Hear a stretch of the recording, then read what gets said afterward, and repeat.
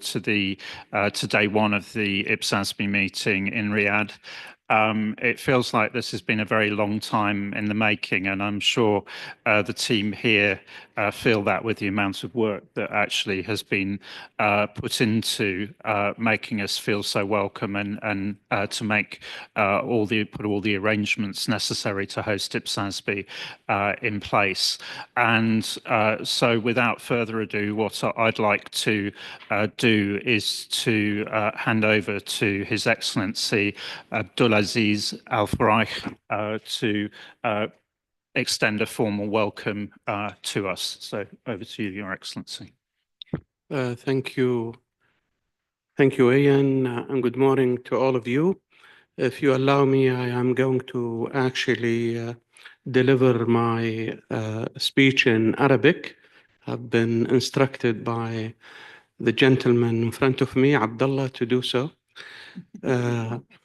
So صباح الخير جميعا. وفي ترجمة ولا موجودة؟ يطيب لي أن أرحب بكم جميعا في اجتماعكم في مجلس معايير المحاسبة الدولية للقطاع العام في هذا اليوم في مدينتنا العريقة المنجزة الحالمة الوثابة الرياض.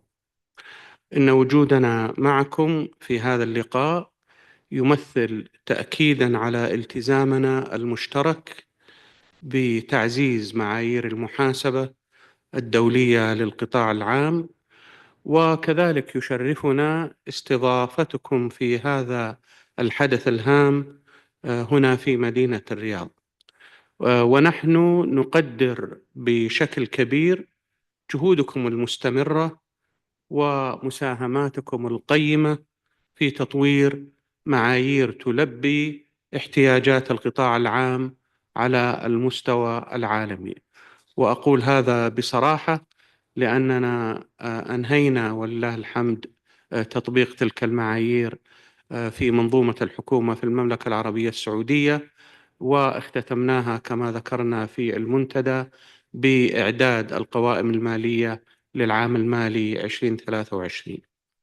تجتمعون اليوم في أول اجتماع لمجلسكم بعد اعتماد استراتيجية وبرنامج العمل للمجلس للفترة 2024-2028.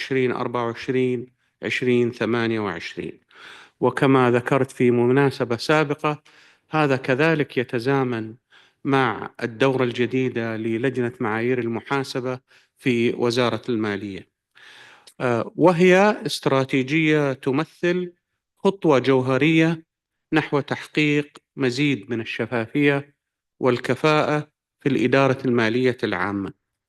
أود أن أعرب عن شكري لمجلس معايير المحاسبة الدولية للقطاع العام إبسا على رؤيته الاستراتيجية الطموحة وبرنامج عمله الذي يسعى إلى دعم التنمية المستدامة. هذا الإطار الاستراتيجي لا يسهم فقط في تحسين الإدارة المالية، بل يعد خارطة طريق لتحسين أداء القطاع العام على مستوى العالم، ويدعم كذلك الأهداف التنموية التي تسعى جميع الدول لتحقيقها. ومن بين الأولويات التي تأتي على رأس هذه الاستراتيجية هي معايير الاستدامة التي نعتبرها مسؤولية جماعية. إن تطوير إطار عمل شامل لتبني معايير الاستدامة في القطاع العام يمثل نقطة تحول، وهي نقطة تحول هامة في تحقيق الأهداف البيئية العالمية وتعزيز الشفافية وكذلك المساءلة. تقارير الاستدامة في رأينا لم تعد خياراً، بل هي ضرورة لضمان استدامة مواردنا الطبيعية وتحقيق توازن بين النمو الاقتصادي وحماية البيئة. وفي هذا السياق أود التأكيد على الدور الريادي الذي تقوم به المملكة العربية السعودية في هذا المجال، حيث نعمل بجد على تعزيز تبني المعايير المناسبة في منطقة الشرق الأوسط، مدركين الأثر الإيجابي الذي يمكن تحقيقه من خلال هذه الجهود. كما تفخر المملكة العربية السعودية بمشاركتها الفاعلة في مجلس إبساب من خلال وجود عضو يمثلها، وهي تلعب دورا محوريا في تطوير معايير المحاسبة الدولية. قيادتنا لمشروع 33 إبساس 33 تأتي كتأكيد على التزام المملكة بدورها الريادي في تشكيل معايير المحاسبة المالية للقطاع العام، ويعد هذا المشروع أحد المشاريع لضمان التوافق مع أفضل الممارسات الدولية مع مراعاة احتياجات الدول المختلفة وتحدياتها من منظور المرونة والموائمة مع متطلبات المحلية لكل دولة. إن قيادة المملكة لهذا المشروع لا تعكس فقط دورها في تعزيز الحوكمة والشفافية، بل هي أيضاً تجسيد لالتزامنا بدعم الجهود العالمية لتطوير القطاع العام وتحقيق التنمية المستدامة. أعلم تماماً أن جدول أعمالكم مليء بالمواضيع المحاسبية المهمة لمناقشتها خلال تواجدكم في الرياض، وأود أن أشير بإيجاز لموضوعين أعي تماماً أهميتهما للقطاع العام. الأول وهو يتعلق بموضوع الأهمية النسبية، وعند التطرق للأهمية النسبية في القطاع العام فإن الأمر من وجهة نظرنا يكتنفه تحدي أو جزء من التحدي، حيث أن القوائم المالية في القطاع العام معدة للعموم، والذين قد تختلف رؤيتهم بالمستوى الذي ينبغي أن يكون عليه قياس الأهمية النسبية. على المستوى الوطني لدينا نقاش في هذا الموضوع، ونتطلع لما سينتهي إليه نقاش مجلسكم الموقر. الموضوع الثاني والذي في رأينا لا يقل أهمية عن الأول هو عرض القوائم المالية، والذي من وجهة نظرنا هو مشروع محوري في جدول أعمال المجلس، كونه يتقاطع بشكل مباشر وغير مباشر مع جميع المعايير الأخرى. ومن جانب آخر ينبغي في رأينا مراعاة خصائص جهات القطاع العام، مثل ما ذكرنا عن الأهمية النسبية، والتي تختلف عن تلك الموجودة في القطاع الخاص، سواء من حيث تركيزها على الجوانب التشغيلية والخدمية، أو كون الجهات في القطاع العام يوكل بها مهام ومسؤوليات بطريقة تترك مجال للنقاش من حيث مواضيع السيطرة والمساءلة المطلقة. ختاماً، ولكي لا أطيل عليكم وأترك كذلك لكم المجال لبدء جدول أعمالكم، أود أن أعرب مرة أخرى عن امتناننا جميعاً ولكم جميعاً على جهودكم المتواصلة في تطوير معايير المحاسبة الدولية للقطاع العام، ونتطلع جميعاً إلى تحقيق المزيد من النجاحات والإنجازات المشتركة من خلال هذا التعاون المثمر. شكراً لكم، وأتمنى لكم اجتماعاً مثمراً وناجحاً. Thank you.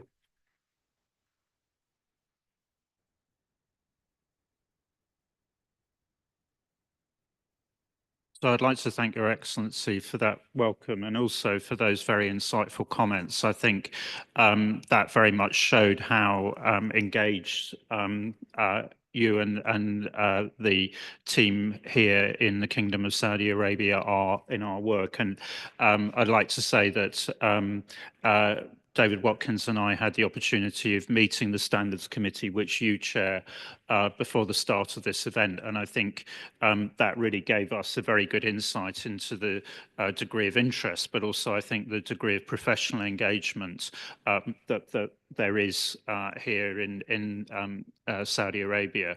And I think, you know, certainly the opportunity to attend the forum that many of us did earlier on in the week was both gave us a much greater insight into the strong progress that's being made with your accrual implementation program here in the Kingdom. But I think it also, gave us an opportunity to be part of that and hopefully to help in terms of providing some external endorsement for that big program of change that you're going through. We very much appreciate both the way in which you're hosting this meeting, but also the way in which you've been engaging, and you referred to the support for our update of IPSAS 33, and I think the immediacy of a jurisdiction that is actually implementing at the moment and actually really getting that practical insight into that update is tremendously important. So we thank you for that. We look forward to continuing to engage both through your support for Abdullah as a board member, but also through the various other members of your team. And we wish you all the very best as you move through the next stages of implementing accrual here in the Kingdom of Saudi Arabia. It is really very important in terms of its contribution to the Vision 2030, which is guiding so many projects here. And we really do wish you all success as you start to move through into making those reforms sustainable. So thank you very much. We look forward to, it's already a very rich relationship, but I think being able to be here this week has really cemented that. Thank you so much for your hospitality. And in token of that, I'd like to formally present you with a plaque to commemorate the board's visit here. So if we head over there. Thank you.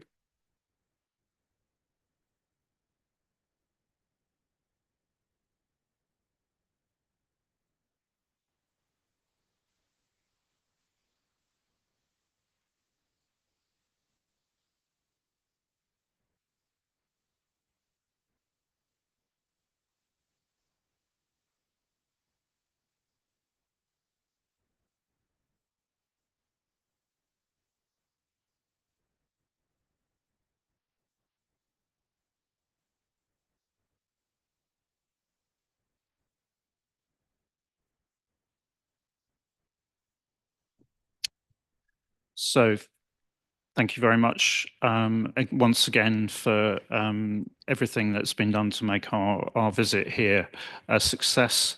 We now move into the item 1.4 on the agenda in terms of the minutes of the September 2024 meeting. Just want to check if there are any final comments on those draft minutes.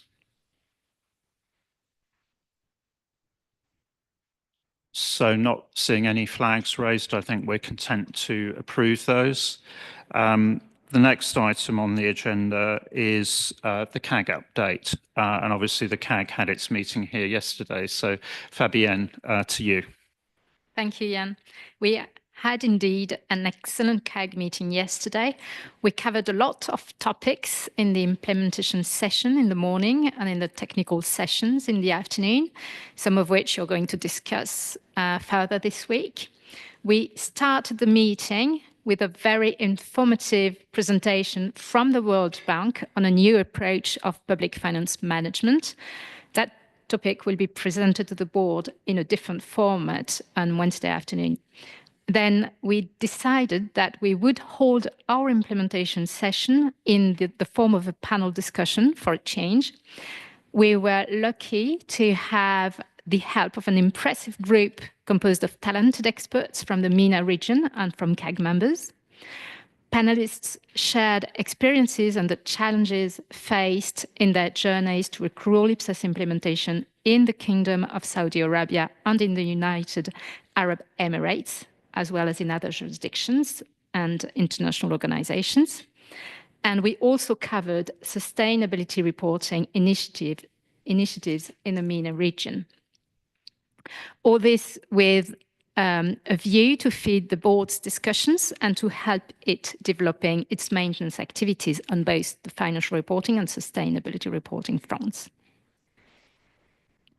For the afternoon sessions, the CAG discussed the proposed procedures to carry out the IPSASB's maintenance activities, namely the IPSASB application panel and the post-implementation reviews. Then the CAG debated on the presentation of revenue and expenses items not presented in surplus or deficit to try and advise the board on how to move forward on this. And last but not least, the CAG provided feedback to the board on the proposed next steps to advance public sector sustainability reporting.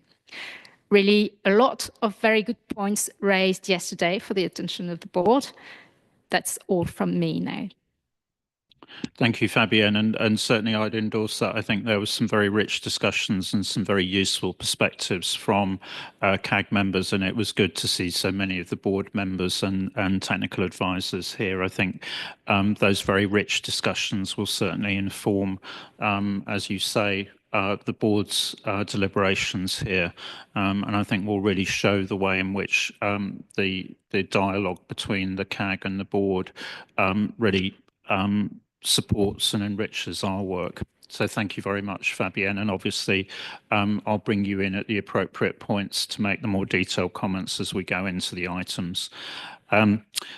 So moving on then, I'd like to note the updated version of the IPSAS IFRS dashboard. And you'll have seen that that was reissued when we posted the papers, and that was to take account of the fact that, of course, following the approval of IPSAS 50, in September. And I think I just wanted to pause at this point and acknowledge not only the hard work of the board in terms of all the approvals that we delivered collectively through some very good discussions in Brussels, but also to reflect on the amount of work that then goes on, both in terms of the editorial processes to finalise those documents. And thank you very much to those members and TAs who are involved in that final process. It is really important in terms of the outputs that our stakeholders see, and then just the work involved in actually getting those documents out there. Also, we obviously had the virtual launch of ED SRS 1, which was based around a physical event in London, and then we used that as the basis for the virtual launch a couple of weeks later. There was a lot of work that went into making that come together and making that a success, as well as all the outreach that's gone on. And so when you reflect on the fact that it's only 11 weeks since we were actually in Brussels to have delivered all of those publications, and to have brought the meeting papers together on some new areas, I think it's a fantastic achievement. So I just wanted to both, thank everyone that was involved in that finalisation process, but also just to acknowledge our appreciation of the hard work that the staff have put in over the last 11 weeks on our behalf.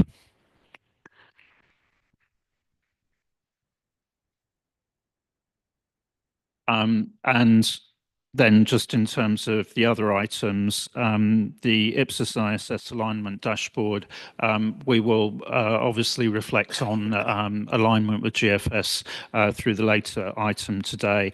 And then we have the report on activities in terms of outreach and communication. And again, thank you very much for everyone that's participated in that. Clearly, we do have those two very important consultations ongoing at the moment in terms of climate-related disclosures exposure draft and the exposure draft on tangible natural resources. And so please do take advantage of the resources available from the staff, and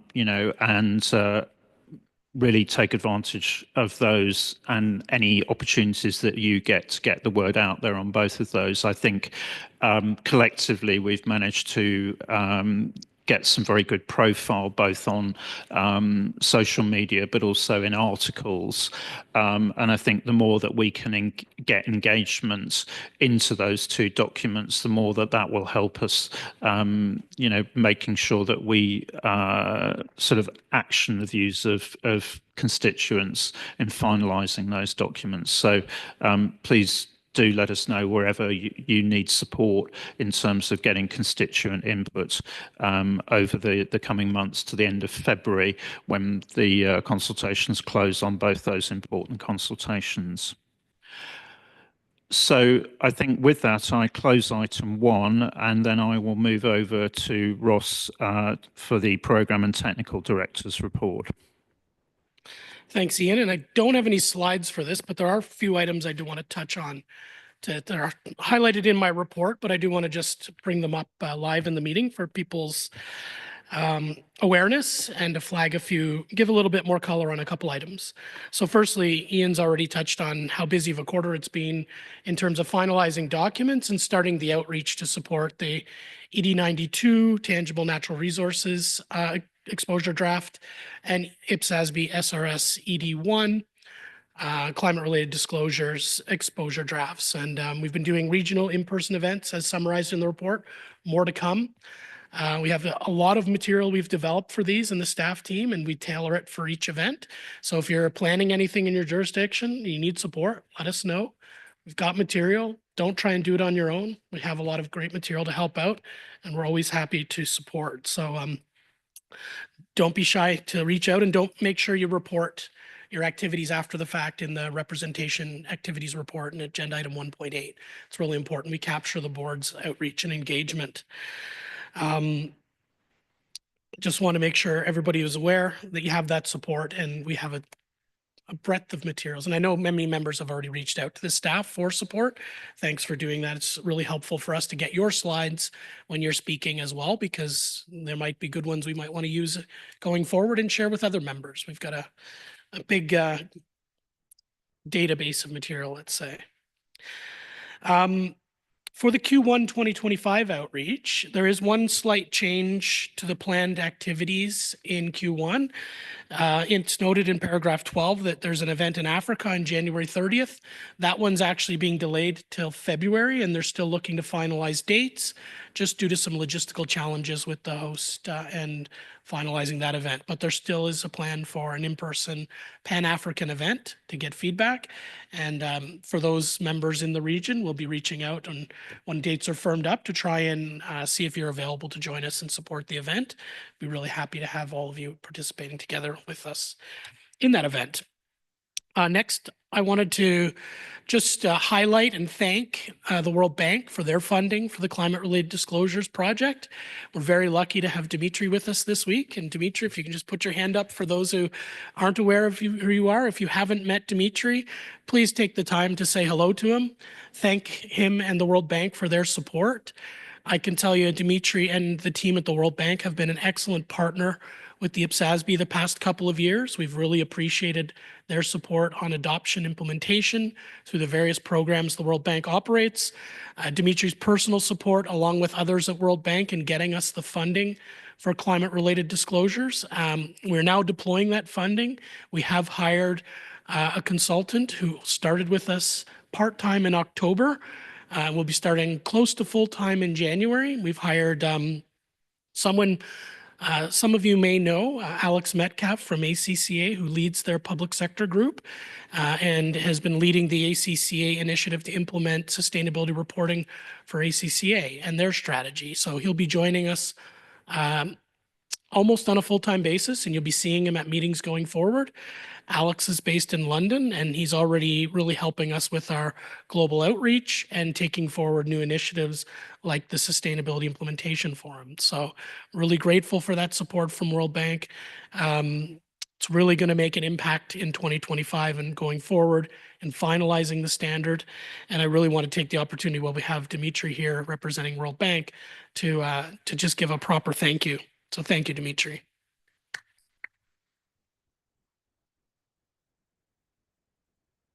And a couple other items I wanted to highlight before taking any questions was we are in the process of undertaking our 5th IPSASB Academic Research Forum.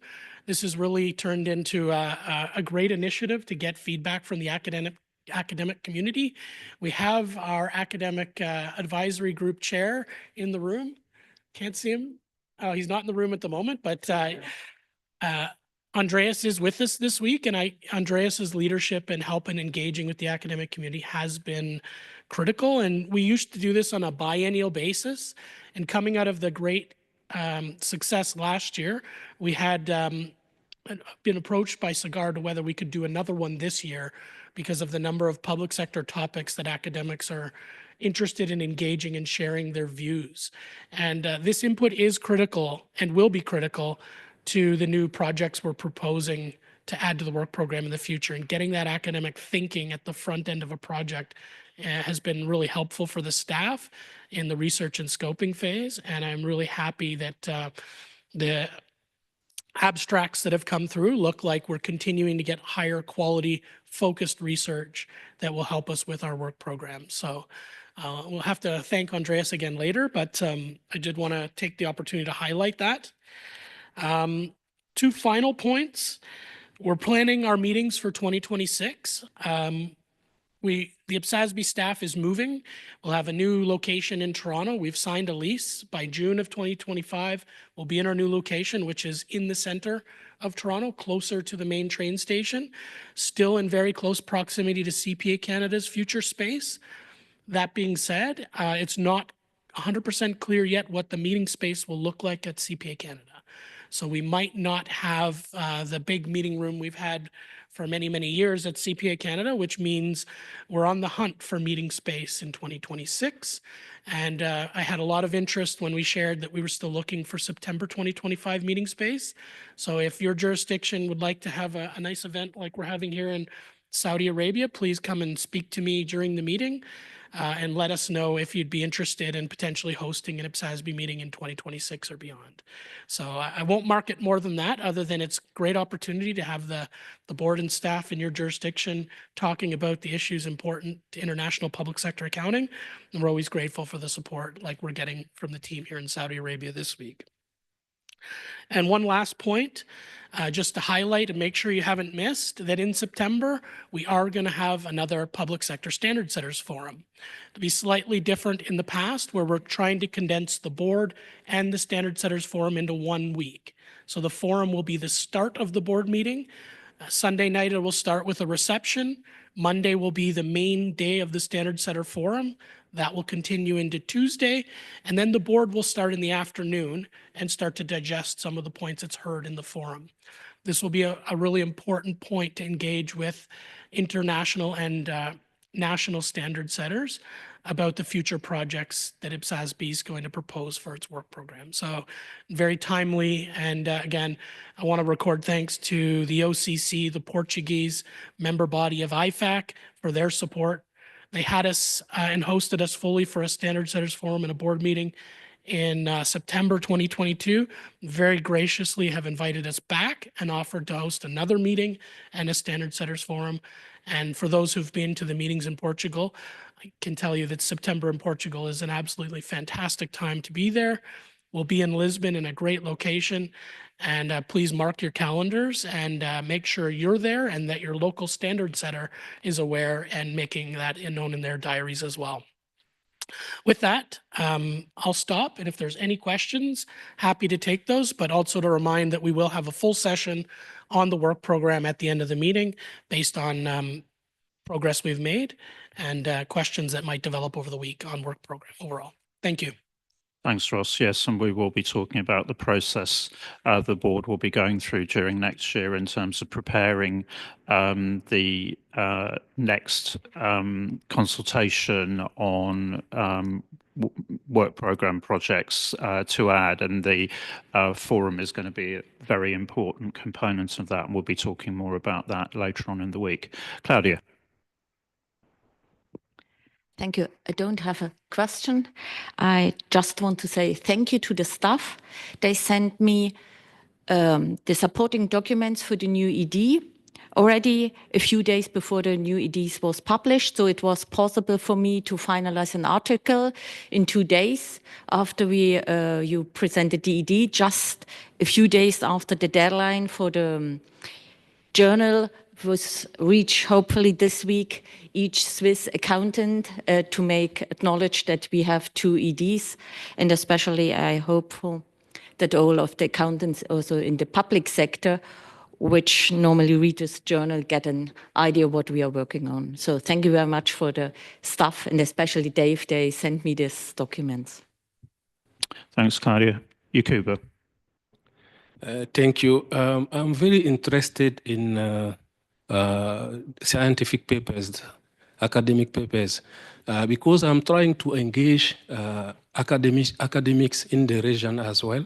So my question is, how can I have access to the demography, those who are responding? Because I'm doing some job and I need to assess if it is working, right?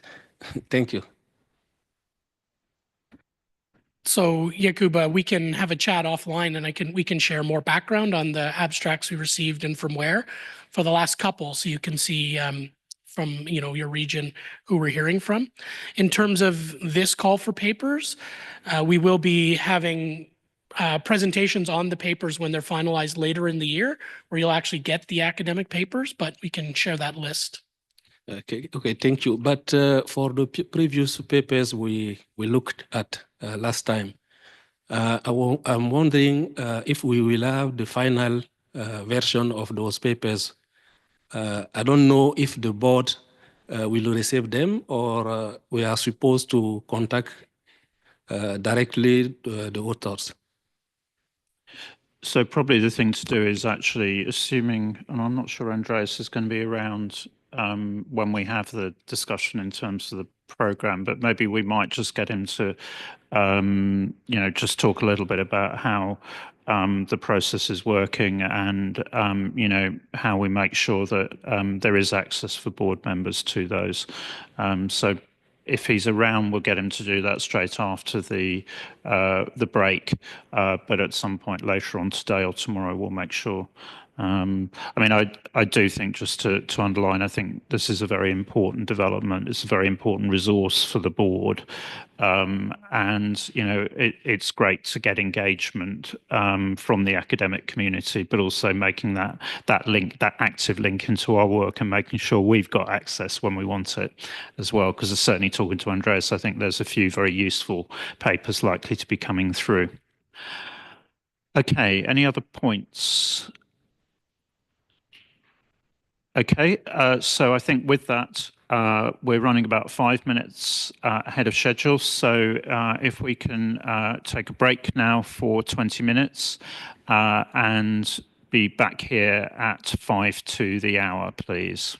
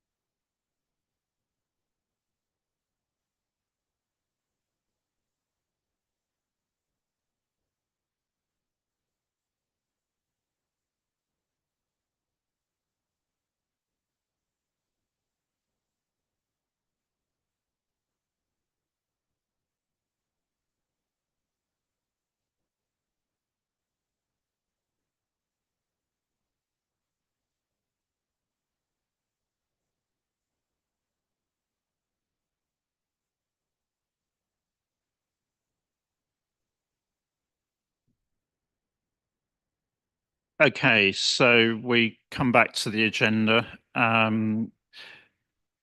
And we're moving into item 3, IFRIC alignment and the narrow scope amendments. Without further ado, I'm going to pass over to Eileen to talk about what's been done in response to board instructions in September. Over to you, Eileen. Thank you, Chair, and good morning, everybody. So agenda item 3 relates to the narrow scope amendments project that the IPSASB took on late last year. So it's been a bit of a whirlwind year for sure, and thanks very much to all the members for the support and considering all the analysis, as well as deliberating the comments that we've received. And so at this stage, we really are at the final, apologies. We're at the final stage of this narrow scope amendments project. Now, as a gentle reminder, what we try to achieve here is to essentially review 7 of the IFRIC SIC and SIC interpretations that was released in the private sector to really consider whether or not they would be useful for the public sector. So these were interpretations that have been issued over the last, I would say, 20 years or so that had not yet been considered by the IPSASB. So it was a really focused assessment.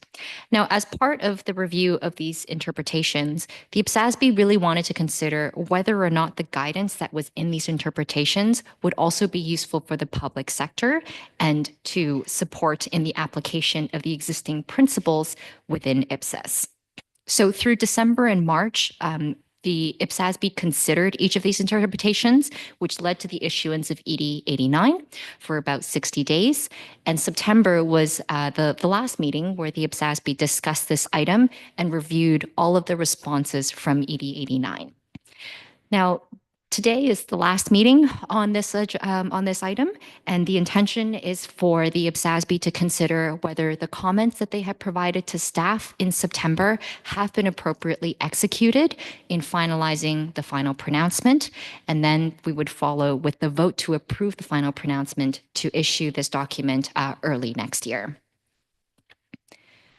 So this takes me into agenda item 3.2.1, which provides an overview of the changes that were made by staff in response to the instructions and decisions that were provided by the IPSASB in September.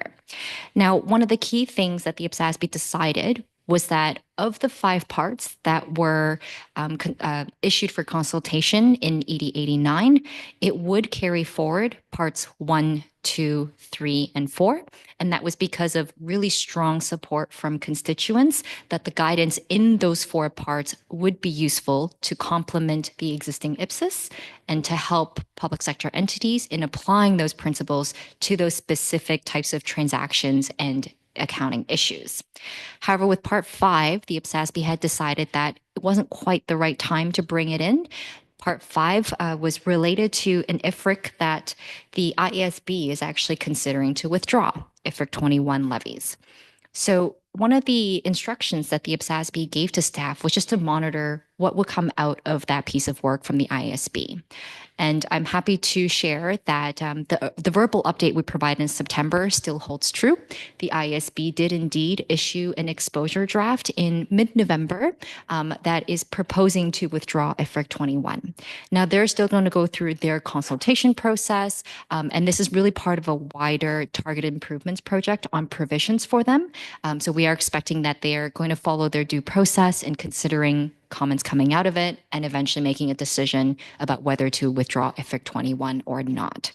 So given the time frame, the IPSASB in September had decided to not bring it in for now and to continue monitoring. And as developments come through from the IASB, then the IPSASB will consider what to do next. So Part 5 does not, it was not included in the current draft final pronouncement. Now, the appendix in this paper gives a very detailed overview of all the changes that staff have made to each of the parts in bringing it into the final pronouncement. They all essentially all relate to specific instructions and drafting notes from members. So thank you very much for the support on that. And some of the final editorials are really just to make it more consistent with what we have in the handbook. So certain ways of phrasing, for example, on our basis for conclusions. So it might look a little voluminous when you scroll through the document, but we've really tried to clarify the purpose, intention behind each of those changes in the supporting paper. The last thing I wanted to note before passing it to Ross for a section-by-section review is that we did receive some editorial comments from two members offline this week. So I've gone through them. I think we're near closing to one of them, and I will be following up with that member offline just to make sure we clarify that editorial. One of the editorials is to fix a directional issue that I made, so I do apologize for that, on paragraph B6 in the subtotals, the sub-bullets. So the direction wasn't quite done right, but I've worked with a member offline to fix that. And I'll be working with Angela and her team to make sure that we can clarify the sub-bullets separately so there isn't a miscommunication in what each sub-bullet is intended to do. So we'll be working with that offline. And as always, if there are further editorials from members, we're always happy to receive them via email and to discuss at a break if you would like. So with that, happy to pass it to Ross for the final page flip of this pronouncement. I might just pause just to check. I mean, obviously, so those will go into the normal editorial process. Just wanted to pause and check whether there's any other final comments on how you've actioned the instructions. Yeah, Claudia. Thank you. I'm just wanted to know regarding the IFRIC 29, do we plan at least to have a small sentence in the communication when we finalize the new standard that we withdraw it? Otherwise, just to add it to our work program, it seems a little bit insufficient.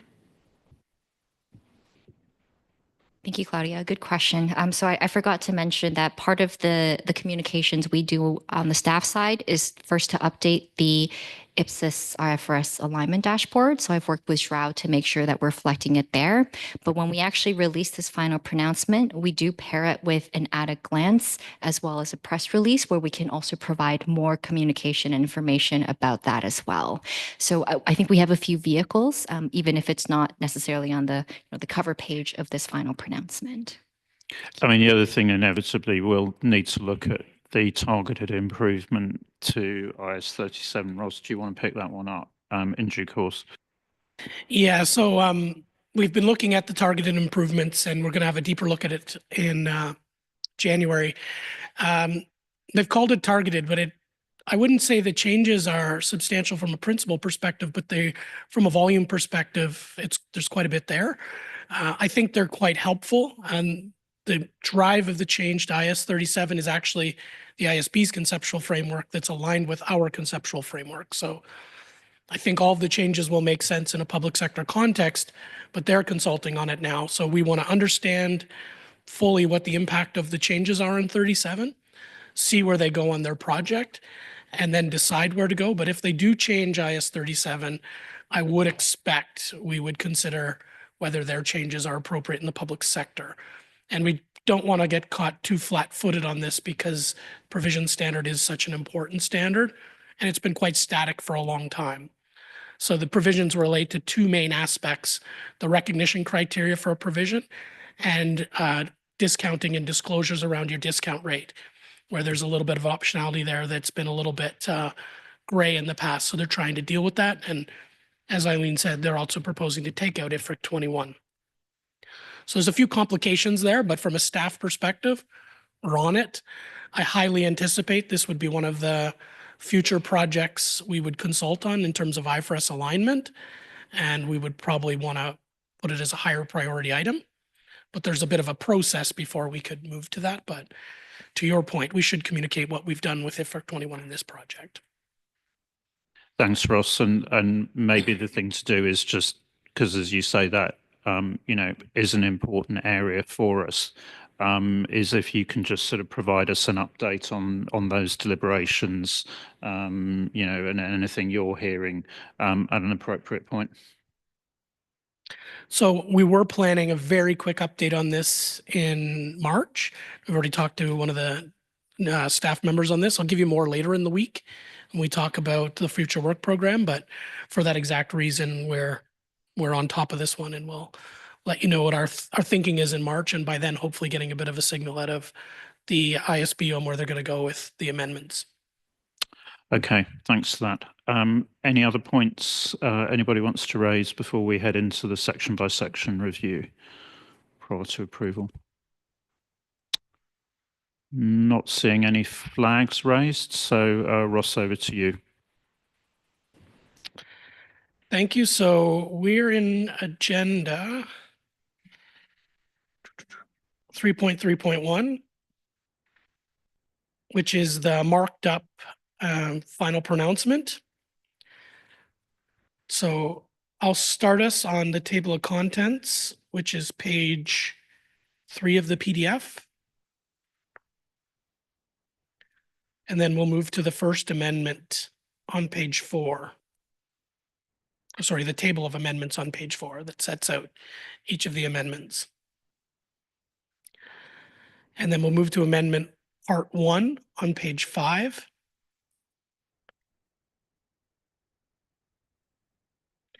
Any comments or feedback on amendment part 1 starting on page 5? Not seeing any. Oops, not seeing any flags raised. And that amendment moves through page 6, page 7, page 8, page 9, page 10, page 11, 12. Yep, Claudia. Maybe it's just editorial, but I think we need a subtitle before the example 4 transition, because the subtitle in this section is already changes in existing decommissioning and restoration and similar liabilities, but it didn't fit to example 4 because example 4 changed the topic. So we need a subtitle. Everyone okay if we make that change? Okay, thanks, Claudia. Ross, back to you. That takes us to 13, 14, 15, 16, and 17 brings us to the end of the first amendment. And then amendment part 2 starts on page 18.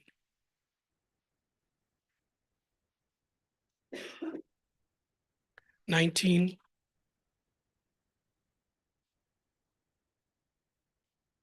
20, 21. That takes us through amendment part 2. Page 22, we start amendment part 3.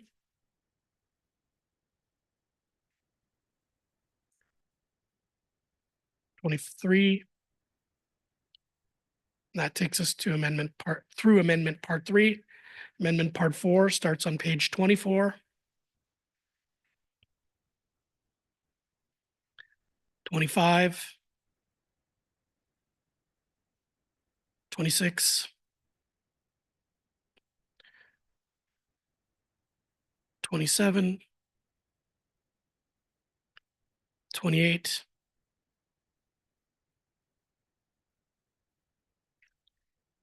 29. 30. 31. 32. And that brings us to the end of the amendments because part 5 has been removed. Okay, thanks for that. So I'm not seeing any flags raised through that process other than that one point from Claudia. So I think we can now move into the formal approval process. So Ross, if you want to, or Eileen. Sorry, coordination problems up here.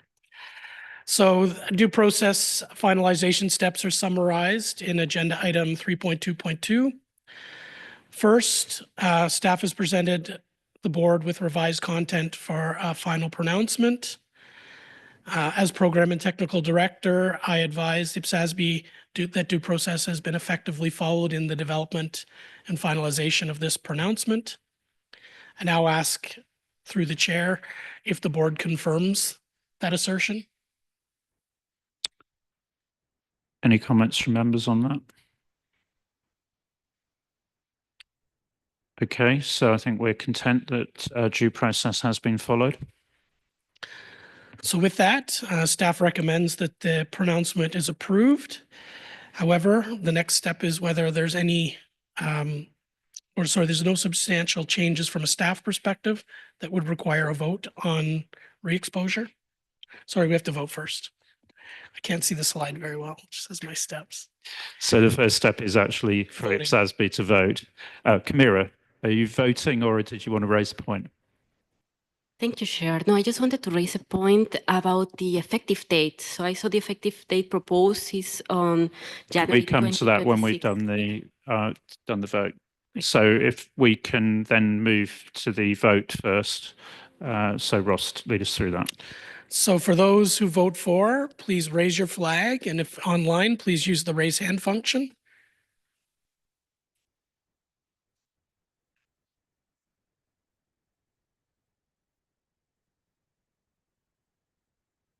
I'm getting 17 votes in the room and 1 online, so unanimous 18 votes approval. So thank you. Thank you, everyone. So Ross, then the next stage in terms of question about re-exposure. Yes. So staff did not identify any reason why re-exposure would be necessary. So just checking to see if the board agrees with that. Anybody disagree with the staff proposal? Okay, so we don't see the need for re-exposure. And I'll pass it over to Eileen for a short discussion on the effective date and then the question from Kabir. Thank you, Chair. Thank you, Ross. So very quickly wanted to summarize some of the considerations staff took into in identifying a potential effective date period. And so we looked at both the IFRIC interpretations and how they typically considered effective date for the IFRICs that we are bringing into IPSAS. And we also thought about the improvements to IPSAS, as we have noted some similarities and parallels between this process as well as the IPSASB's process on considering improvements. I won't go into too much detail. I think every member here has read it, so thank you very much. But essentially, we have picked January 1st of 2026. We felt like that would be consistent with how we have managed effective dates for improvements as well, consistent with the interpretations timeframes that the IFRIC typically offers, particularly for the 4 that we have considered and are bringing into IPSAS. So at this stage, we're expecting that we'll probably publish this pronouncement in late January 2025, so in about a month's time, once we finish the due process, editorial, and final kind of finalizations to get the publication out. And that will overall provide about 11 months for constituents to consider the proposals in here before the effective date. So with that, pass it back to Chair to facilitate comments. Thank you. Okay, thanks, Eileen. Camira, to you. Thanks, Chair, and thanks, Eileen, for clarifying the arguments for that.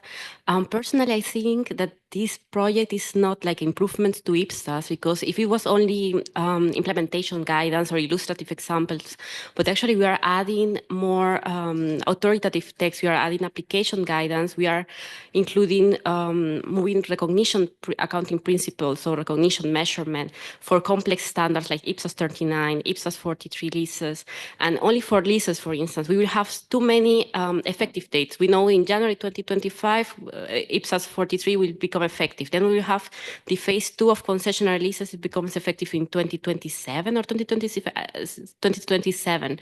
Now we'll have this amendment in 2026. So this will create too much confusion.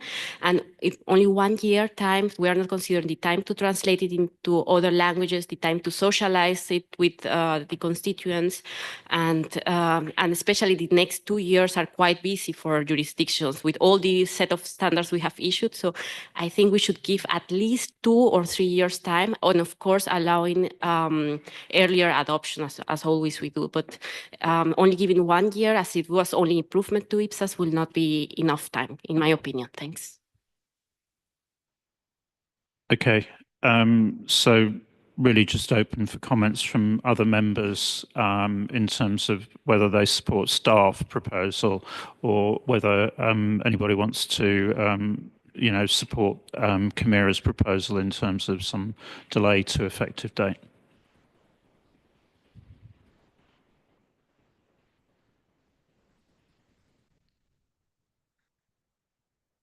So I'm not sensing support, Camira. I mean, I think genuinely, I think you're right, actually, in terms of we know there are a lot of new pieces of guidance that become effective during that period.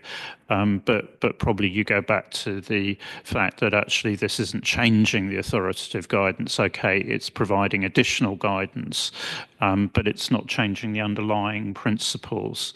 So there is a communication point, though, I think, and I think we do need to think about that in terms of not only making people aware of, these coming in, but actually probably we need to think particularly about where those actually impact.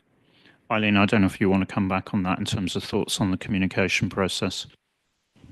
Thank you, Chair, and thank you, Camira. I definitely got flashbacks to the discussions we had on IPSAS 46 onward, 46, 47, 48, and trying to stagger those effective dates to just keep in mind the needs of the public sector entities. So I do appreciate you bringing that up, and I do echo Ian's point. I think we could probably try to make sure the communications around this pronouncement are clear that yes, there's authoritative guidance being added, but it's not changing any of the existing principles. It's really meant to help give more supporting guidance to understand how to apply those existing principles to specific transactions. So we'll make sure to, really consider how we can clarify that further to support the fact that there are a few things effective January 2026. Okay, thanks, Eileen. Angela, you wanted to come in. Yes, just thank you. Just sort of reflecting on Camira's comments.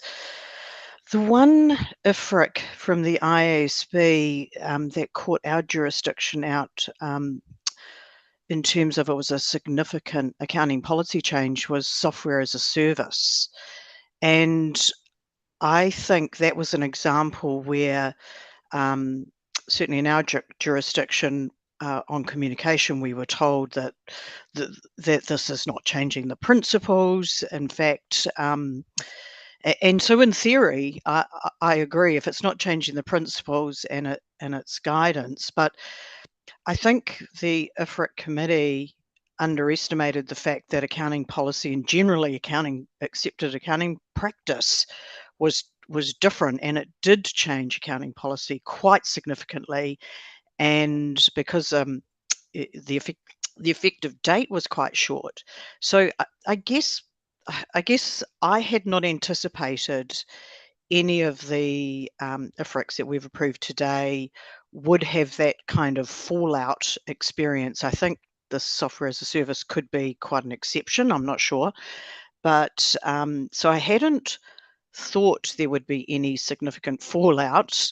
The second thing is I'm relatively comfortable with the dates because the IFRICs are sitting there as authoritative support even before they're in our literature.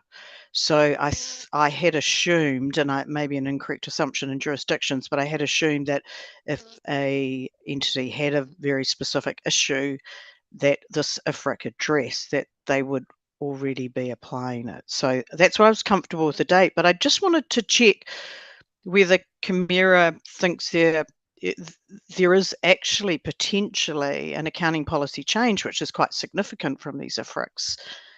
So I just wanted to pause for one moment. Okay, before I go to Camira on that, I just want to pick up your point because I think this is where, with the change in approach going forwards, we will have the application panel, and that will provide us with a forum so that we're actively monitoring what's going on in terms of the IFRIC process.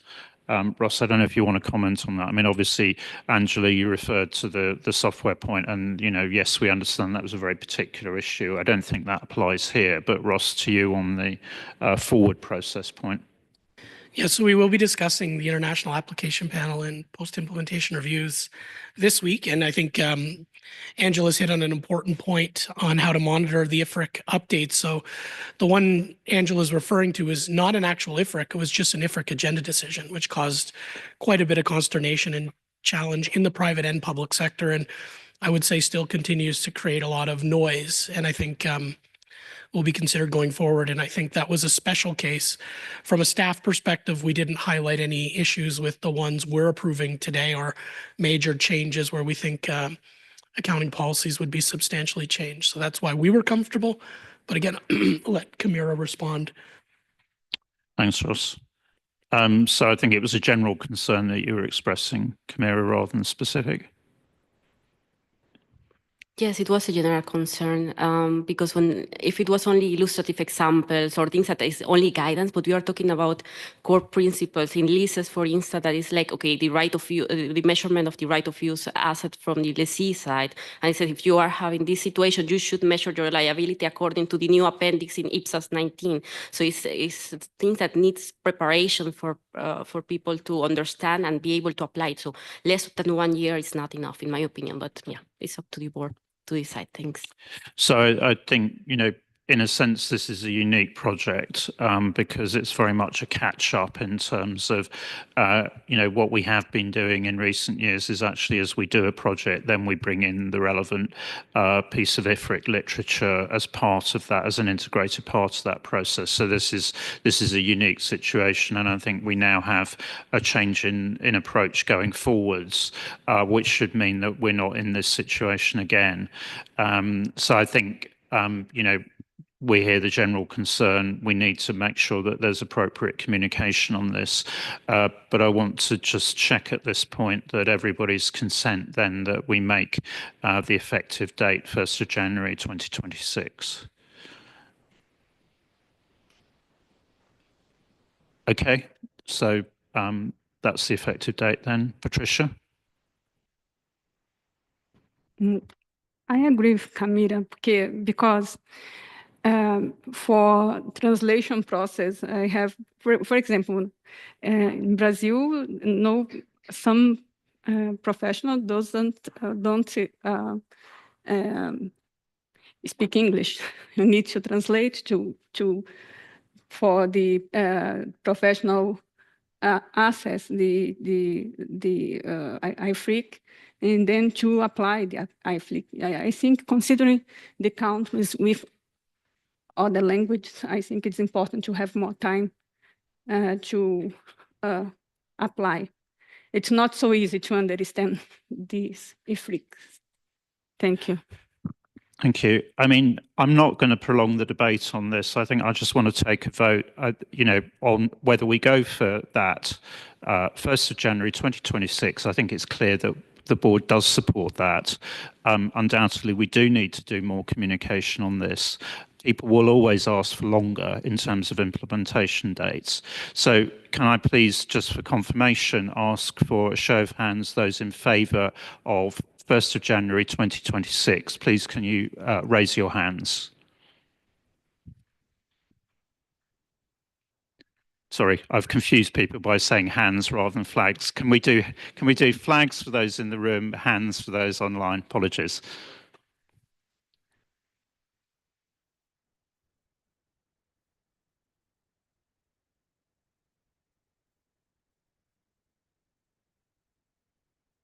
I've got 15 hands in the room, one online for 16 for January 1st, 2026. Okay, and just for the record, can I have flags raised for those against?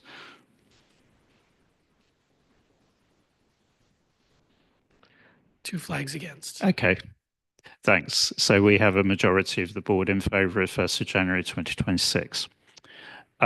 So I think, does that take us through the process then in terms of approval? Basis for conclusions. Eileen? The slide's gone, but I don't think we need it. The last step in the due process was just to confirm that the IPSASB is issuing basis for conclusions to support this. So we had drafted that as part of 3.3.1 so that members could see it. The only thing I'd flag is that we were a little bit more communicative in what we put into the BCs, just to be a bit more consistent and comprehensive with what will support these amendments to the various IPSAs. So they are in 3.3.1 if anybody wants to comment further. Yeah. Okay, thanks for that. So obviously, if there are any further edits, then on the basis for conclusions, if members can provide those through the editorial process. So I think with that, we are through the approval. So thank you very much, Eileen. I think it's been quite complicated, actually, sitting those within our existing literature, but thank you very much for the work you put in. Thank you very much for everybody that's commented. I do think it was important from the point of view of the integrity of the literature that we have actually made those changes now so that we're up to date with the relevant parts of the IFRS literature that are relevant for the public sector. So thank you very much, everyone. And, you know, I think if you can work with the members that disagreed and make sure that the communication actually will work with their constituent groups, that would be helpful. Okay, so with that, we move on into agenda item 4.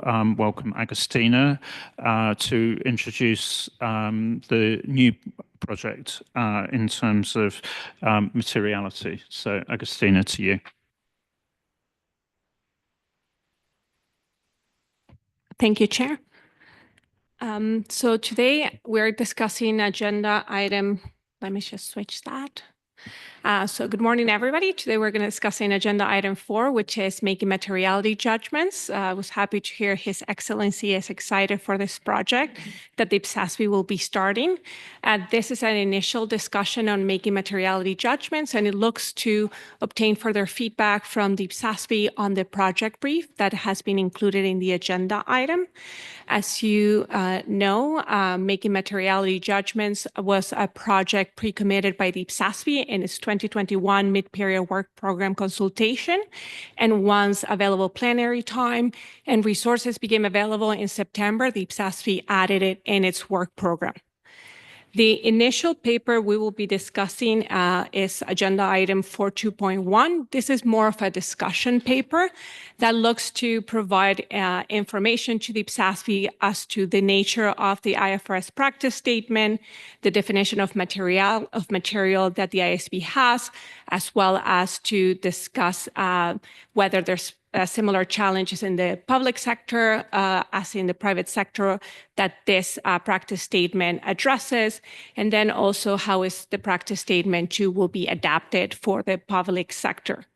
Specifically on the nature of the practice statement 2 is a standalone document that provides non-authoritative guidance when making materiality judgments. The IASB issued this guidance specifically because some entities were having difficulty making materiality judgments, which led at moments disclosure requirements in their literature being used as checklists, and that resulted in financial statements having too much irrelevant information and not enough relevant information. So that is from a nature perspective.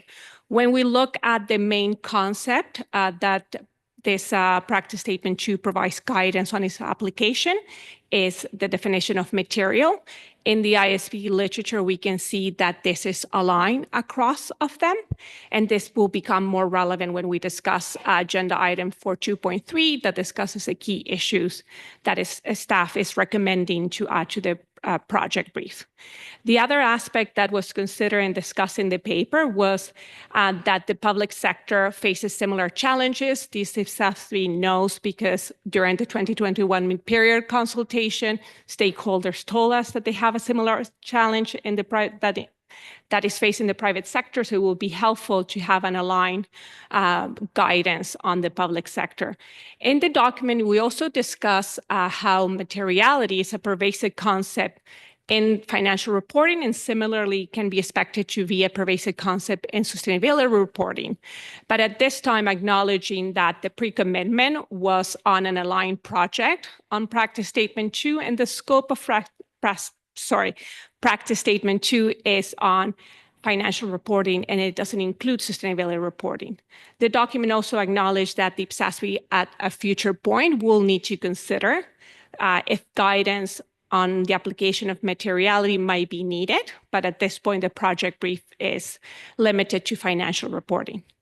And lastly, the paper discussed that similar to other projects where the IPSASB is aligning to the private sector, we will use the specific procedure that the IPSASB has in adapting ISB documents.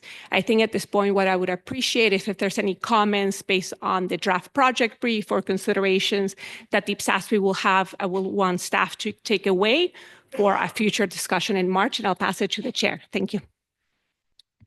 So thank you, Agustina, for setting the background. Obviously, we'll have a look at the draft project brief in a moment, but I just wanted to pause at this point and just get sort of, a sense of where members are in terms of the analysis that staff has made here, and the proposal that the board moves forward with a narrow scope project based on aligning with practice statement 2. So open up for comments from board members at this stage.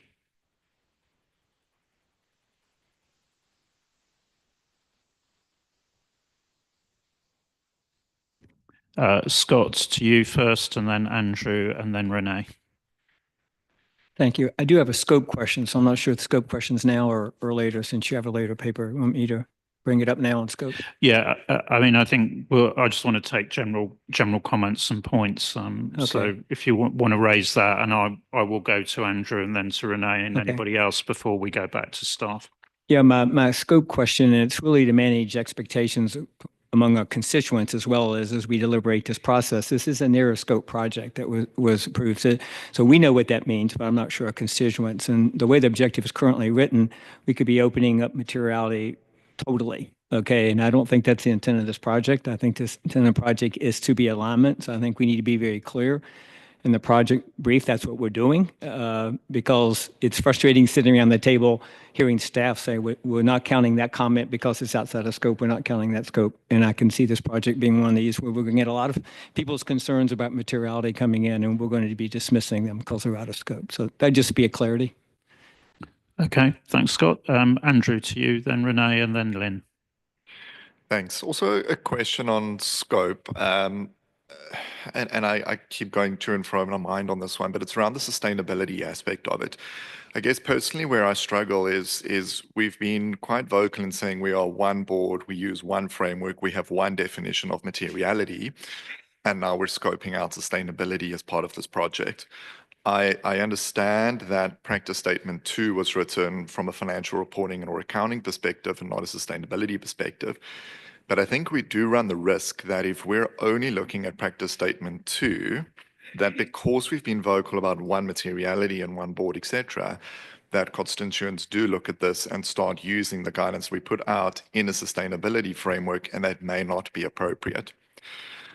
Where I think I finally land on it is, I mean, the IFSASB has now issued educational guidance on materiality within it. Is it not worthwhile looking at aligning that at the same time? So we keep it narrow that it's an alignment project with IFRS, but we take practice statement 2 plus that educational guidance and put that together just so that we don't run that sustainability. There's something that doesn't quite work, sort of a risk to it.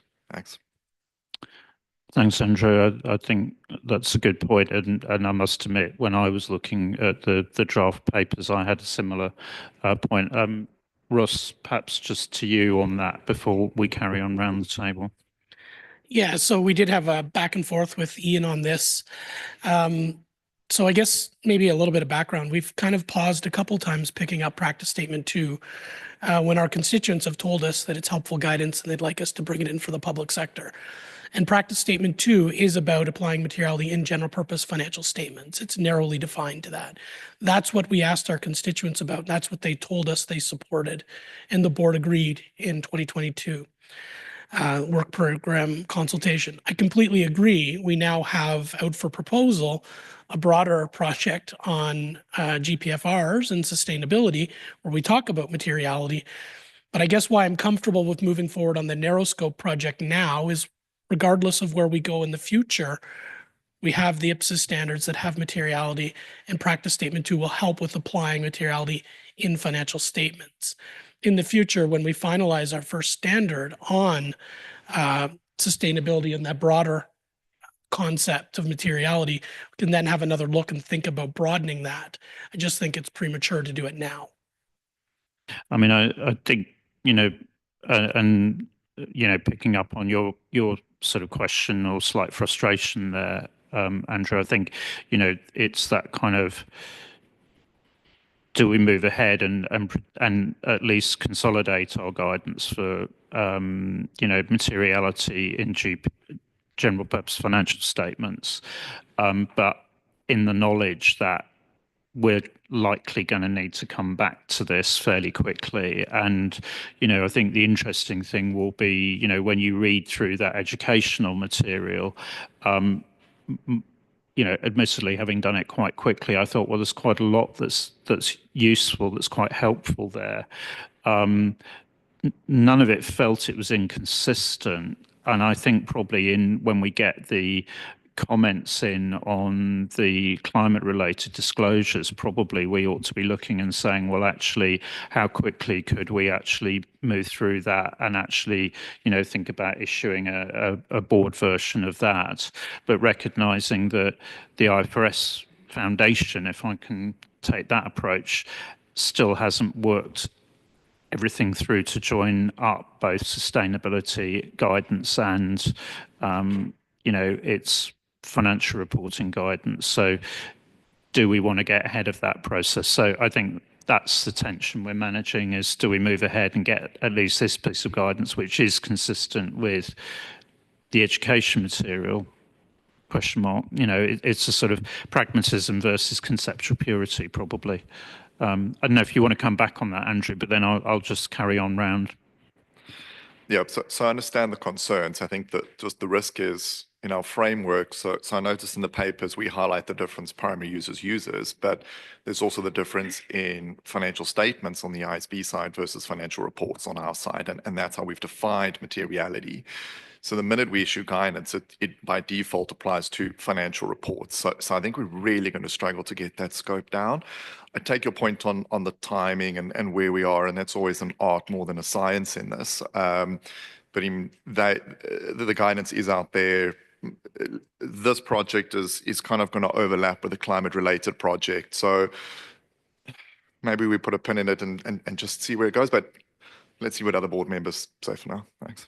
Yeah, thanks, Andrew. I mean, I think it's that, it is tricky. So that's just why, I think, as you say, let's just carry on round and just get a sense of where the board is generally on that. So I got Renee, then Lynn, then Mike, Liang, and Angela. Thank you, Chair. I want to bring up a general comment that as repercussions in the rest of the papers and how we are implementing the project brief and the strategy for the project. I agree with where the project is going.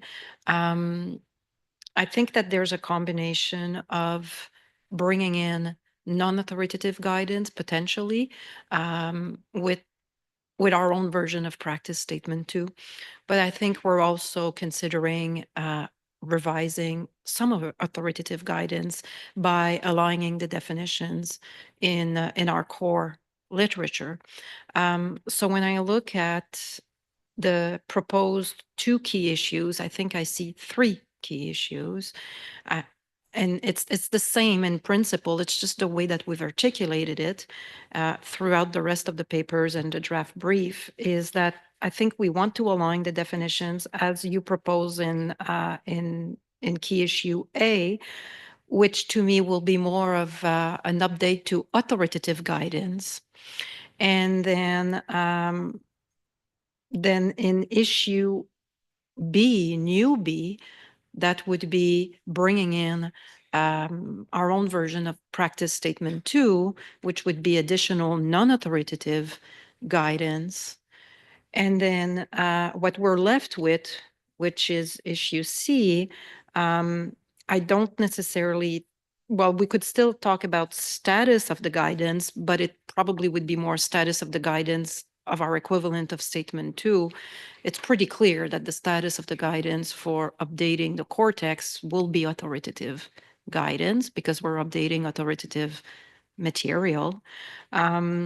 And then the type of document. And I think that C is going to be in relation to how do we incorporate our version of practice statement 2, not so much about the revision to the authoritative text. So all of this logic, I think to me, we would benefit from clarifying it.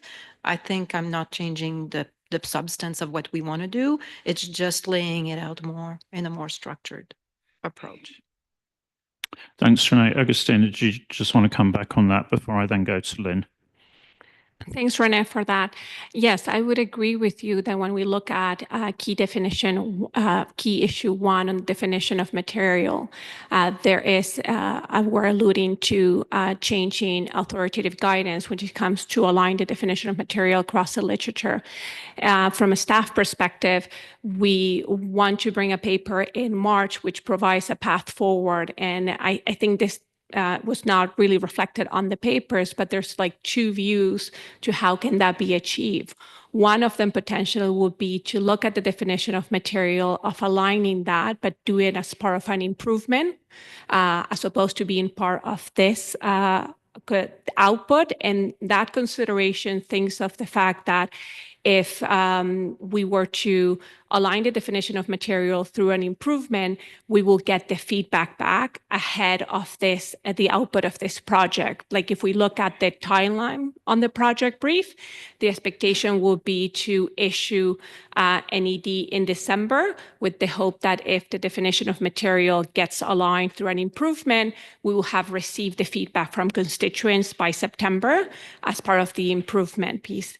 The other consideration that the staff is still looking into, and that's why the path forward will be brought to the IPSASB in March, is that if instead of going through an improvement on authoritative guidance, we do it as part of this project, then you would need to change the project brief to reflect that there is both non-authoritative guidance and authoritative guidance. So I completely take your point, and it's something that you will see more detail in March, and that definitely will change how the project brief is drafted, depending on that recommendation to the IPSASB and how the IPSASB wants to move forward.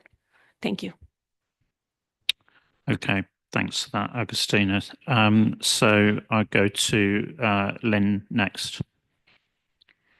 Thanks, Ian. So I think I'm building on Scott and Andrew's points. But when I look at this sort of project, I guess my observation is, potentially when we're looking at this project now, we're in a very different world than we were in when we said back in 2021, we need this on the work programme at some point. And then when I look at the timing on the project brief, we say that this is we're going to do it narrow scope and we're going to keep it very contained, which was maybe how we did envisage it back in 2021. If that's the case, then I would challenge the timetable then, because the timetable seems luxurious for a very narrow scope project. I think, though, in reality, we've got expectations to manage around, we are one board setting financial and sustainability standards. When I read this, we potentially miss that opportunity by going narrow. If we actually think we would need to very quickly return to materiality in relation to sustainability, then why not build that in from the outset and maybe do this in a phased approach so that we look much more joined up, that this is phase one of a materiality project, that phase two might be there for sustainability. And I think we do need to signpost very clearly how we're joining up, if we're joining up, if not, why not? And I don't think this is framed to do this. And again, challenging the timetable, in December 2025, you will be approving the final sustainability pronouncement at the same time as this exposure draft, and this exposure draft will then be going out not talking about sustainability. So I think we've been too closed in this, and I think that actually part of the framing could be, actually we are starting a wider project.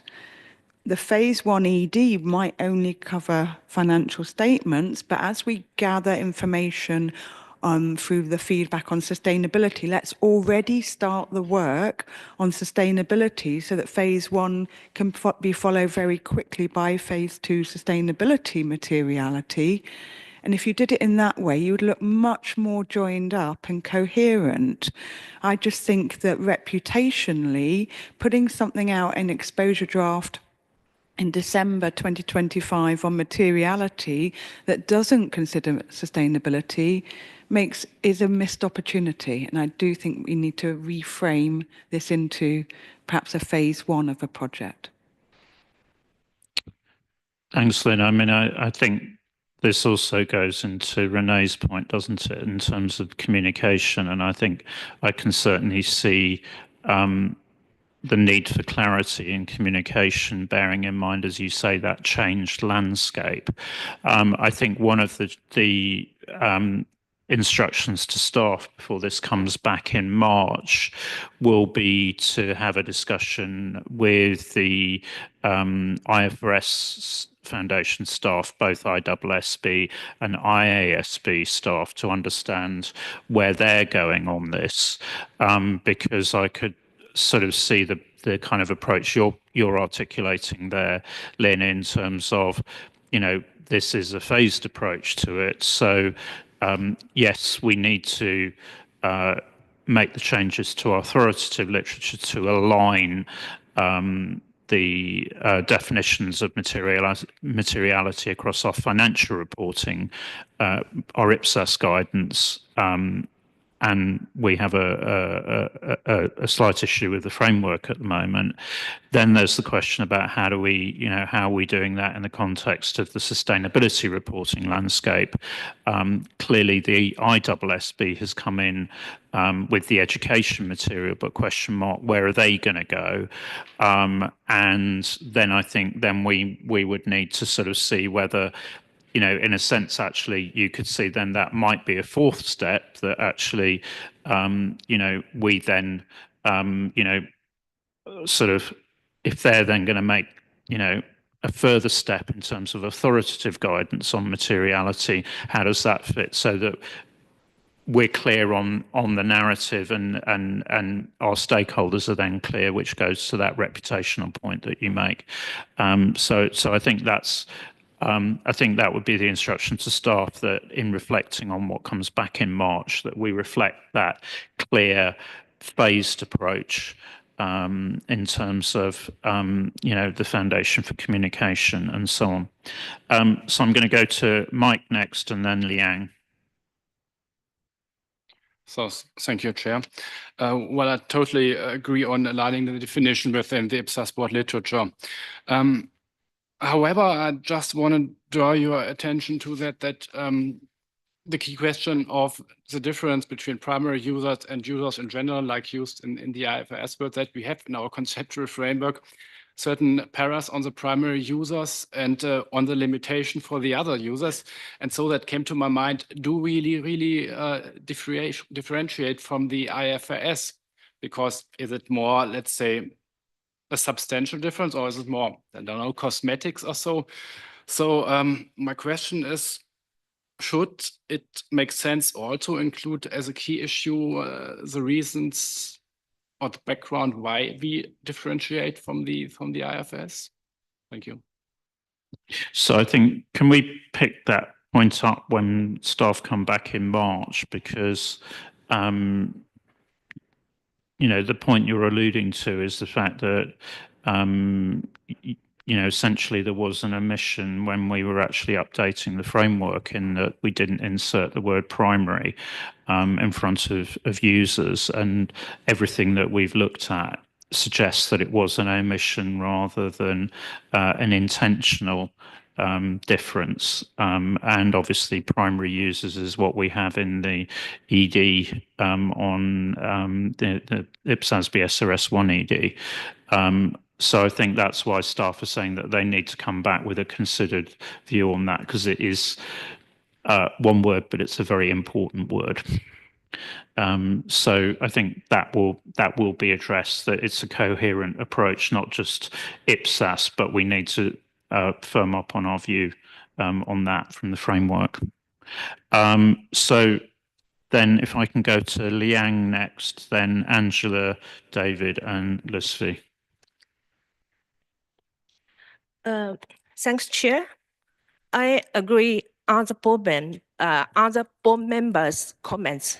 In particular, I'm just wondering whether it's appropriate, it is suitable for us to call it as a minor project or narrow scope project, or ISB alignment project. Actually, in my point of view, I think some other board member also point out materiality, apply materiality judgment to prepare financial statement is very important. In particular, now we have so many standards, and which give a lot of new, in addition to recognition and measurement, also very a lot of new and comprehensive disclosure requirement. Actually, I totally agree the statement, the sentence staff make in the staff paper, and also we see not only the private sector, but also public sector entity, they use checklist to see whether they have included all the disclosure requirement in each standard into their financial statement. But actually, in this way, you will see that the financial statement will be have more and more pages. But actually, many not material information or not so relevant information obscured in so many page disclosure, and people, the users of financial statement, even such as me, I'm an expert on financial reporting, I may not have so interest to read such so many pages, more than 100 pages financial statement. So I think this is very important for us to re-emphasize or develop some guidance to facilitate people to how to apply materiality judgment when they prepare financial statement or a wider scope of financial reports. So in my point of view, I think this may be not a minor project or say narrow scope project. I'm also think about the relationship of this project about with other existing project of IPSASB. Actually, in my mind, maybe we have two major projects at this moment. One is presentation of financial statement. I see actually the staff also stay in the staff paper that maybe for that project will touch materiality as well. And also the other project, climate-related disclosure, we also touch materiality, and we also give SMC on materiality. So I'm thinking how to link all of this together. Maybe we should explore further how we look at this project and also the relationship between this one and also other existing project. And maybe I have another point about the status of the ISB practice statement. Actually, we come on to status later, if that. Okay. Yeah. But I think, you know, the sense that you're, I think, if you like, reflecting on what you were saying there, Liang, I think you very well summarised the importance of this project, and I don't think I'm hearing any members saying we shouldn't, you know, do a project on materiality. But I think the question that we're talking about then is actually how do we sequence that, bearing in mind the various other moving parts that we have. And then it's going to be very important, particularly given that we have this need in terms of our existing authoritative literature, that we have inconsistencies there. Then the question arises, as you're saying, you know, for example, do we fix the definition that we've already got in IPSAS 1, for example, as opposed to waiting until we do presentation of financial statements and so on. So I think that's going to be the paper that we need to take from staff, so that it's not that we shouldn't move ahead with this, but it's how do we move ahead and how does that sequence interface with those various other different pieces of work. And I think obviously come March, we will be closer to then receiving the comments in on IPSASB SRS 1 ED. So, yeah. Okay, so I think next was Angela and then Lucy. Thank you, Chair. Just building on the scope discussion, and it was that triggered me to raise my hand, actually, and I really wanted to support the idea that that the guidance around materiality and applying financial statements is considered a high priority, perhaps phase 1. I'm reflecting on constituents and where they're at. And what I observe is that there are many jurisdictions at varying levels of adoption of accrual financial reporting standards. There's actually a lot of maturity and established practices around interpreting materiality, both in the private sector and the public sector in certain jurisdictions for financial reporting. I then reflect sustainability reporting around the world, even in the private sector, is very new, it's innovative, it's we're learning, we're evolving. And so at this juncture, to combine a project on dealing with materiality across the two topics feels like that we may not be actually serving our constituents, because we may have put out an exposure draft and we may have seen ourselves as a single standard for both, but our constituents are scrambling, I would suggest, into both private and public, to figure out actually how to report sustainability. So I do support the urgency around the narrow scope practice statement or guidance materiality. I actually agree with Lynn. If that's the case, I think we need that quicker than the timetable suggests. And I wondered if the framing of this, at least the phase 1, is about supporting those who are going through their accruals journey. And I reflect that one of the most challenging parts of our standards is they are principle-based standards, they're not rules-based standards. So one of the foundational skills in the skill set required in a jurisdiction to apply principle-based standards is materiality.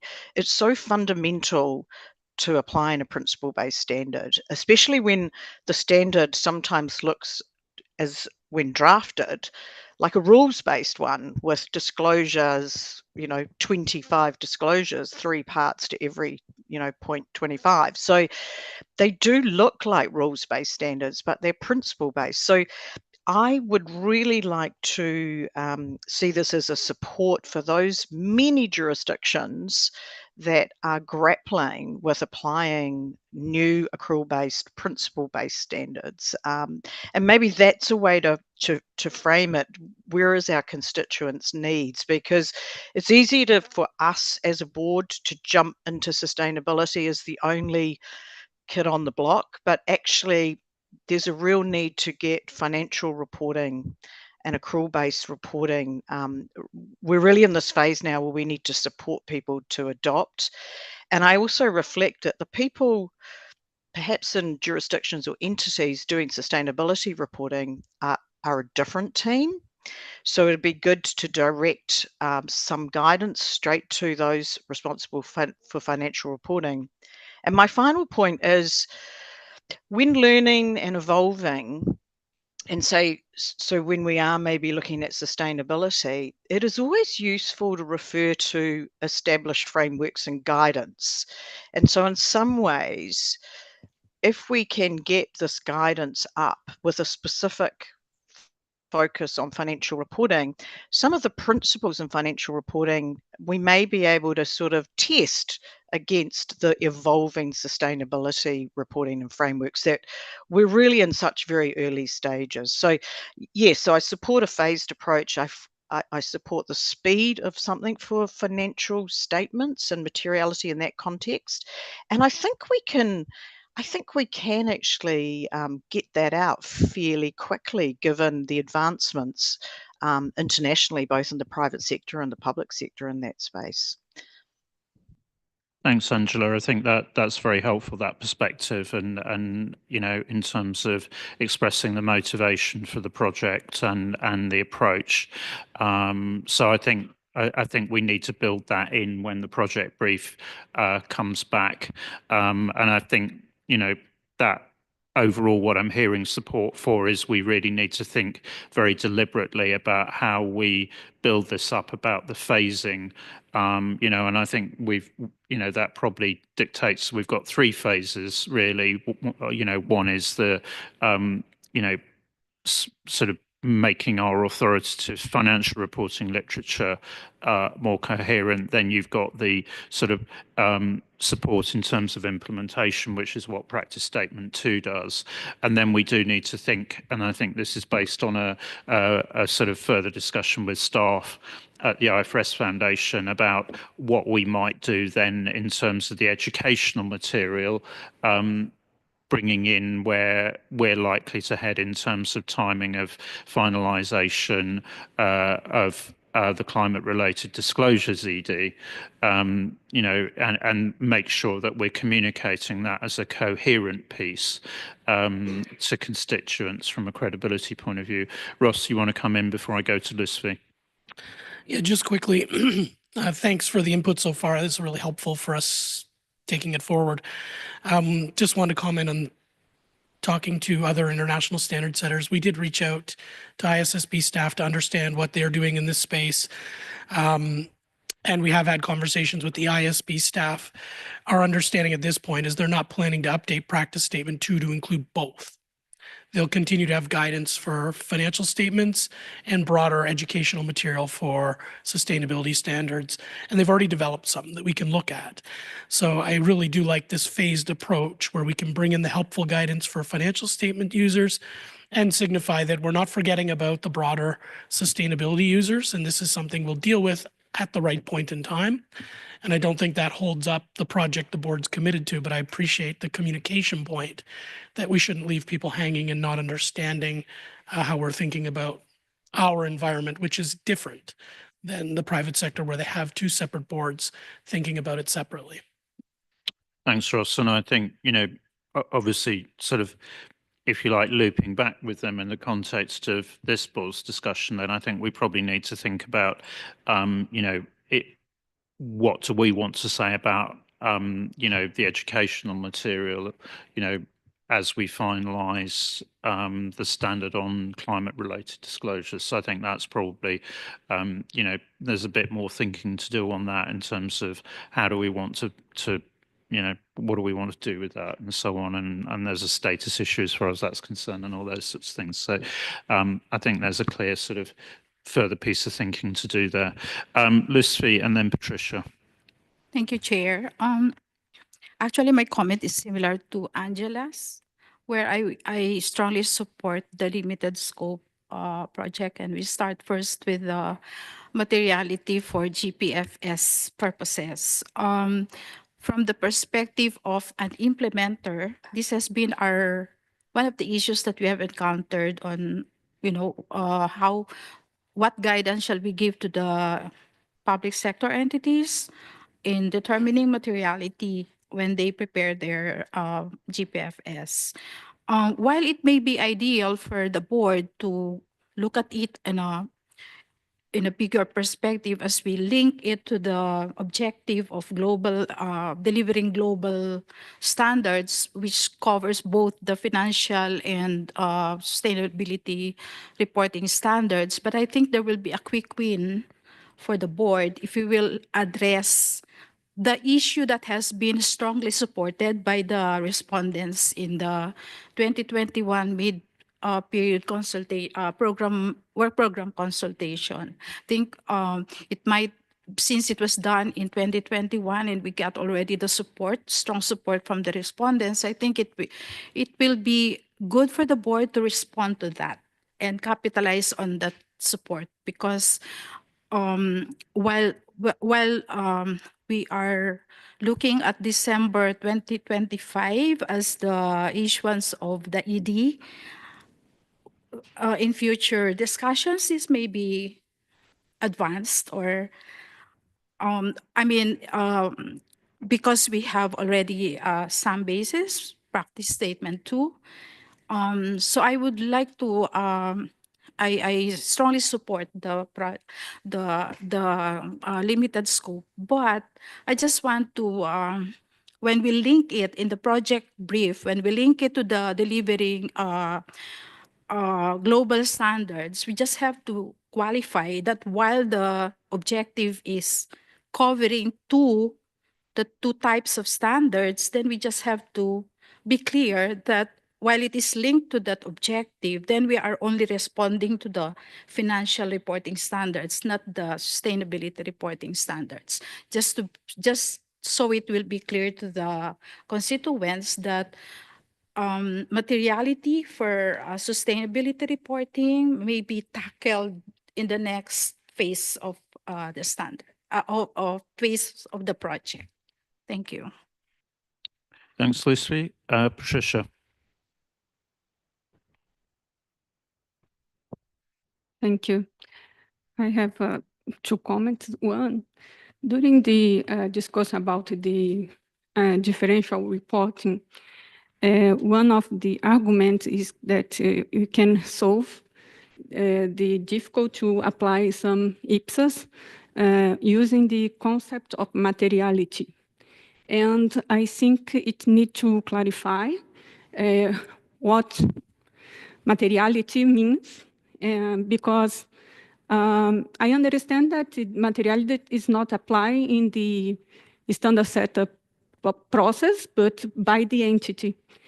And if a standard set decides not to convert a specific IPSAS, is because there is no, it's not possible to say that the model is IPSAS based, but indirect IPSAS model application or an adaptation of IPSAS.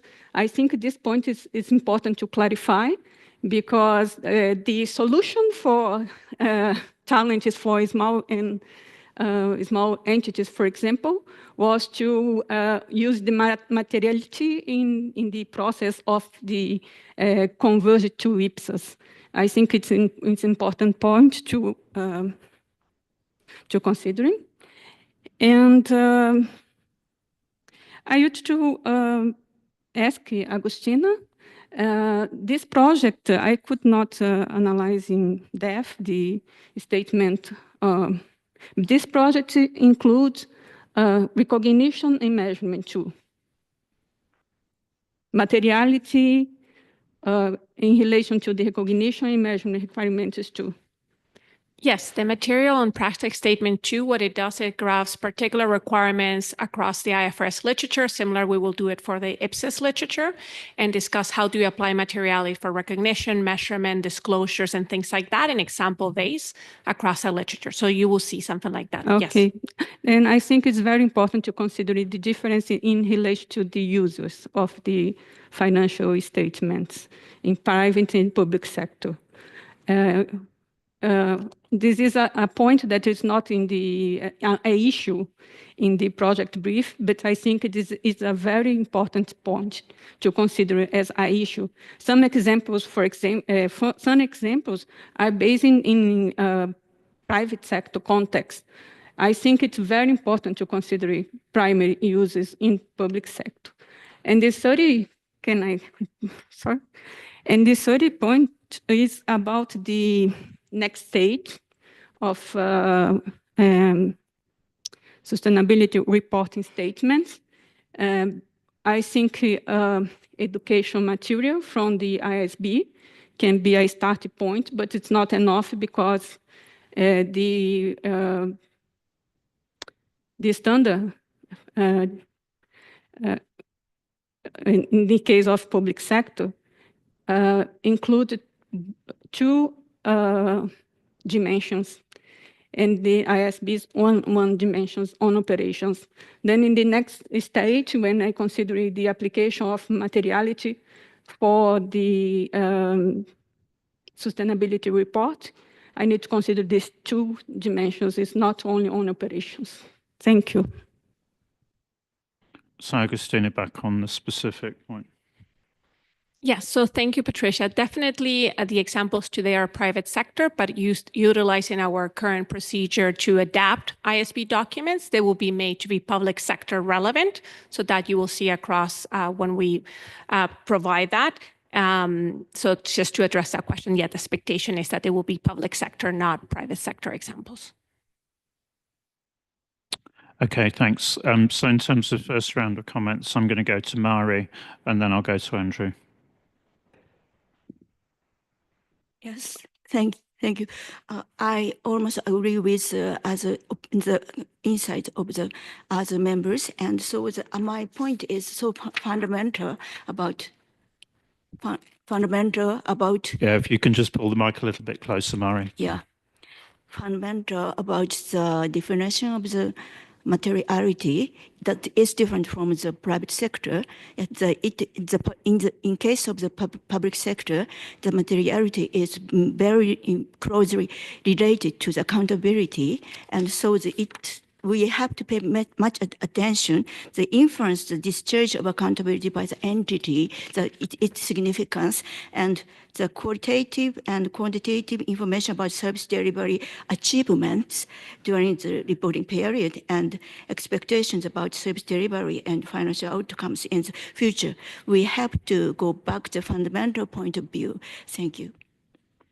Thanks, Mario. I think it underlines that we need to make sure that we've got the framework right, and loop back on that, and then it all flows from that, because you're quite right in terms of accountability and decision making. Then you need to think about your primary users, service recipients, and resource providers. So we're going to need to fix that omission, and then the other things flow from that.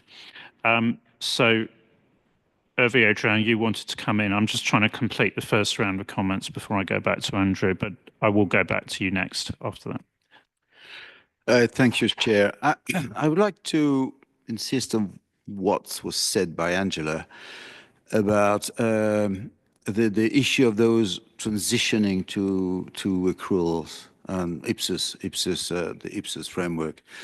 Based on my experience, of course, materiality, which is basically a concept, and also making judgment of materiality judgment is a practice. It's important for those who have been preparing financial statements for years, and they have developed a practice that we can help support by issuing a standard on, not standard, our work on that. But it's all the most important for those who are transitioning, because they realize that it is one of their main challenges. The main challenge is when you transition to preparing IPSAS-based financial statements, I see them as three. It's judgment, making judgment. So making good judgment, assessing materiality, and in the end, making appropriate measurements. These are the three items that I remember I developed here in this city, when together with Thomas, who remembers 2 years ago, we delivered a training at the General Court of Audit. And I remember that I tried my best to make them aware that they had ahead those three challenges. Challenges making judgment and materiality. So I think that there is a very important need for those who are currently transitioning to IPSAS-based, to the IPSAS framework.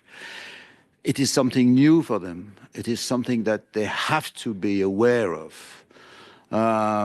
So probably the urgency, the priority today is to help them develop that awareness about judgment and what materiality means in providing. So it's also important. It's as important for preparers, for auditors, and for users. These three parties, when transitioning to IPSAS, are the targets of that new work we would possibly issue. So as soon as possible, it is part of our advocating for the adoption of IPSAS framework. Thanks, Adrian. I think that, I think that's come through very strongly from this discussion, and I think that's, it does reflect the public sector perspective in terms of really supporting that transition process and the changes that you make. And I think you highlight the three different perspectives. So I think in terms of sort of moving forward, I'm clearly hearing support for doing a project, and for the different parts that we need to have a first part, which is to consolidate the authoritative material that we have, and that needs to be consistent then with the framework, which we also bring in then the points about obscuring information and so on, which I think is very important there. Then that application guidance, or if you like, the guidance that's in practice statement 2, which is very helpful practical guidance.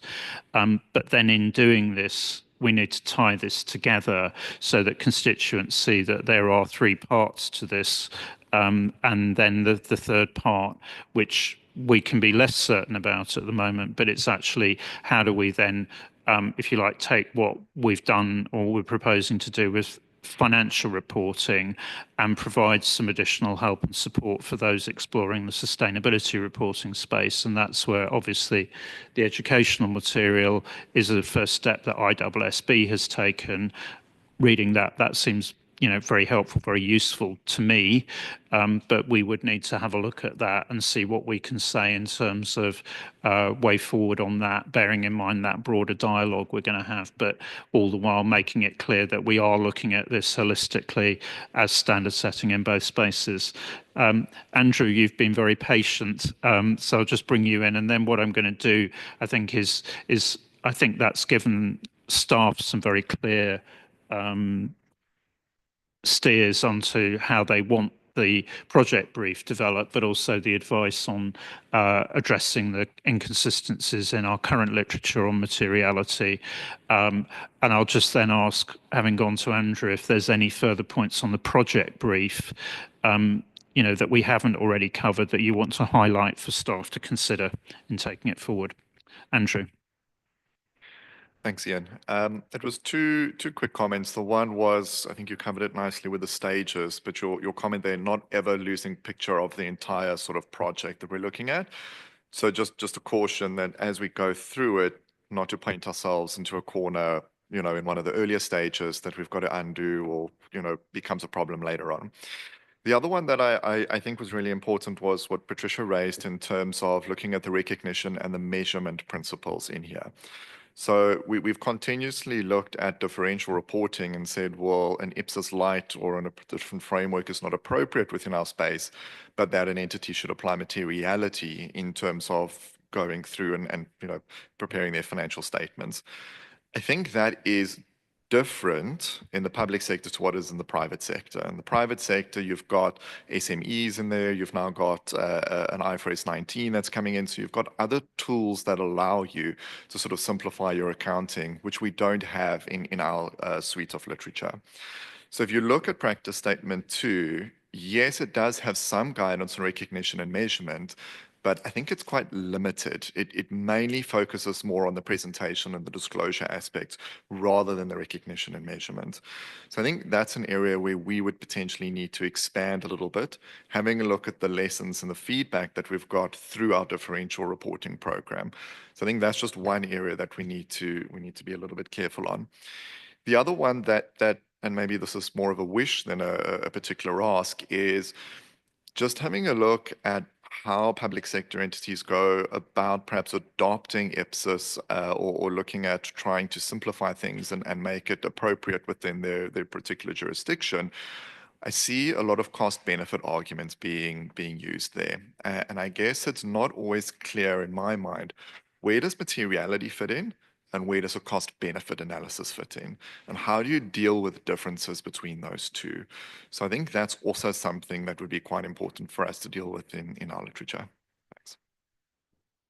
So I think I would suggest that those points are lodged with staff. I think the question is going to be, to what extent can we actually deal with them in guidance? Because some of that may be in how we actually move forward with navigating IPSAS, for example. And so I think let staff take those points away and just see what we can do relatively easily without, really expanding the scope of the project, because if it's actually just an additional example, it might be possible. If it really means extending the project, then I think it's not going to be possible. And I think the other thing that we need to think about is whether there's an interface then with anything that's in the updated IPSAS 33. So I think let's just take that away and have a look at that. Ross? No, I think I agree with where you got to on that, Ian. I just hearing some different views, because I was hearing from some members not only to move quick, but move quicker than we're proposing. And I think if we go further to some of Andrew's suggestions, I think that's adding things that would probably extend the current proposed time frame. So we will have to decide in March on that. I think have a think about whether that's something whereby the inclusion of an example that helps, we may be able to fix it relatively quickly. If it goes into broadening the scope, then I think that probably, would conflict with that speed to market, which is what I'm hearing from the board. So I think, let staff take that away and come back with that recommendation in the updated project brief that we're going to need to see. So I'm mindful of time then in terms of coming up to the lunch break. If there are any other points that you want to see, that caused you either in the drafting of the project brief, or if there's anything that you think needs further consideration, I think I will take final comments, and I can see, Claudia, your flag has gone up. I just want to collect any final comments, not on drafting, but of points of principle on the project brief. Claudia? Yeah, maybe it's a mixture. I would support that we don't talk about lack of guidance. We should formulate positive, maybe improve our guidance or make it more clear, because we have already guidance and it's not really a lack of guidance. So that's. Thanks. I think that's a very important point to make in terms of how we actually communicate the project. But you're right, it needs to come into the project brief. Noyati. Yes, thank you, Chair. It's about this project. We're aware that maybe we gonna do the phases approach, but meanwhile, because as you said that the sustainability is also came from IPSAS board as well, not just like the private sector, and during the study of this materiality on financial statement, is there any indication or item that could be linked to the sustainability materiality in sustainability that maybe in after finish this materiality for financial statement, maybe you go to the phase 2. And then at this point of time, as we aware that the ED SRS1 is also having some guidance on the sustainability, materiality on sustainability. But meanwhile, during the study, we should also be considered whether this is appropriate for the sustainability as well as to make it more easier when you did the sustainability project in future. Thank you. Thanks, Noyeti. I think that's where we've got to be quite careful in terms of indicating that we plan to do. We plan to keep that area under review. That we acknowledge that there's a need for further guidance, and that the first step in that may well be to pick up or to public sectorize the educational material. But I think Andrew very rightly pointed out the caution that we can't paint ourselves into a corner, and to an extent actually the decision on what we eventually do will then be guided by two factors. One is what we hear back from the work plan consultation that we'll go out with, and secondly is the evolving picture in terms of the guidance that the IFRS Foundation puts out. Ross? Yeah, I think it's a good point. I think when the project brief and the plan comes back in March, not only should we have the project brief, but there should be a little bit of explanation on the communications that'll go around it, even if it's at a high level, and how we communicate phase 1, phase 2, phase 3, and how it all works together in a coherent way, just from a comms perspective, not a technical perspective. And then members can feed back on whether we've got the right tone and pitch overall. I mean, normally we completely deal with comms on the staff side, but given the ongoing interrelations between this and sustainability, I think it wouldn't be bad to have a board view on how we get the communications right. So we would look at putting something out which goes out alongside finalisation of the project brief. And I think that would fit very clearly with the sense of the comments that the board's given on this. So if there are any further detailed points on the brief, please pass those through to Agustina. I think it's been a very good first look at the landscape on this, and I'd like to thank Agustina for picking this one up and actually giving us a very good basis for the that fruitful discussion that we've just had. So with that, I think we conclude this morning's session. We will come back at 1:30 Saudi time to move on then to the item on GFS. So thanks everybody, and have a good lunch. And I think lunch is upstairs on the first floor, if I'm right, in the restaurant. Okay, thanks everyone.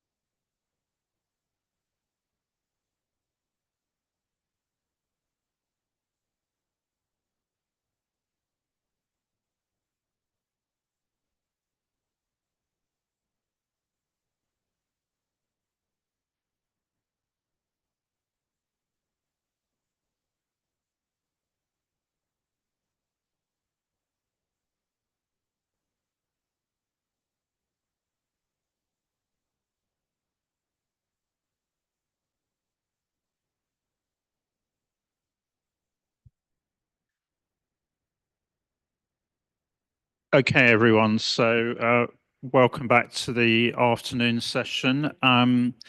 You just need to bear with us a little bit because the logistics are quite challenging on this. So we've got Steffi Schuster from the IMF joining us, and we've got João joining us. So Steffi's in Washington, João's in Toronto, and we're in Riyadh.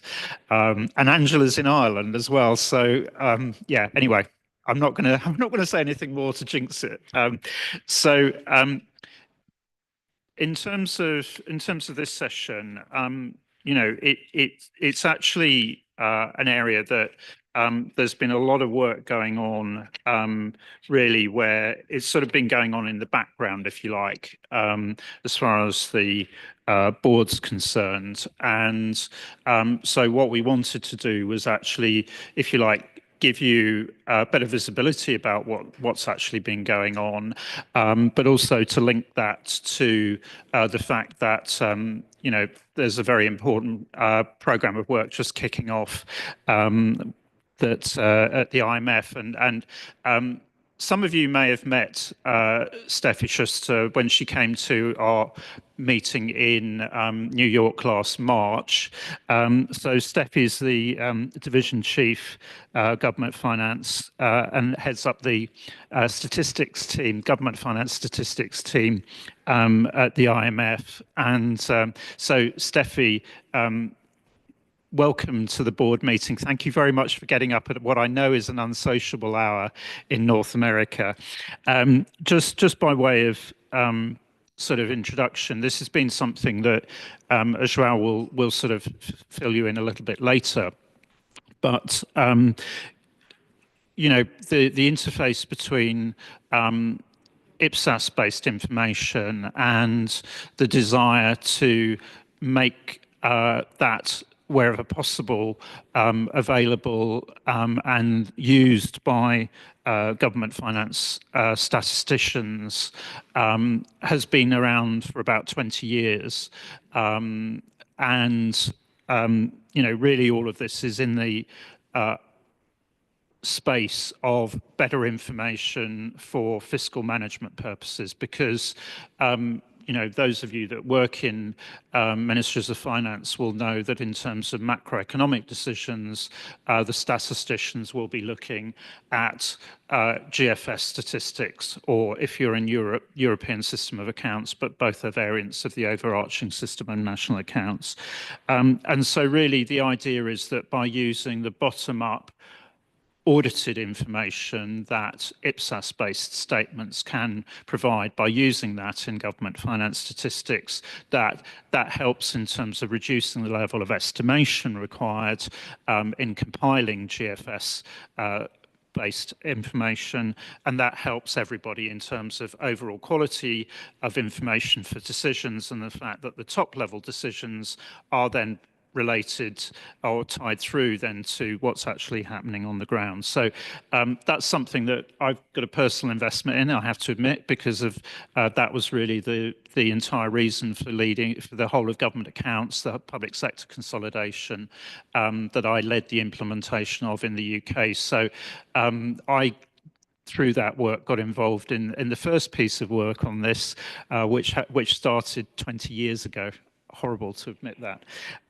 But anyway, so it's been going on intermittently since then, but you know, really there's some new impetus in this area. And I think probably that's the point, Steffi, which I hand over to you. And I should say, so Steffi has a presentation which she'll walk you through in terms of background to GFS and the background to the updates and the plans for the update for the Government Finance Statistics Manual. And then what we'll do is we'll take a pause at that point in time for board members to ask any questions to Steffi, and then we'll move into the discussion of the project brief, the draft project brief, which João will present. So Steffi, I think it's over to you, and hopefully you're going to be able to move your slides, but I'll pass over to you. Wonderful. Thank you so much. Thank you, Ian, for the kind introductions. Thank you to the board for having me. I really appreciate the opportunity to present to you this afternoon. As Ian has said, so I'm leading the division responsible for government finance statistics at the International Monetary Fund, and I have a presentation for you. And the purpose of this presentation is to walk you through what the GFSM is all about and share some of the insights that I believe to be relevant when it comes to thinking of GFSM and IPSAS standards. So I do hope you can see my slides. That will be the first success, I must say. Yeah, we can see them, Steffi, and they're in presentation mode at this end, so we're good. Excellent. Thank you so much. All right. So in terms of the outline of my presentation this morning, as I had alluded, so I just want to share a little bit of a high-level overview of what the government finance statistics is all about. We're using the word M in the context of standards for the GFS, and M stands for manual. So I will talk a little bit about the latest manual, the relationship with the standards IPSAS is setting, and then the project that Ian has already mentioned, the update of our manual.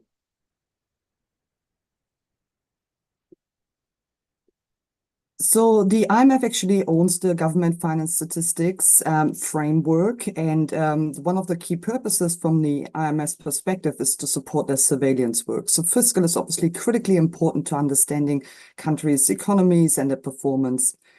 The framework itself is an integrated framework. It is, as all international statistical standards should be, it's standardized, consistent, comparable, comprehensive, and transparent. And I guess the key point to stress here from a macroeconomic perspective is it enables us to derive statistics that are comparable over time. So you can derive time series, but also across countries. So you can do panel analysis. The GFSM manual is actually a part of a wider suite of macroeconomic statistical standards.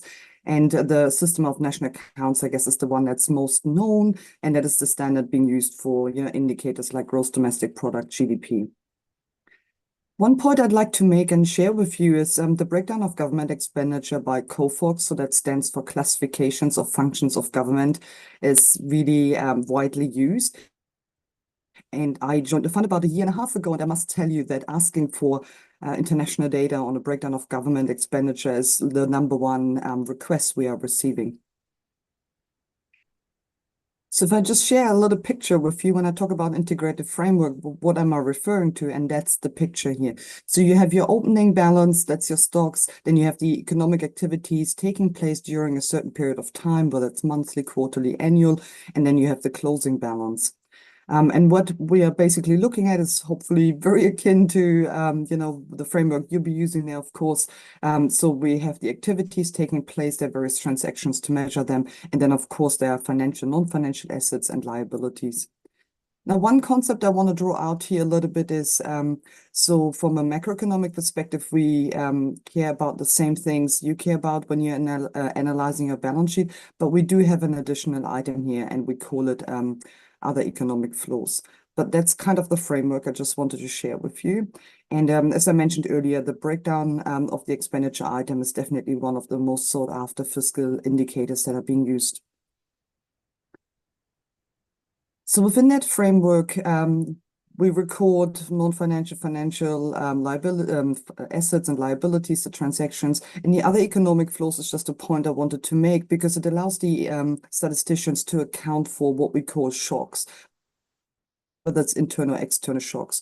Now, those are meant to be exceptions, but it gives us a bit of an intervention there to capture items that may not necessarily flow through the regular sort of accounts and give them some meaning. Because don't forget, these need to fit in with the other macroeconomic statistics, for example, GDP.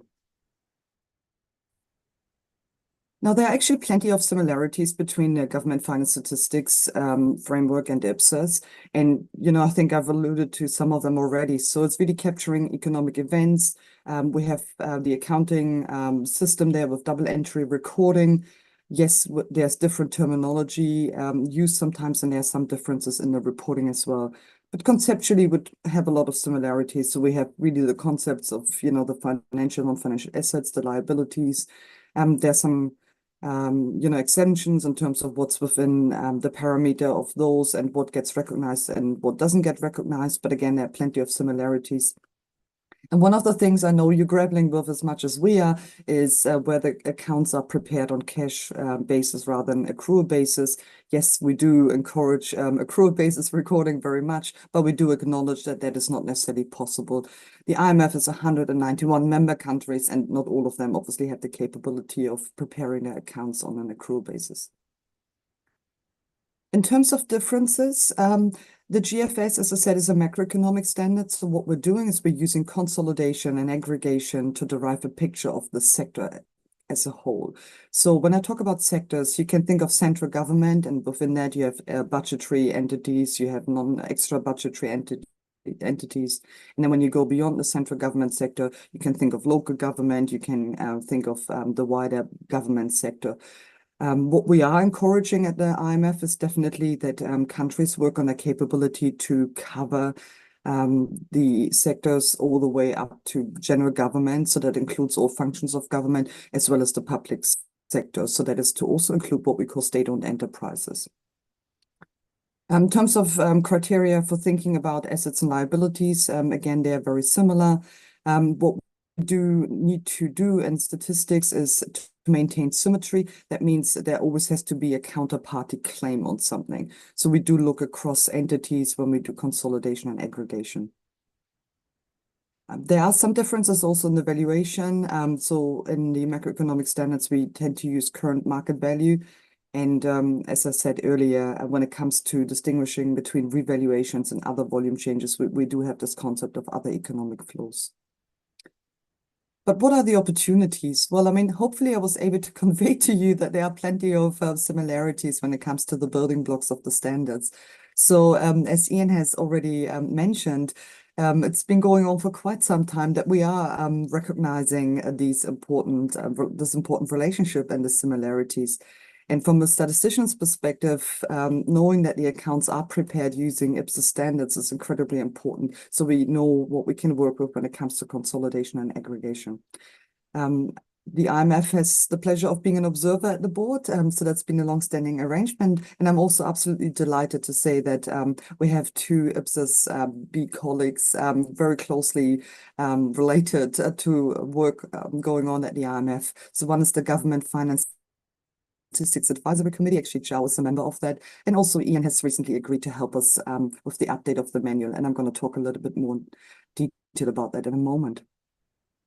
So there are, of course, further opportunities. And I really would say it's about understanding how can we further strengthen the baseline, the linkages between those two systems, and unpack potential alignments. I would say there will always be some differences. They serve good, they're there for good reasons and they serve certain purposes. But there are also plenty of commonalities and we can really strengthen those connections. And as both parties are serving a global membership, I think that's an obvious one to take forward. Now, this is just a bit of a history on the statistical standards, so the GFS manuals. And I'm just sharing this with you because some of you may have heard the terminology used here. So the GFSM 1986, it's kind of the foundation manual, and since then it's evolved quite substantially. So the version we're currently promoting is the GFSM 2014, and the update we have triggered recently, we kicked off is we hope it's going to be the GFSM 2027.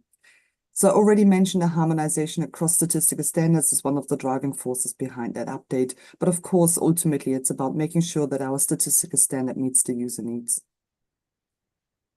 Now, recently, the standard for compiling GDP and other economic, I guess, health assessments have been updated. So I'm talking about the system of national accounts here, but also for external trade, etc. So that's the balance of payments. So that update has recently concluded. It's about to be published in March 2025. With the GFSM being part of that suite of macroeconomic standards, we need to update our manual, but also there are some other important updates underway. And I mentioned COFOG earlier, so that's the classifications of functions of government. Now, the classification I'm currently using in my day-to-day work is from 1999. I don't know about you, but that sounds like it's due for a bit of an update, and that's certainly recognized in the international community. So the United Nations has also kicked off the update of this. And there's another central framework that's getting updated. Well, I've got it here on my slides in shorthand, CRCF. So that stands for System of Environment and Economic Accounting Central Framework. And with the importance now given to better understanding the impact government, for example, has on the environment, whether it's a consumer or through policy making, that framework is also something we care deeply about and we wish to align. Now, the update process will, in essence, split our research program into two parts, into two work streams. So one is IMF staff-led. That is about 36 items we've identified and recently consulted on in a global consultation. And they are mainly items that come from the update of the other standards, the system of national accounts and the balance of payments. So my staff will take care of this in the sense that they will look at the impact of those changes and standards on the GFSM and prepare some proposals. And I would expect that we'll start sharing those proposals for global consultation at some point early next year.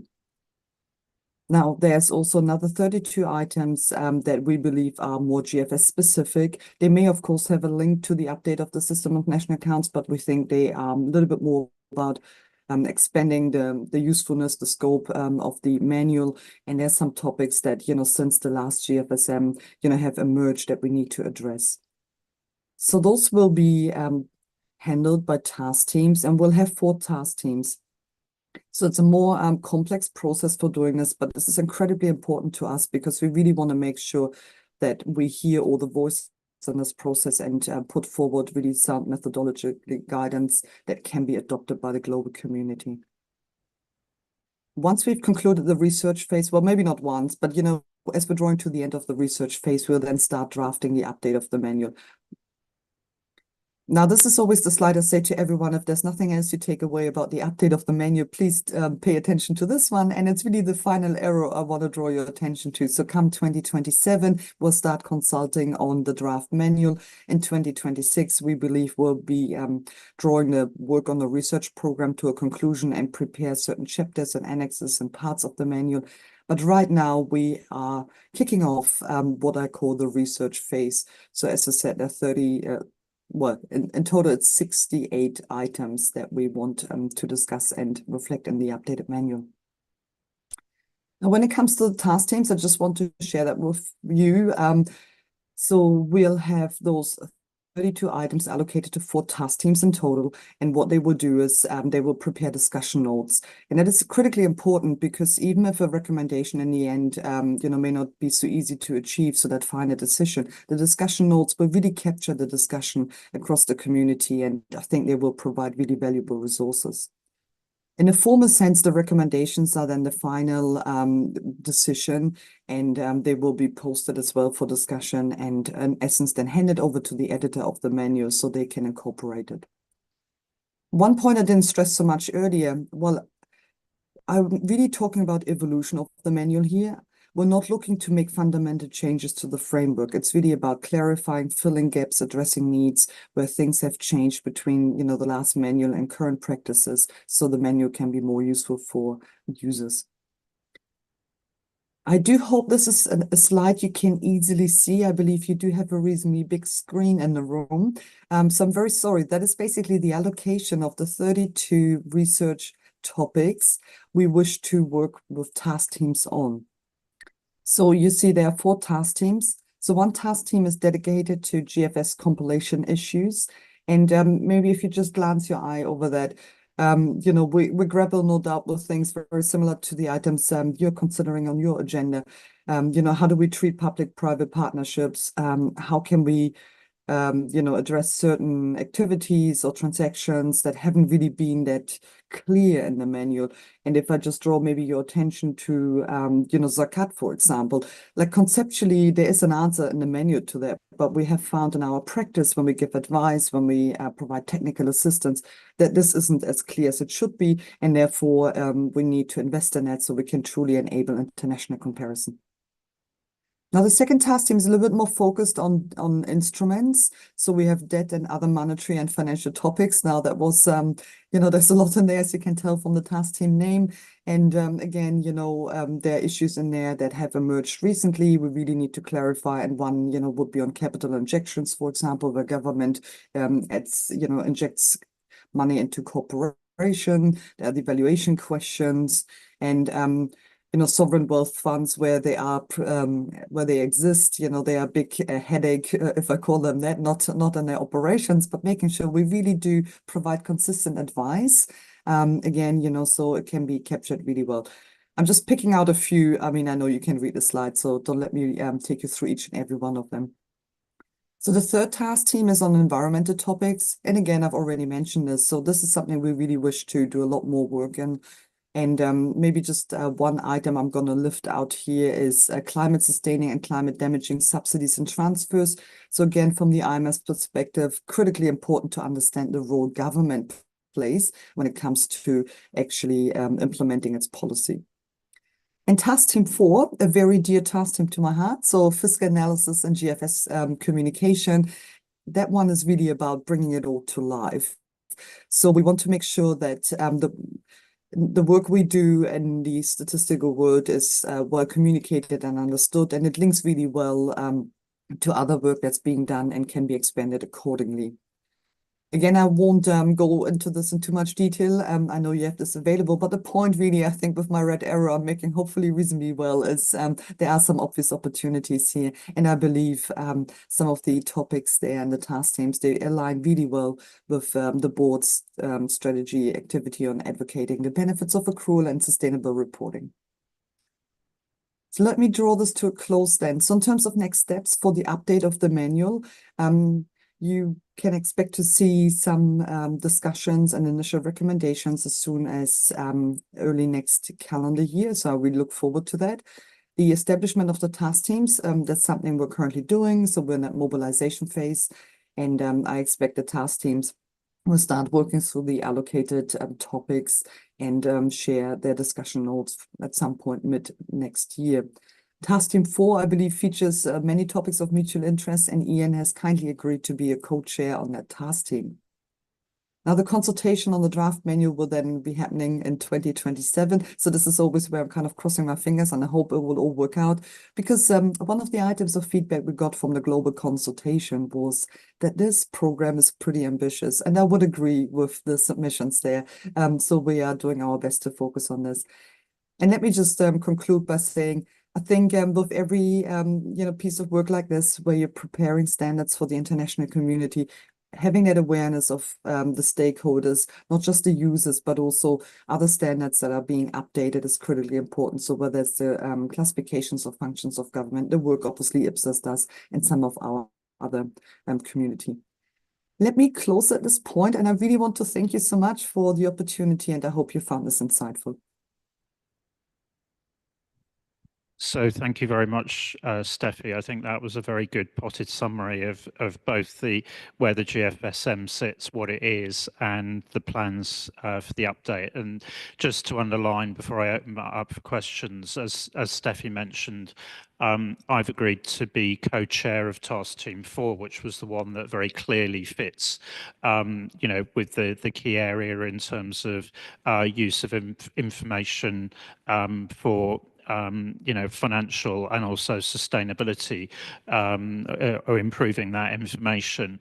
But in addition, and the co-chair with that will be Florian, who is Claudia's new TA as from the March meeting, but also Joao will be representing IPSASB on task teams 1 and 2, along with Mark Vermuth, who Mark is still sitting in the audience. There you go. So although Mark won't be, this is Mark's final meeting as Claudia's TA, he still will be engaged in the GFSM update process. So, this really is a sort of once in a generation opportunity, as you could see from that timeline of the updates. So really important. So Steffi covered a lot of information there. obviously, many around the board aren't working in this area on a regular basis. So just really open up for questions, comments from board members on any of the items that Steffi has presented on.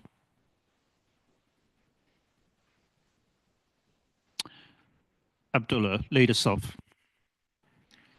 Thank you, Chair, and thank you, Steffi, for the presentation. And just gonna say this, not particularly from Saudi, but I'm saying it from the region.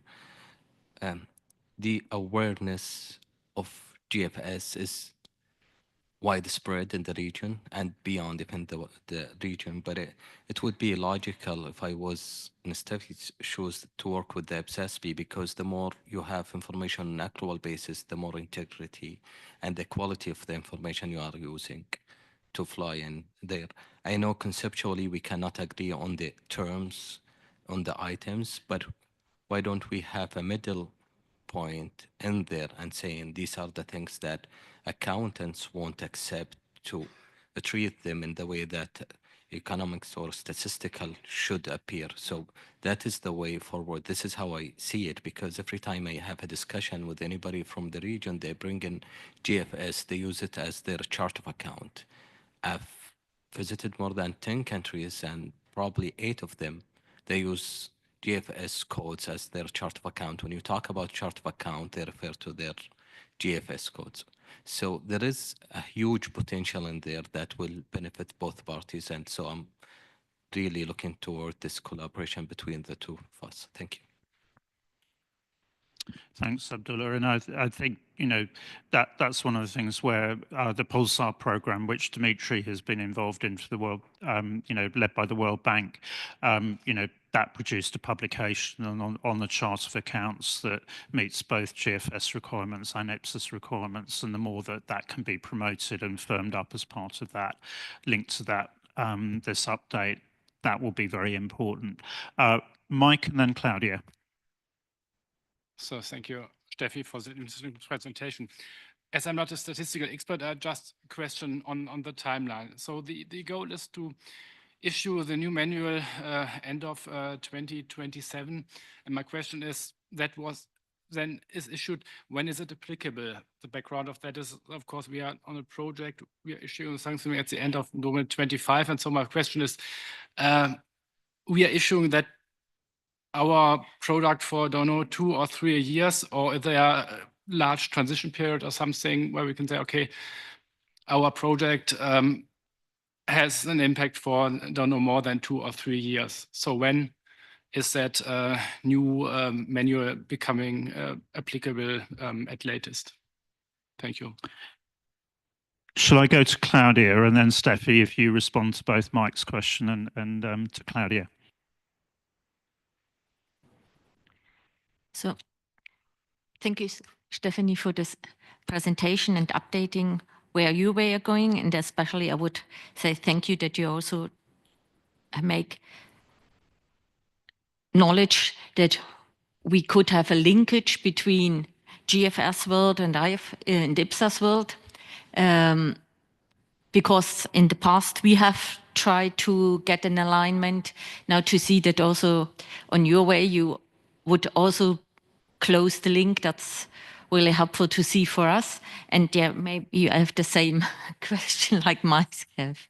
So, but thank you for the collaboration we have started now, or it seems better than in the past. So thank you very much. Thanks, Claudia. Steffi, do you want to take the when is it applicable from question then? Thank you so much. Well, actually, can I just say, Abdullah, Mike, and Claudia, I mean, thank you, all 3 of you, for your encouragement, right? I mean, that's really much appreciated. Thank you. In terms of applicability, so we don't tend to issue these manuals with a particular date to say, you know, you must now comply with this version now, but let me share 2 additional thoughts on this. Of course, we will be supporting our membership to adopt this latest standards as soon as possible, but it is in many ways a multi-year process.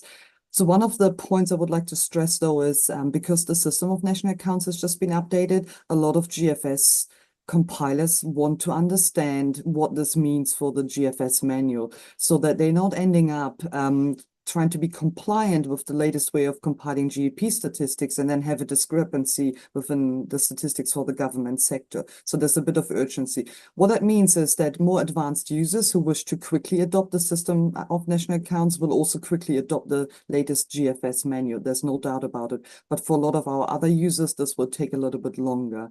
But of course, the moment it's published, it's in principle possible for anyone to adopt this. But I would definitely stress it's a multi-year process for most of our the countries we're working with. Thanks, Steffi. And I think, it's one of these things where I think it was on your slide, actually, that, there is a real commonality of interest here in terms of that encouraging governments to move to accrual reporting, because by moving to accrual reporting, then that can feed stronger government finance statistics. And obviously, if we've connected our work with the updated GFSM, then, that will help in terms of compliance both with GFSM, but it will also help in terms of the IPSAS community getting support for better quality data and so on, which is very much the sort of situation that you've got here in Saudi Arabia. So Yakuba and then Mari. Thank you, Chair. When it's come to alignment, I know that on financial statement, recognition and valuation are key. So I'm wondering if there is a collaborative work together with IMF to look at in what way we can find some similarity or work together so that alignment will be easy when we are coming to that. So what's ongoing? Because I'm seeing that we are teaming together, but I don't know exactly on what aspect. Is it only presentation or also on measurement, evaluation, etc.? So, thank you. Thanks, Yakuba. I mean, it's a good question, and that's really one of the reasons why we want to make the bridges apparent, because this is an area where there has been work ongoing, and what we're talking about, and we'll move on to talk about shortly, is how we consolidate on that work. And there are some areas where there's obvious opportunities for alignment. There might be some terminology differences, but in some areas, potentially, you could increase the commonality, for example, around measurement, or, there's a number of examples like that. So we know we've got a fairly good idea where the overlaps and where the gaps are at the moment. But the idea is that it may be possible through the update of the manual to really solidify the guidance so that you can directly use information. Equally, there may be opportunities where adding an option or something like that, or some clarification on our side through the update at some stage might help as well. So, it's very much about working together across the communities to try and do what we do with IFRS information, which is where we mean the same, we use the same terminology. Where it's different, we're clear about the differences, so that it's clear basically for compilers then, and for preparers, where they make the choices to maximize alignment, but where it's not possible, and this is around the area of provisions in particular, then it's clear what additional data you would need to collect because of those differences. So it's very much about, let's be clear what we've already, where the commonalities already lie, and then that'll help in terms of identifying further areas for work. Steffi, I don't know if you want to add anything to that? Oh, no, look, not really. I think, 100% in a spirit. And I think, in valuation, you're more likely to face some differences, but I think in a recognition, really to be as consistent as possible. And as you said, that where there are differences, to recognize them. And I think personally, really that goes both ways, right? So whether it's in the work IPSAS does to recognize that, as well as for GFSM, because we really want to enable compilers to know what is the information they will already have available, and then it can directly be used, and where there might be things they will have to watch out for, where there are potentially gaps or differences, right? So no substantive addition here, other than saying I reinforce the spirit Ian has conveyed. Thank you. Yeah, thanks, Steffi. And it's a sort of, it's also an area where it's a case of don't let conceptual purity be the enemy of actually there's some good data out there, because you know, it may well be that currently GFS information is compiled on the basis of significant amounts of estimation, you know, for example, on the basis of cash-based information and so on.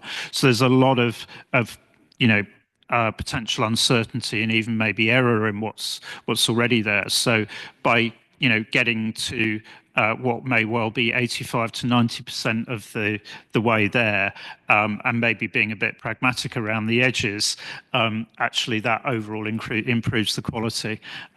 So you've heard the phrase, don't let the best be the enemy of the good. And certainly, personally, I think we're looking certainly for the good, if not the best here. Mari, to you. Yes, thank you for your presentation. And my point is towards efficient and effective policy making that leads to the outcome requires a broad range of data. And it is, from my point of view, it is so important to strengthen the linkage between the GFS and financial reporting, IPSAS-based financial reporting. And so my point is, Steffi points the difference. One of the difference is a sector versus reporting entity. That is a sector and versus entity. And so maybe the consolidation of the financial statement in the was accomplished. It is not the barrier for the linkage between the SO and the IPSAS-based financial reporting. It's my point. Thanks, Mari. I mean, that's one of the reasons why the board originally developed IPSAS 22, because if you do a consolidation based on control, then that would bring in not only central government, but also potentially local government and certainly state-owned enterprises or public corporations.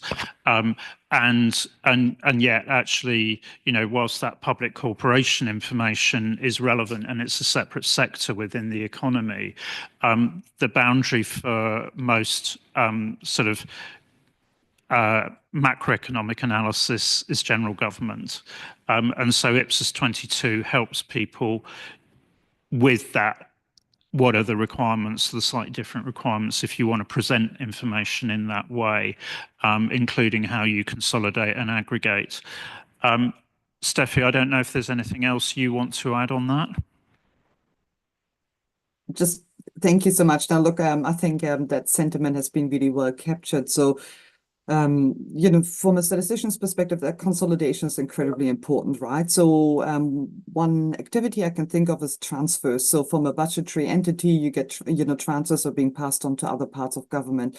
And actually, I think that's where IPSAS and GFS, they actually work really nicely together.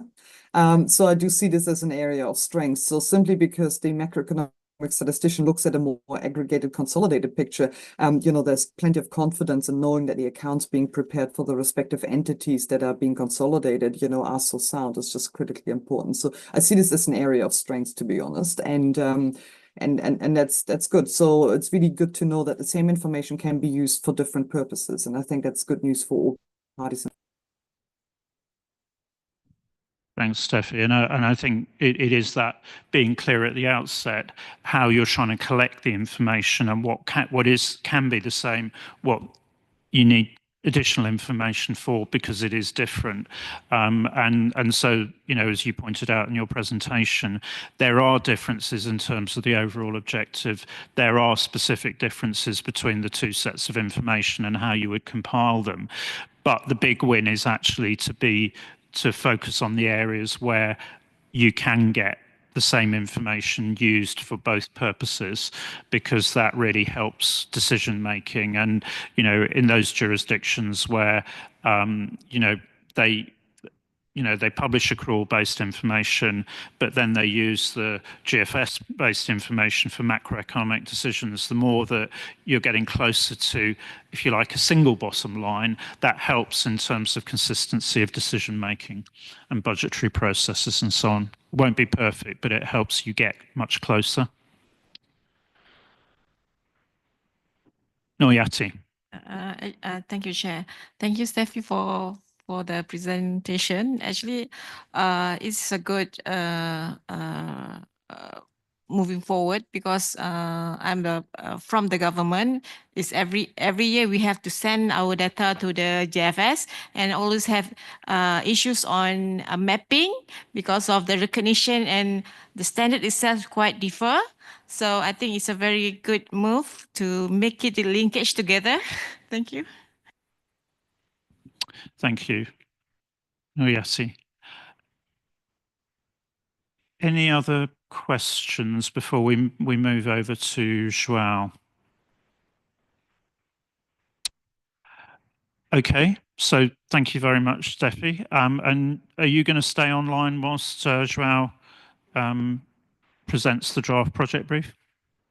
Well, thank you again. Thank you so much for the encouragement and comments, and thank you, Ian, for facilitating. I will listen in, and of course, this is a strategic partnership. I'm looking forward to hearing João's presentation. Thank you. Okay, thanks, Steffi, and thanks very much for getting up early. Not only, I think it was on Sunday morning to do the test link, but also for today. So, João, to you now. Thanks, Ian. Let me share my slides.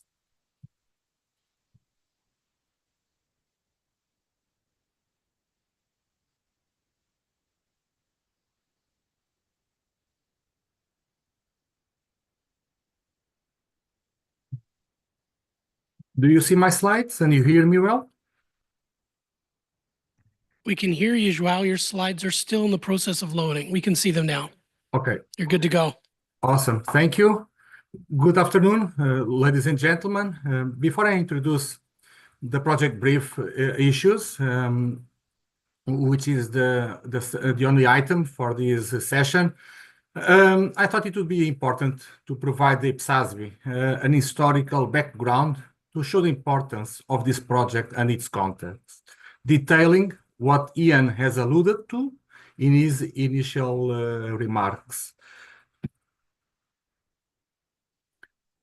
So, as you can see in the slide, it's been more than 20 years of public sector harmonization since the establishment of the International Task Force on Harmonization of Public Sector Accounting, comprising of officers of relevant international organizations, the International Monetary Fund, Eurostat, and the Organization for Economic Cooperation and Development, and some national organizations that had been working on alignment issues in relation to accounting and statistical basis of financial reporting, such as the United Kingdom Treasury, the United Kingdom Office of National Statistics, and the Australian Accounting Standards Board.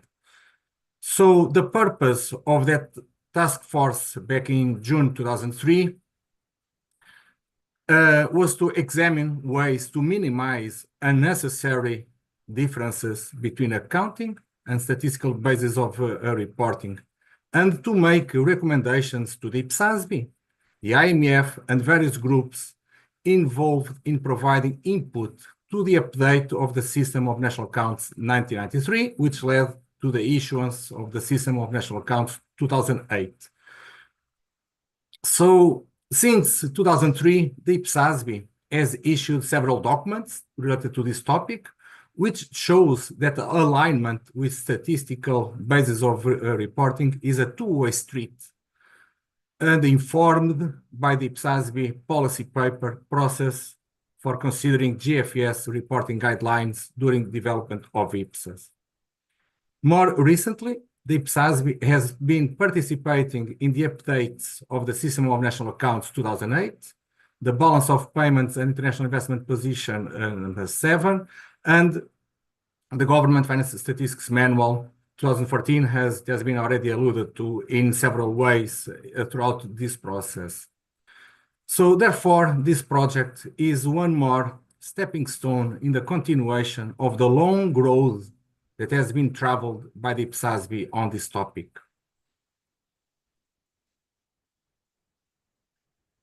So this project is consistent with a key area advocating benefits of financial and sustainability reporting information of the IPSASB strategy and work plan for 2024-2028, because in the end, developing high-quality financial reporting guidance for the public sector will be achieved by providing guidance on issues associated with the general government sector that promotes improved transparency and comparability of information presented in the IPSAS financial statements and in the GFSM 2014 financial statements. And of course, the project will raise awareness of the linkages between IPSAS financial statements and the GFS financial statements and the benefits of providing the guidance on accounting policy options. We are focusing for recognition and measurement and the IPSAS standards to better align with GFSM 2014, because financial statements are a key instrument used for supporting public sector accountability and decision-making. So this is especially important in the context of increasing IPSAS adoption and implementation worldwide today and in the future, as you can see in the slide, related to the results of the International Public Sector Financial Accountability Index, where by 2030, 73% of jurisdictions surveyed are expected to be in accrual with increasing IPSAS usage. So with this brief introduction, I'll make a pause here before introducing the agenda item to see if the board members have any reaction. And also you, Ian, because you've been also involved, as you said initially, in all this work since its beginning. Thank you, and I'll be back soon.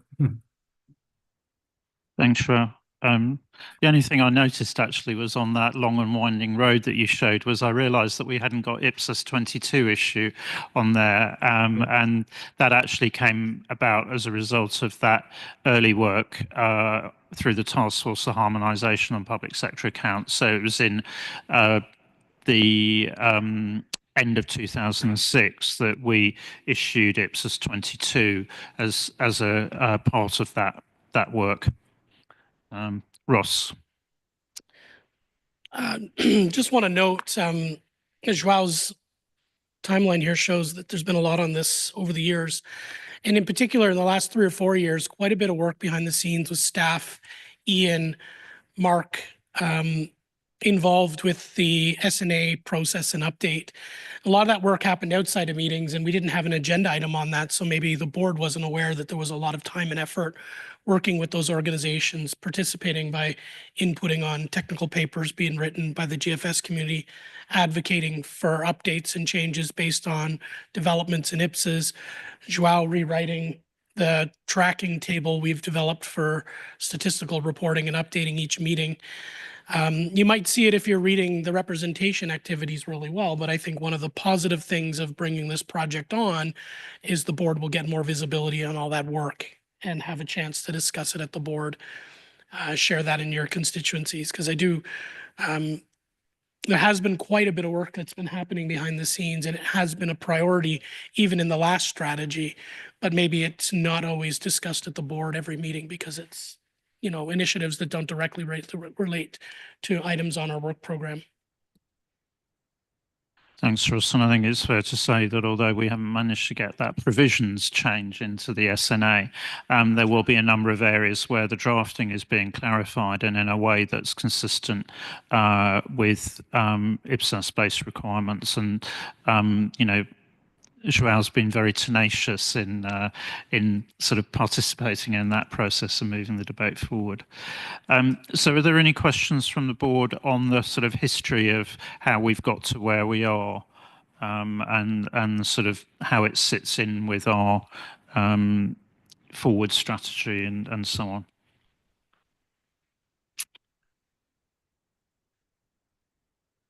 Okay, so there's no flags up here, João. So I think if you move us then into discussion of the project brief and the issues in there. Thanks, Ian, and thanks for having that. Now jumping into the project brief itself.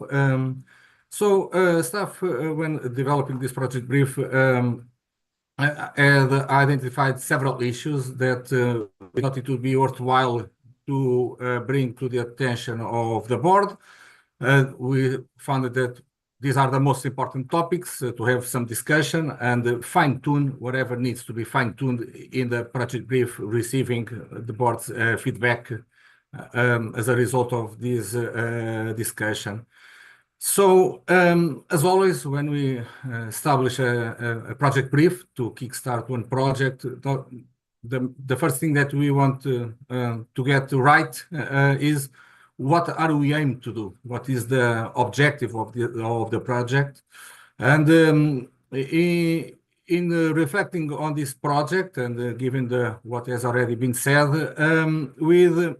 we came out with this objective to strengthen the linkages between IPSAS standards and GFSM 2014. So this is the first topic that staff is looking to receive the feedback from the board. The second topic is about the scope of this project. So what are we aiming to do? So it's basically to produce a final pronouncement, which will include basically non-authoritative guidance to be included in IPSAS 22 in the form of or implementation guidance or illustrative examples. So whatever it is, it's still to be decided, of course. And completing a work that has started with IPSAS 42, which is to add the non-authoritative GFS comparison tables between IPSAS 1 and IPSAS 41. So in this case, we will also be filling a gap in our literature. I would say as a kind of a byproduct of this work, we may expect, so it's not yet certain, but we may expect a review of the IPSASB's policy paper process for considering GFS reporting guidelines during the development of IPSAS, getting the experience and the lessons from this project. And if we found that there are some tweaks that needs to be done, we'll bring them for board's consideration. And the last point, as Ross has already alluded to, it's the refinement of the existing IPSAS ISS. ISS stands for International Statistical Standards, which basically draws from the System of National Accounts and Balance of Payments and International Investment Position. Alignment dashboard to provide an IPSAS standards and GFSM 2014 alignment dashboard. So this new dashboard will be focused on the GFSM and not related to SNA and the balance of payments, and will also provide a conveyor of a message to the board at every quarter on the progress of the update of the GFSM 2014, where we'll put the projects that are being under development, and of course the final decisions whether we'll have an alignment or not in each of those projects. So stay tuned. Staff is expected to bring this first dashboard for the March meeting, and so it's kind of I'm now committing to something, and I hope to deliver to the board. The third point is the final output. It's, as I said, amendments to IPSAS 22 in a final pronouncement with the comparison tables. And staff has also identified two significant key issues: the identification of, at the IPSAS standards level, the aligned options that preparers can apply if they want to align with GFSM 2014. And of course, the nature of the guidance, especially its detail and the terminology being used, it will be kind of an additional challenge because, as it was already alluded to, GFSM sometimes uses different terminology to mean the same thing or uses same terminology but with different meanings. So it will be a kind of a challenge because we want in the end to make this work understandable and usable to the both preparers of financial statements under IPSAS and also compilers in the GFSM 2014. Of course, our recommendation to the board is the 4 items that I've just alluded to, and with this, I'll open the floor to discussion and with my suggestion to go topic by topic and receive the board's feedback here. With this, I'll open the floor to the board. Thank you. Thank you, Chair.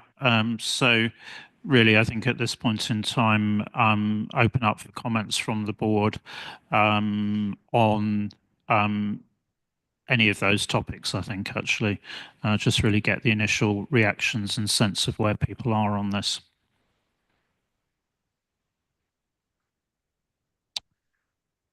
Jonas, start us off, please. Yeah, I like the first the objective that has been proposed, just to saying that we intend to strengthen linkages between IPSAS standards and the GFS 2014, because the main problem has been whenever we do our consolidations and they come up with their reports, you find a common phenomena like expenditure, gross expenditure in a particular year. They have different figures from what we have. So we will not be able to land in a place where there's complete reconciliations between those figures. But like what we are doing at the moment is coming up with the reconciliations of why the differences occur. And I think having that objective just to strengthen linkages, but not with the intention of coming up completely with an alignment of those figures, I think will be useful. Thank you. Thanks, Jenna. Patricia, and then Camira. Thank you. My question is specific. The project is expected to be finalized before the issue of the revised GFS manual. How the staff expect to manage this? Because we finish this project in this year, in the next year, 2025. Can you speak a little bit closer to the mic? Okay. I'm sure. Yes, is expected to issue the non-authoritative tax in 2025, but new manual, GFS manual, is expected to 2027. How to manage this? And linked to this question, how to refine the document about the alignment GFS in the proposed IPSAS, because I think the requirements in GFS manual change this document that is expected to be issued in this project.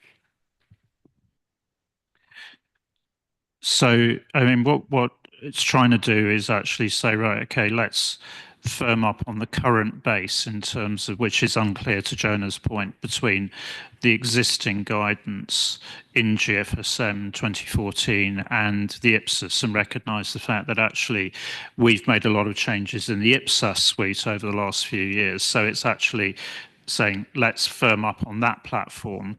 And then that gives you a much firmer basis to then determine whether it's possible to increase alignment, firstly, in how the new GFSM is written, so they may be able to refine the way in which they refer to issues and so on. Having got that firm platform, that then creates an opportunity equally through that process, and this is where the refinement of the dashboard would come in. That would then allow us to determine, well, okay, maybe there's an option for us to either refine our guidance in a certain area or to add an option that would be consistent with the framework or whatever, but it gives everybody a much firmer basis to build on. So influencing the final format of the GFSM 2027, but also, you know, being clear about where we may be able, so it becomes that two-way street, really. But you need that platform to build off. If that helps. So I think I had Camira next, and then Claudia.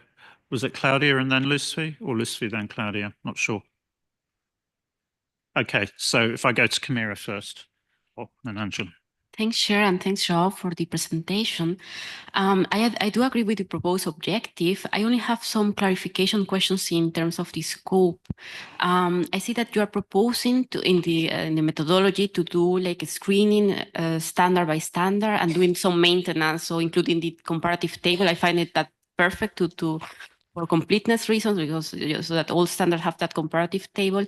But I see that in their project brief, you are proposing to focus only on the existing accounting choices for recognition and measurement, and how those choices could contribute in having more alignment with GFS. What would happen if you identify some differences in between the GFS and the IPSAS standards that are not addressed to those choices? Will those be documented somewhere? Will we provide some kind of guidance on what the preparers should do to address those? Thank you. Thanks, Camira. And that's really why the idea was to collect the guidance together in the non-authoritative implementation guidance attached to IPSAS 22, because that creates a one-stop shop, and there it would enable you to see, if you look at a particular area, you know, basically the areas that we're already using for the IPSAS 33 update, what accounting policy options within IPSAS would I need to select in order to maximize the alignment with GFS? So it's giving you that information, which at the moment is sort of around in the literature, but it's not collected together anywhere. So it would give you those choices, and then the idea would be that you'd have a parallel, you know, that would then influence how it's cross-referred to in GFSM. And you then have the benefits of, you've got it standard by standard in the boxes attached to each individual standard. But if you're approaching this from scratch, then you have a look in IPSAS 22 that draws it all together. Okay, so Claudia next, and then Lucy, and then I know Angela wants to come in. Thank you.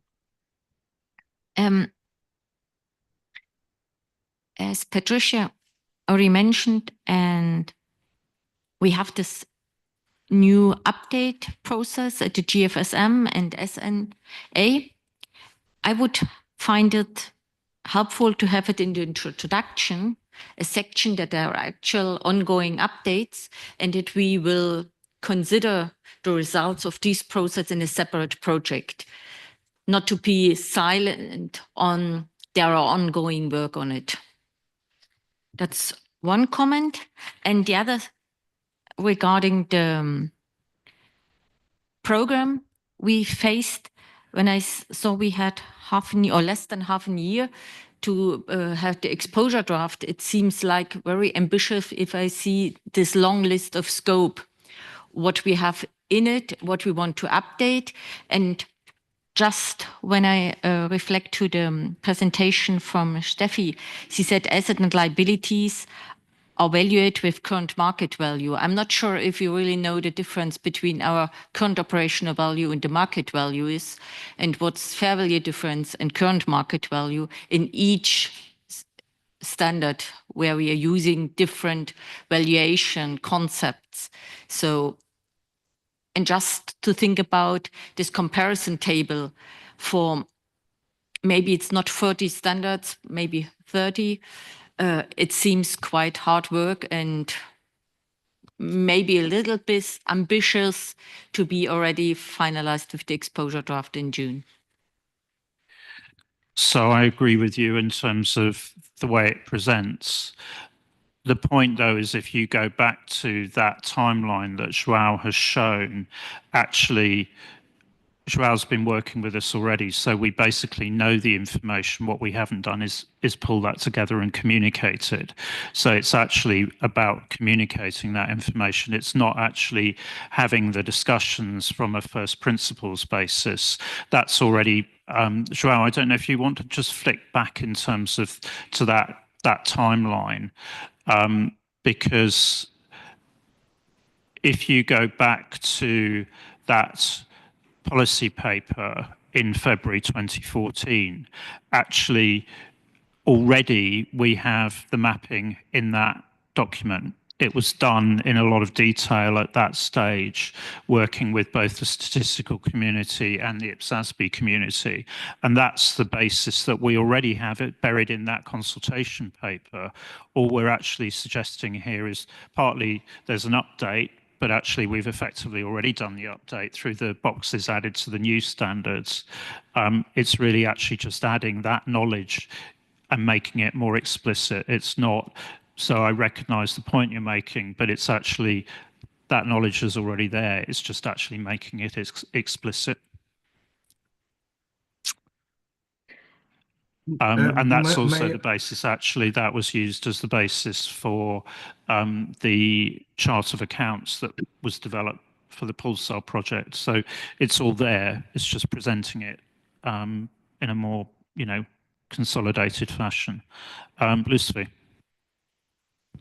Thank you, Chair. Thank you, Steffi and Joao, for the very informative presentations. I strongly support this project of strengthening linkages between IPSAS and GSFM. In fact, we have in the Philippines, we have already adopted IPSAS 22, but the implementation activities had been paused because of some issues regarding the divergence between IPSAS and GSFM. So what we did was we prepared comparison of the IPSAS from the conceptual framework and chapter 1 of GSFM, and we identified the differences between the two frameworks. I am now wondering why why we are limiting the output on the non-authoritative GFS comparison tables in IPSAS 1 to 41 only. One of the prominent differences between the two frameworks that on valuation, in the GFS, current market prices are used for all the flows and stocks of assets and liabilities, but allowance is made is allowed for the use of alternative valuation method when the active market does not exist. We have just issued IPSAS 46, where we identify the the measurement models, the measurement basis, and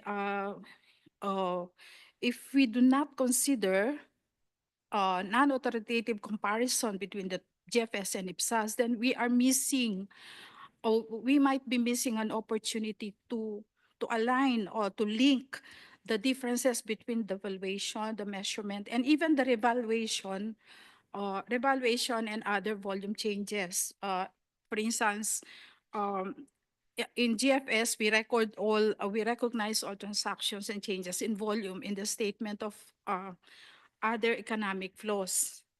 And separating all this analysis on the basis that revaluations and changes in volume do not represent fiscal policy decision, but they are directly within the control of the government. So GFS distinguishes between the value changes and the volume changes. Now in IPSAS, the realized and unrealized gains or losses are reported, or changes in the volume of assets and of assets are reported in the statement of financial performance, and while others are in the statement of changes in net assets and equity. But we are now trying to strengthen our standards on this with the project of state IPSAS 1 on IPSAS 1. So I would suggest that we extend the non-authoritative GFS comparison tables to the recent IPSAS that we have already issued, because IPSAS 46, we have issued IPSAS 46, although it will be effective in 2026, right? But we should be already considering this in preparation for the application of not only IPSAS 46, but all the IPSASs that we have issued after IPSAS 41. Thank you. Thanks, Lucy. I mean, I think you're right that the current value measurement, the refinement of the thinking that we put into IPSAS 46 is one of those areas where I would hope that actually they would take on board both the fact that we've clarified the use of fair value across our literature, and also that they then look closely at the measurement techniques that we put into IPSAS 46, because I think when they actually look at those, this is where there may be some ability to tighten up the use of terms across both suites of literature, and therefore actually to really actually get that bridge to operate practically. And of course then that would link in with the valuation information, so there's clear data quality improvements. And I think you're right to draw the analogy as well with the presentation of financial statements project, where clearly we're going to need to think about what happens with those other movements in valuation and so on. So again, those are clear areas where if we're clear on what we've already got and they're clear about that, then they can hopefully actually incorporate the changes we've made in updating the manual. But you're right, and I think this probably goes to Claudia's point that actually probably what we need to do is be more explicit about this piece of work might be the first stage of this project, and then the second stage is actually more overtly to engage with that update process to increase the degree of alignment in the guidance. So I've got Angela and then Lynn and then Andrew. That's okay, Ian. My question was clarified. Thank you. Okay, thanks, Angela. Lynn, to you, and then to Andrew. Yes, a couple of observations in respect of this project, and building on some of the points that others have made. We shouldn't potentially oversell this project, because I think what we're actually doing is clarifying the linkages, not strengthening the linkages. So to my mind, it's a maintenance type activity that brings our suite of literature up to date to clarify the linkages that we do see in the dashboard that comes to each meeting. And we know that, as Joan has already said, a complete reconciliation is not possible for very, very good reasons. So that was my first observation, that perhaps that's fine leaving that as the objective, but very quickly after the objective, we need to manage expectations, because we're not reopening our suite of literature to try and align in any greater way than we already have. We're just actually clarifying in our literature how we do or don't align. Then, as Patricia and Claudia have already said, there's clearly the ongoing work that we've heard from Steffi as well in terms of the projects to update GFS. And that just got me thinking about this project we've got, because it's sort of a catch-up project where we haven't gone back and had, kept various standards up to date. But I did wonder about two aspects, really. One is, how do we have an ongoing suite of maintenance activity in this area? And, later on in the week, when we talk about our maintenance activity, I didn't, if this is our objective around the strengthening of linkages, we're going to have new things coming out from GFS. How does that feed into considerations that we might have when we're doing things like post-implementation reviews and application panels, and actually just more generally the work program? We have an annual improvements project. Do we have an sort of, is there a maintenance activity specifically in this area, so that in 5 or 10 years' time we don't have to do a catch-up project again? Because it occurs to me that if we regularly keep this up to date, there won't be a need for another large project like we are faced with today. And I do fully support the project that we're doing and we've got in front of us now. And then my final point was similar to Claudia's on, the timetable did look slightly ambitious to me. So again, maybe it is absolutely the right timetable for very good reasons, because there's been lots of work ongoing behind the scenes. But it did occur to me that actually, if we had greater visibility of that work on an ongoing basis, you could make smaller amendments on an ongoing basis again, rather than have a big project. But I don't think you should be absolutely a slave to that timetable if actually the catch-up work that's needed is slightly more than that. But I guess my main point is a word of caution about expectations, and let's make sure we take a conscious decision about ongoing maintenance and do that in an effective way, that actually we won't need to have a big project like this again in the future. Thanks, Lynn. I think those are all very good points. Ross, do you want to just comment on that maintenance point? Yeah, I do think this would be a regular area for maintenance going forward. We did some catch-up work a few years ago through improvements when we did the policy paper. So I don't actually think at the standards level we have a number of outstanding gaps on our end. It really is the IPSAS 22 updates that we're proposing, and using that as a way to communicate the accrual accounting information available to be used by the statistical community to provide better data. And I do think there's maybe some broader communication we should think about to manage expectations on what this project is. So at the moment, the project objectives kind of talking about our link of our standards to GFSM. But I think what it really comes down to is the quality of data that's available for statisticians. And if they can rely on accrual data and know how to use it, they can improve their statistical data sets. That gives a double driver to adopt our standards and theirs. So I think there's a little bit of marketing around that we can think about from the staff perspective, and maybe even talk to Steffi and her team just to make sure we've got the upshot and the benefits right, because we do sell this as a benefit of accrual accounting, but I think we should have our speaking points clear on this and what the benefits really are clearly in our project and the way the statistical community speaks about it. Thanks. Thanks, Ross. Yeah, I think all of that comes into play, and I think that point about the maintenance and avoiding a future catch-up is a really important point.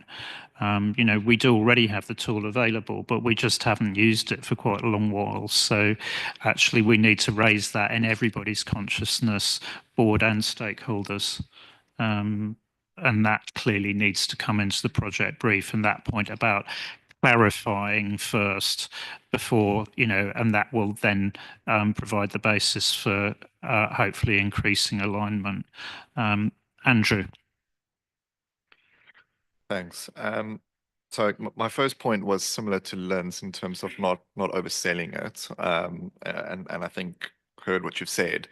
I think just we've got to be cautious there. I mean, Steffi, one of the biggest points you said there was a difference in classification of items between IPSAS and GFS. And I mean, there something like a taxonomy would be more helpful than what we're proposing here. So just, I think, a caution in terms of where we're going.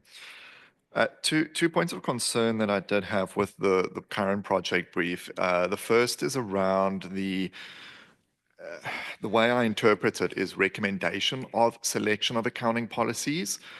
I'm not sure that it's appropriate that us as an accounting standard setter provide guidance on this is a accounting policy that you should set.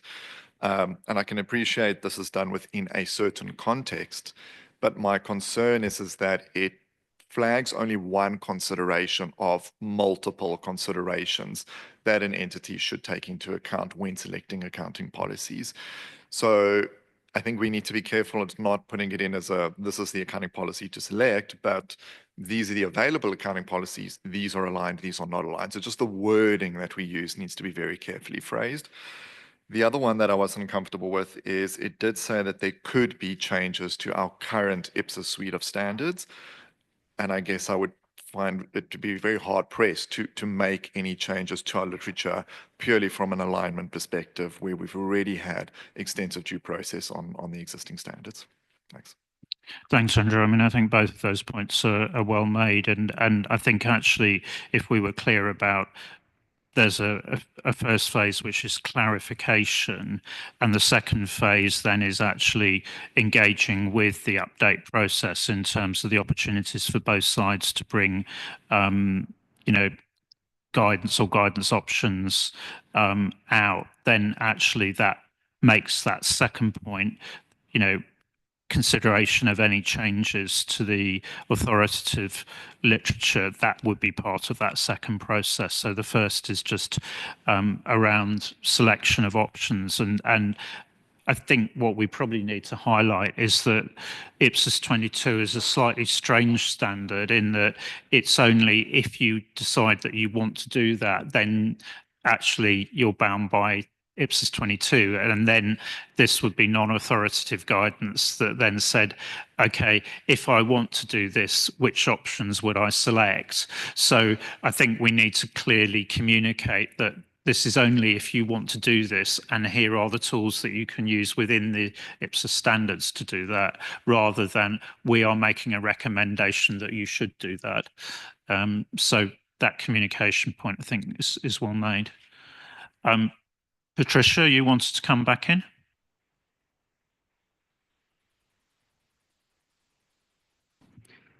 I only would like to know if it's possible to present in the March meeting the illustrative ED, because to have the first contact with the document in June, to approve in June, I think is so hard for the board.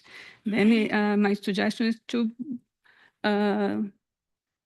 present to a draft of this document in March, not only bring examples. Thank you.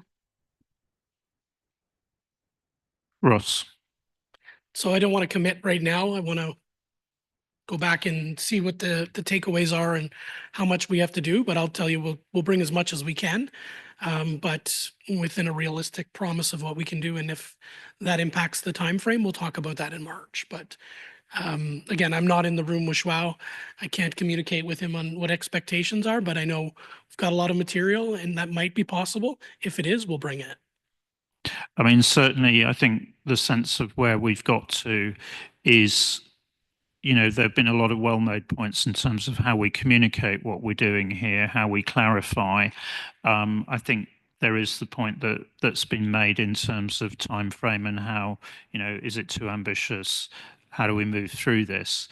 One of the things so we're going to need to bring the project brief back in March, I think. I think alongside that, this is where we would certainly bring some, the proposal would be to bring some illustrative material so that at least you can then see what's being proposed and to comment on that. So to your point, Ross, not committing to what extent that would cover the program, but at least so that you could actually see what's being proposed and feel more comfortable with that, I think. I'm conscious we're up against time now. Claudia, did you want to come back in?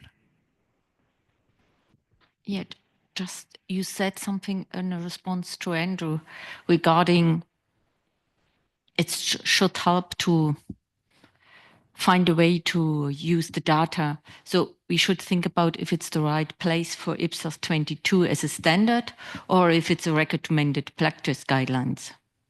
So that's just maybe we have a. I mean, the rationale for it being attached to IPSAS 22, to be honest, is for quite a long while there have been questions and concerns about, well, you know, is IPSAS 22 really used? And therefore the idea about putting all the information in one place is it then makes IPSAS 22 more useful because you have, you know, the supporting implementation guidance in one place.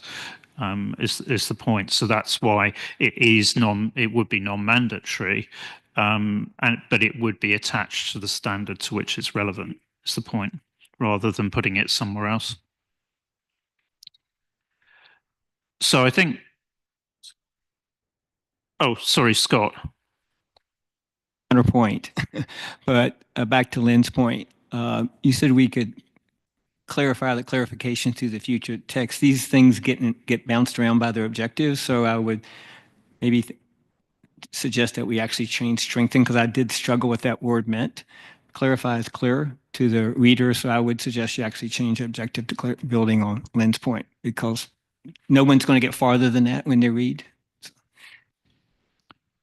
Yeah, I think the point's well made that we need to reformulate the objective, and it probably needs to be almost a two-part objective if we're saying that, you know, this is about clarifying the existing situation and then how we go forward, increasing, you know, with the aim of increasing alignment where appropriate. So we need to get that sense in there, I think. Liz, final word, and then we're going to break for coffee. Thank you, Chair. This is just suggestion for operational activities. Perhaps in March, of course, I'm no longer with the board by then. Perhaps in March, the project brief would be supported by a comparison of this is IPSAS and per IPSAS. So this is the requirement on recognition, measurement, disclosure, presentation, and and then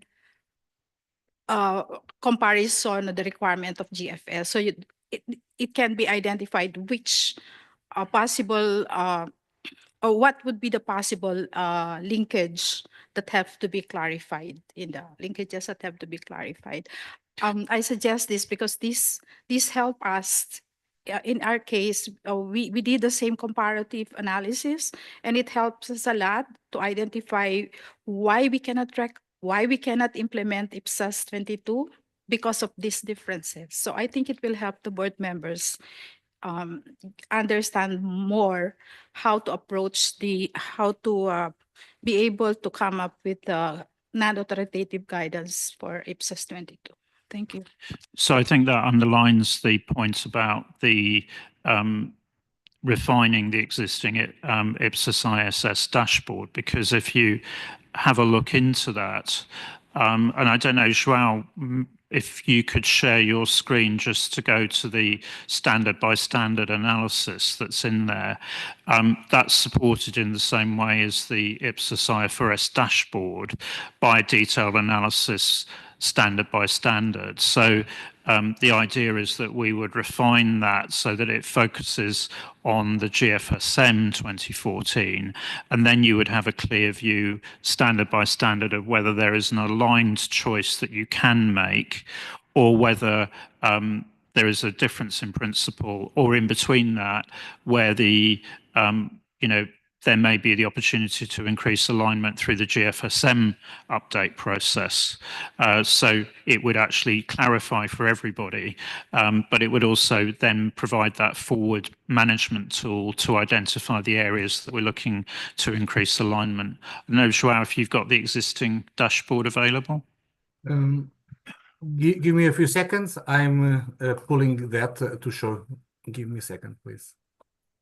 I'm going to have to stop sharing the screen and bring that over.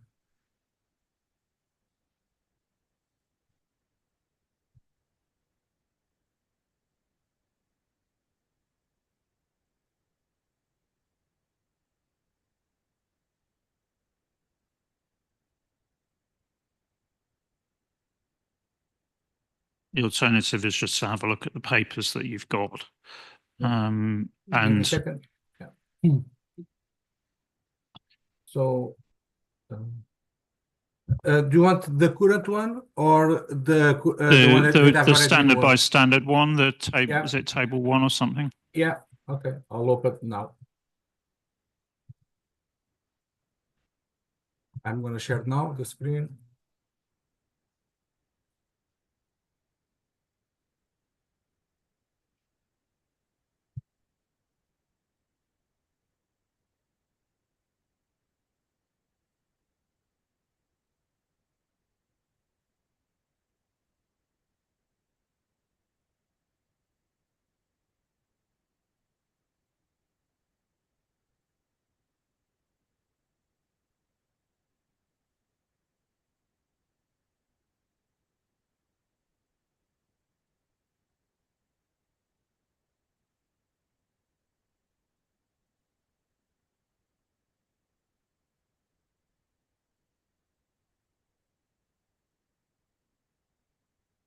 So you can't see the whole thing there. Yeah. But, Give me a sec. Yeah. okay. I'm going to expand it. Do you see But now? I'm going to minimize. We can see, yeah, we can see more of it now, João. So you can see that João's already done this analysis. And what we're talking about doing is refining it so that the board actually has that on an updated basis every quarter. So you can see where the existing alignment is standard by standard, and there's a more detailed analysis underpinning this. And then you'll be able to see in a more focused way where we see the opportunities through those different projects that Steffi has showed. And I think that transparency will help everybody. Certainly, to your point, Lucy, it will help show the board where we already have the green aligned options available, and where there are options, and where things won't work. So we won't go into that in detail at the moment, but that just shows you that this analysis is already there. It's actually just really consolidating it and making it more publicly available and drawing attention to what's already been done. Okay, so I think we're now due to break. So I think the request is then that João, you refine the project brief then to reflect the comments that the board has made, in particular to make it clear that the first phase is around clarification, and then being clear about how we could move forward, then linked to the GFSM update process. We will also then, I think, consistent with Lucy's comment, bring the more up-to-date version or the refined version of the dashboard back for March, and also together with some examples of how this would look, which I think will help everybody in terms of visualization.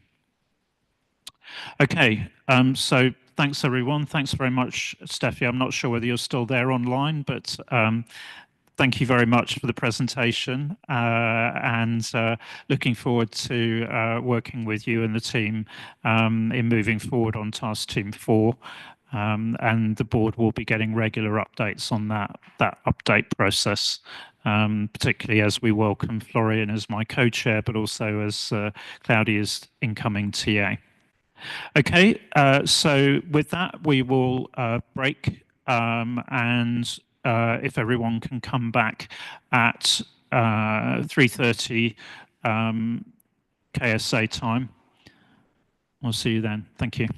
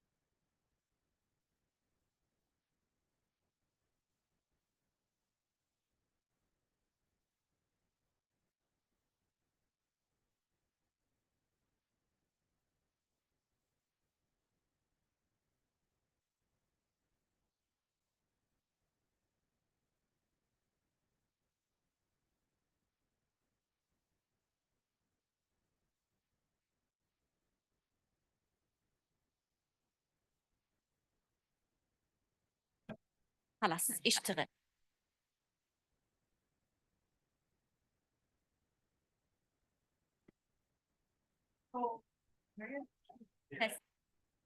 Test.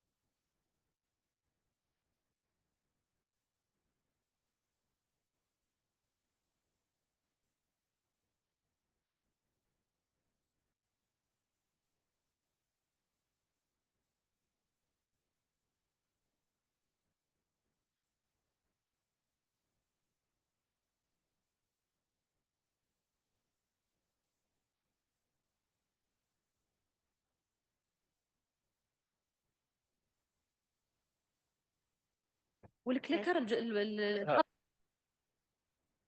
الأحمر بتشيله.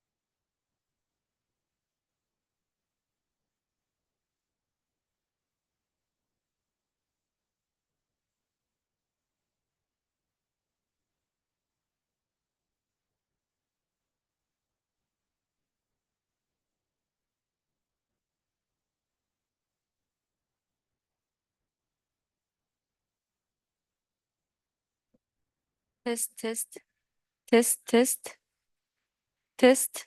لا حسه قصير.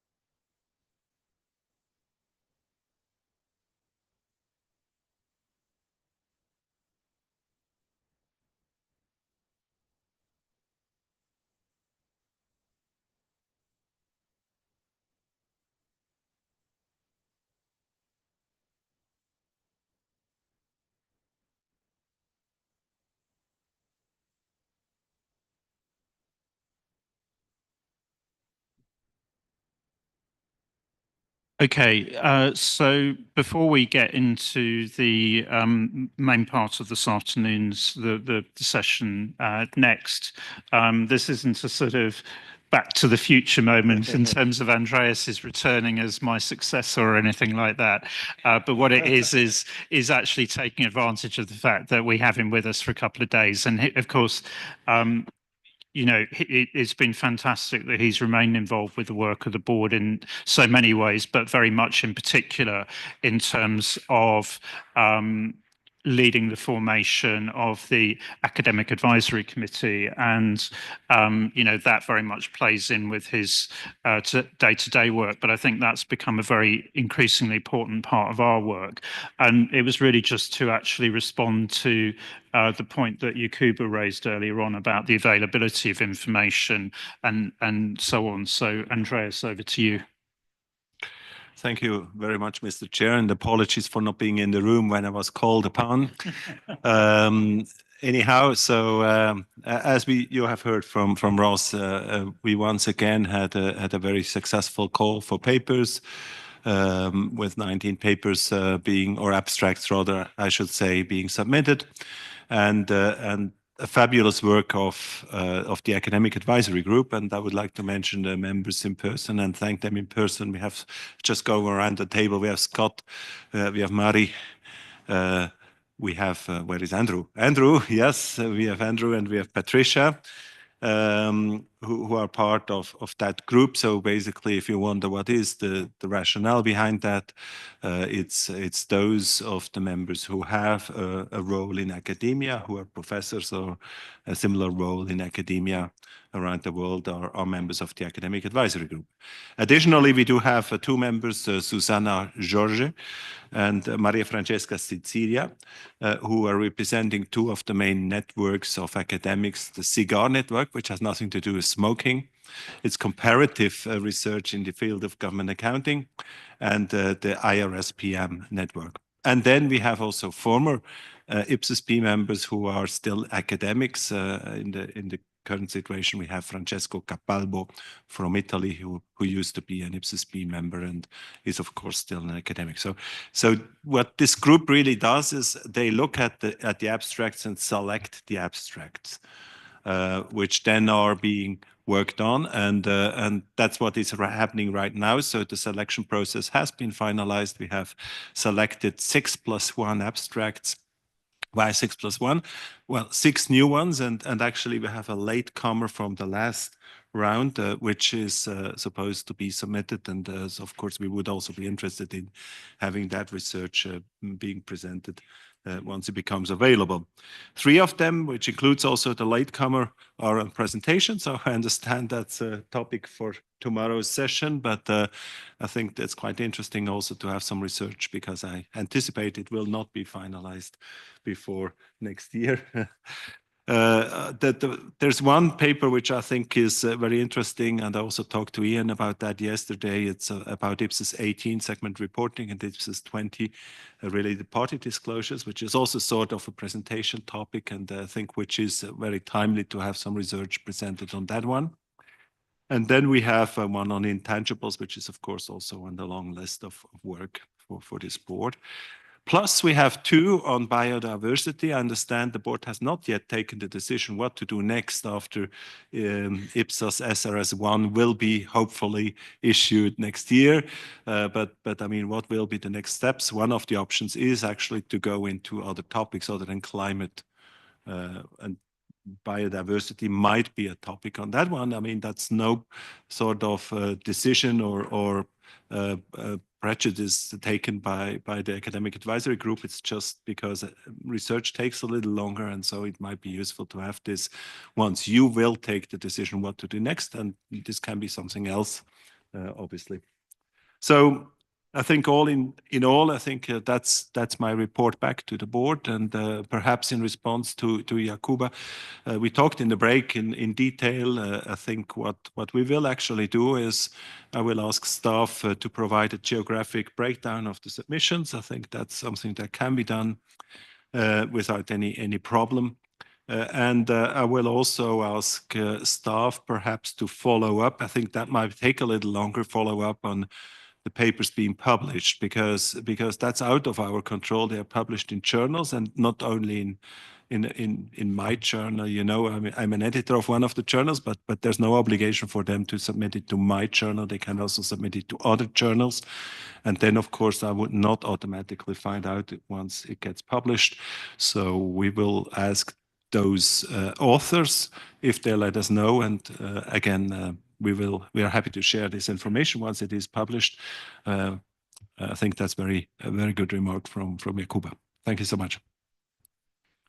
So thank you very much, Andreas, and thank you very much for just that brief resume in terms of the academic advisory group and who it is, and what it's doing, because I think that is one of the things that actually has really become, I think it's becoming an increasingly important instrument, and certainly, as you said, when you look at those papers that are potentially coming, actually, in terms of the decisions on where we go and how we shape projects going forwards, that, that academic input, I think, becomes incredibly useful. And I think, going right back to when you and I were having the first discussions about could we set something up, actually that aspiration was very much, how can we engage more consistently and more strongly? And I think you know, the group is now really beginning to drive that, and it's obviously the value is being seen from the academic community as much as from the board. So just thank you very much to you and to the members of the group. You know, both around the board table, but also, you know, to the leaders of the academic networks. I think it's great to see that developing in the way that it is. So thank you very much. So following that update, we welcome Abdullah and his team to the board table. And really, this is the sort of next update from the team in terms of the progress on the implementation in Saudi Arabia. And obviously, it therefore forms part of an ongoing dialogue with the board. And, you know, it's amazing to see how far this has come in a relatively short period of time. Great to be able to celebrate the achievements with you when, you know, attending the forum earlier on in the week. So the way we're going to run this is basically I'm going to hand this over to Abdullah in terms of just coordinating the presentations. And the idea is then that after each of the presentations, you know, then we'll have an opportunity for questions. But I'll shut up and let you do the rest, Abdullah. Thank you, Ian. It's not easy to be here. So if anybody is considering to apply for chairmanship, just consider that. It's but yeah, actually, thank you. Just not just for accepting to have these board meetings in Riyadh, but for also everything, the engagement and the dialogue that we've been honored to have with all of you. And we were thinking of what to present to you today. We said we had these couple of encounters with the board. We've showed you our 4 stages. We bored you with them, going over them again and again. And we thought of why doing it differently. And that was not my idea, actually. That was the team's idea. But we issued our transitional financial statement for the year 2023. Before that, we issued 22. We were requested to issue 23, but being accountants, we didn't want to wait until 23. We issued 22 because to make a message to all leaders that we are committed to this. So do it 2022, because we know if we did only 23, that would be a troublesome, and we would be some of entity that would be lagging. So we did 22 with, of course, the opening balances in 2022. And to think about what we wanted to present to the board, we said, we'll just show you a bit about, again, about our journey for the 4 steps, and just show you how we were following up with government entities. For us, it was a mean of using to see where government entities are at in their transformational journey, and for some of them, they thought it was an escalation methodology. It was very effective. They hated us for that, but it was very effective, and the team will show us about that. And that is just one part of our presentation. The second part, just we wanted to tell you that you kept us busy the last 2 or 3 years by issuing number of standards, and accounting is a development area. So we want to share with you that once you approve a standard, there is another league that we are start to make the standard ready for implementation. And we will end it up by talking about the new standards, our views on implementing them, how we are handling them, and where we're at. So with that, it's also me. We'll start to shut up in just a second. We'll leave it for Wa'ad to kick us off, but I'm here joined by an exceptional team, Wa'ad, Ala, Sarah, and Rima. And Wa'ad, the floor is yours. Thank you, Mr. Abdullah, and thank you for all the board members and all the teams. It's lovely to see you here in Riyadh this time. I will start with our conversion phases, the famous 4 phases. But first, let's warm up with a little question for the members. Think of it as mental stretch before the real fun begins. So I want to ask you, on what stage are we at now? So yes, bravo, we have completed phase 4. We have previously presented to the CAG and the board in different sessions about our journey, but today we will approach it from different angle. Yes, we have issued our first financial statement, but we haven't had a big celebration yet. We want to host you first, and then we will figure out how to celebrate with the Accrual Center. But for now, before the celebration, we have been busy focusing on how to governance following the issuance of transitional financial statements for 2023. So today we will discuss how we are planning to monitor completion, continuity, and ensuring the sustainability of our conversion. So I will leave the floor for Ala to start the first part of our presentation. Thank you, Ad, and thank you everyone for being here today. The vision of Saudi Arabia 2030 aims to achieve transparency and good governance. The Ministry of Finance, especially the Accrual Accounting Center, plays a pivotal role to achieving this vision by two key programs: the Financial Sector Development Program and the Financial Sustainability Program, which Cash to Accrual Program is linked to. The transition to accrual accounting is crucial for enhancing the performance of public financial management. We can all agree. Strategic objectives have been established for public financial management to align with the goal of the vision, ensuring the implementation of accrual accounting principle in accordance with IPSASB. Our transformation journey started 5 years ago, targeting over 500 entities. However, our transformation journey has been successfully completed, paving the way for long-term sustainability. My colleague Waad, I forgot. My colleague Waad started to talk or mentioned before about the phases, but I'm going to elaborate a little bit more. In phase 1, we assessed the current state, benchmarking the global practices and best recommendation. And then we moved to phase 2, where it was all about planning and designing for the transformation. In phase 3, we started a pilot implementation and activation of the Accrual Central Operating Model. And then we moved to phase 4, representing the real launching of transformation government entities, developing action plans, and addressing challenging implementation of centrally executed initiatives.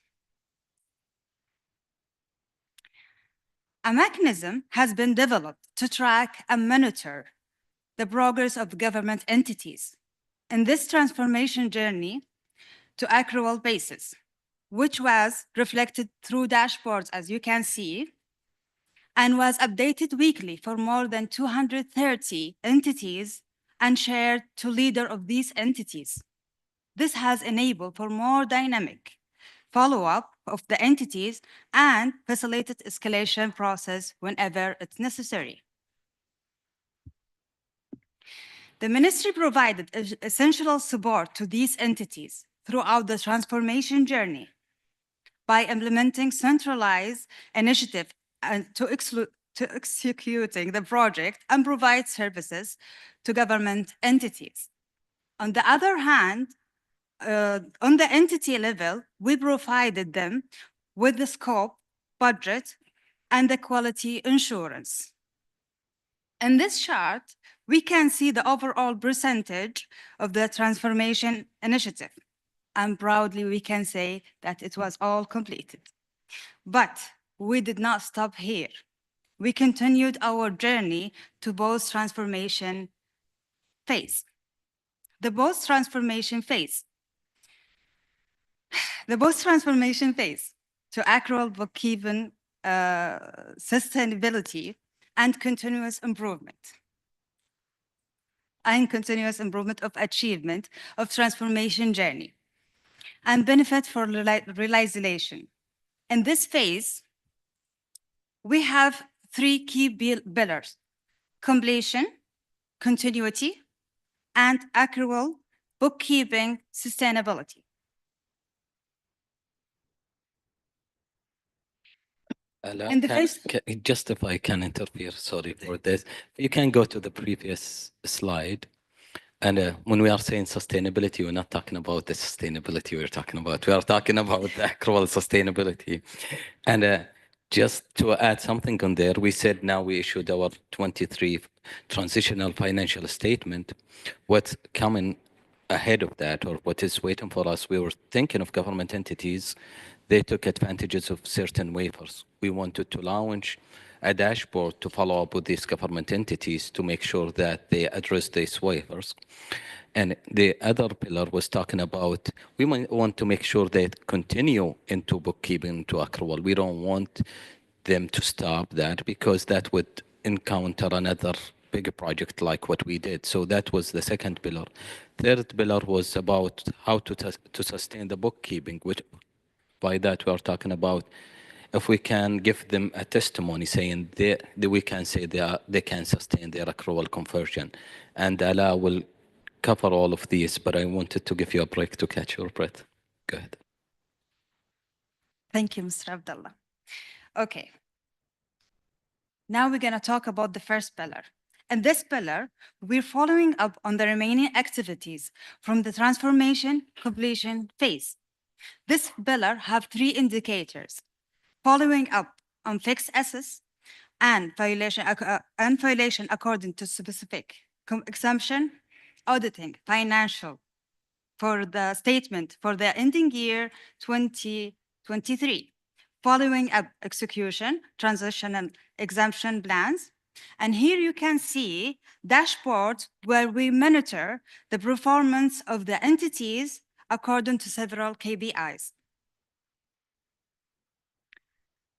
And the accrual bookkeeping sustainability pillar, we monitor the government entities, building capability and structure level information, transformation, in addition to technological enablement to achieve making their financial statement with minimum support.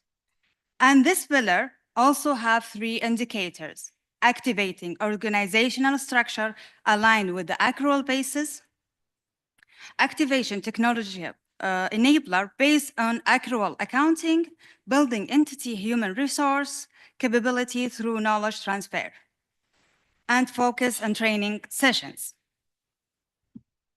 The last one, the last pillar is continuity. But in order to achieve accrual bookkeeping sustainability, we have to measure the ability of government entities to manage their operations on accrual basis. And in this pillar, we have 4 indicators. The first one, monitoring entity compliance with preparing quarterly reports and annual financial statements. The second one, following up with the bookkeeping process. The third one, auditing transitional financial statement. The last one is monitoring the implementation and compliance with the newly issued IPSASB requirement. And this will be discussed more further later. Thank you all for handling me. And I hope you enjoyed the journey. And I will leave you now with my colleague, Wyatt. Thank you, Ala. Before we proceed, I want to ask you, Chair, if you want to have Q&A after each part or prefer to have it at the end of the presentation. I think let's have a Q&A as we go along, actually, because, I mean, it's fascinating, actually. I must admit, I'm very envious of this dashboard implementing whole of government accounts. I think we had something very, very, very basic, whereas this looks absolutely fantastic. So just open up for questions and comments from board members. Yeah, Claudia first, then Lynn, then Scott. Yeah, thank you, Ada, for your presentation, which is, yeah, gives a view how it could be. But one question: is there anything you would modify it from your transformation phases approach with the knowledge you have now? So something maybe like actually lesson what we'll learned. do, just collect the 3 questions and then you can sort of respond between you. So Lynn to you and then to Scott, and then we'll go back to you for responses if that's okay. Thanks for the presentation so far. I find it a fascinating journey and incredibly impressive the way that technology has played a part. So I was interested in, how have you used technology to facilitate the journey? We can see the dashboards, but I'd be interested a little bit on that. And also, if I may, and maybe you'll come on to this, what has the reaction been to the information that you've produced and the first statements that you've produced? How have they been used? Thanks. Thanks, Lynn. Scott. Yeah, Lynn's second question hit my question, so I'll think of a third question while we're thinking about that. But one of your goals, you said you had to meet certain quality of reporting. So how do you determine what that level of reporting is? We get back to a materiality discussion we had earlier today. So how did you judge that quality of data that was being submitted? Thanks. So Abdullah. Okay. Sorry. Yang, yeah, to you first and then back to the team. Thanks for the presentation. Very impressive. Actually, I see the slide you say in the phase of post transformation, you will try to use your own resources, own human resources to do all the work. Does it imply that in the transformation phase, actually they engage some external consultants to do some work? How do you work together with them? And also, I want to know, actually, in this post-implementation phase, you will try to have your own resources to do all the work. Do you have some such as stock take, how many people you will have for those post transformation work for all the government units? Thank you. Thanks, Liang. So I can see there's more flags up, but I suggest we take those questions first, and then I'll go to the next round. Okay. So Ian, don't look to your left because I had this agreement with the team. All the questions, I would take them. That's how they agreed to do the presentation. But if I'm gonna go back and just to change something in the phases, I would focus more on first phase on the technology part because there are 2 interdependent programs, which is GFMIS and the accrual conversion. Which one comes first? Everybody would just tell the other, I need your functional requirements. Then the other would say, no, that I need to look into how fast you can roll out with government entities. So that would be one of the things that I would have changed, or I would have started earlier. And if I would look at it again, I would have it as interrelated projects instead of 2 different programs. And technology, Lynn talked about technology. Technology, you always have to have 2 plans. First plan is for technology when you talk with your technology people. The second plan is where you work with your technology background and try to build your fallback positions. But definitely, for dashboards, we utilized Power BI, but now we are building up with our IT team. We are still trying to look into how we can utilize these dashboards because we added a KPI on the assurance for every KPI, the level of assurance that we are reaching at. And very much they don't know what we are talking about. So they are asking these questions, but pretty much we are working on Power BI. But And the other thing for issuing the financial statements for government entity, we have a huge initiative for GFMIS, but it has 3 streams: finance, procurement, and HR. And that caused some complexity on it. So we came as an accountant with a fallback position where we had our transformation platform where we do the bookkeeping on it. And we have more than 150 entities. And that is one pillar. The other pillar is for the aggregation or consolidation tool, where we also did something on there. We developed our functional requirement. We captured all the information from government entities and gave them access where they can upload their financials, because we don't want to be blamed at the end of the day for their information. And the second question is really at the right spot, because when we were at that journey, we had these questions from stakeholders and leaders saying, what would be the benefits of converting to accruals? Now we are having our information, so I'm having these requests. And just one of the things that what His Excellency was discussing with Ian the other day, that we want to launch this initiative and see who we can partner with, is just to promote for the advantages or benefits of accrual. But I will give a couple of examples, and those are real examples, not something to market for. Now, our budget deputyship, they have these requests from government entities.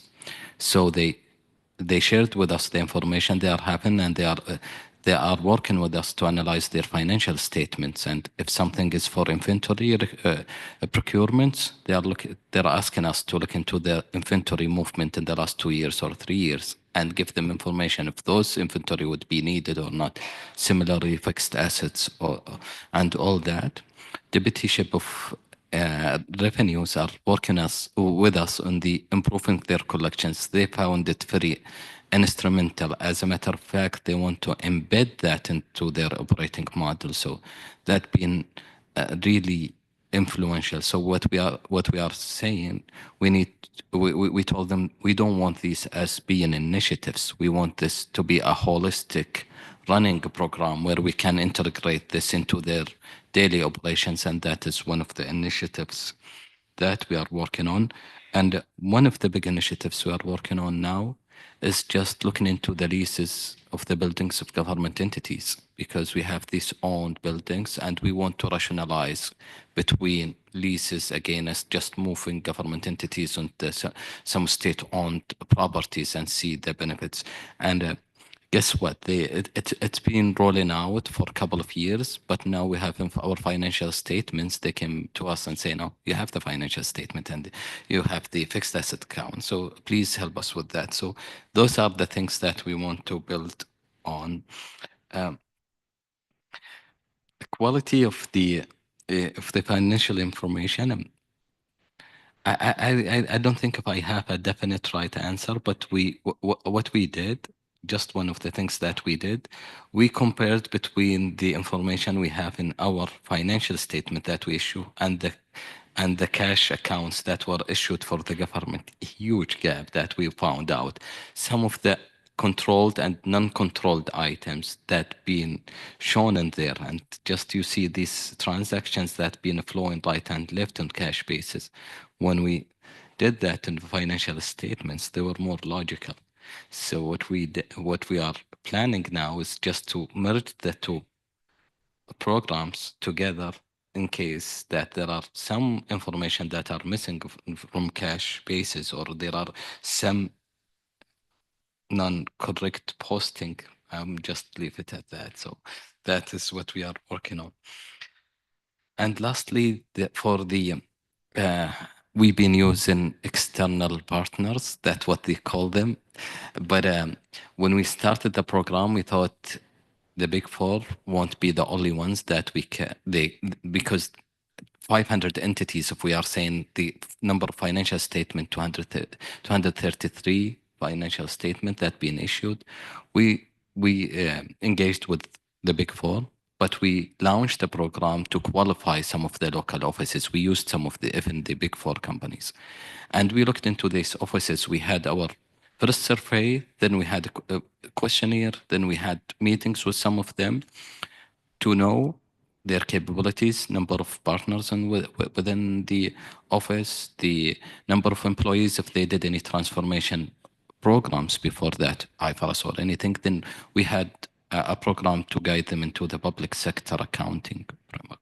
But and from then, we've been monitoring this and seeing how we, not for the benefit of reducing the market share for them, but for the benefit of just having the work being done within government entities. So we had that program where we had a heat map for government entities at what year they would be issuing their financials themselves and what year that they need some help. We categorize them. We say some of them would need bookkeeping. Some of them might just need a reporting. Some of them just need somebody to prepare their financial statement. And some of them, they would just need a quality check. So this is a program that we are working on.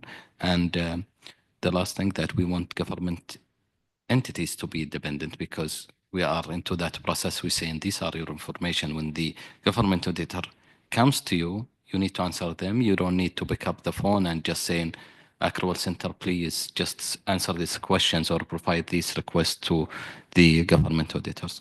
So those are, in a nutshell, the answers to questions. Thank you.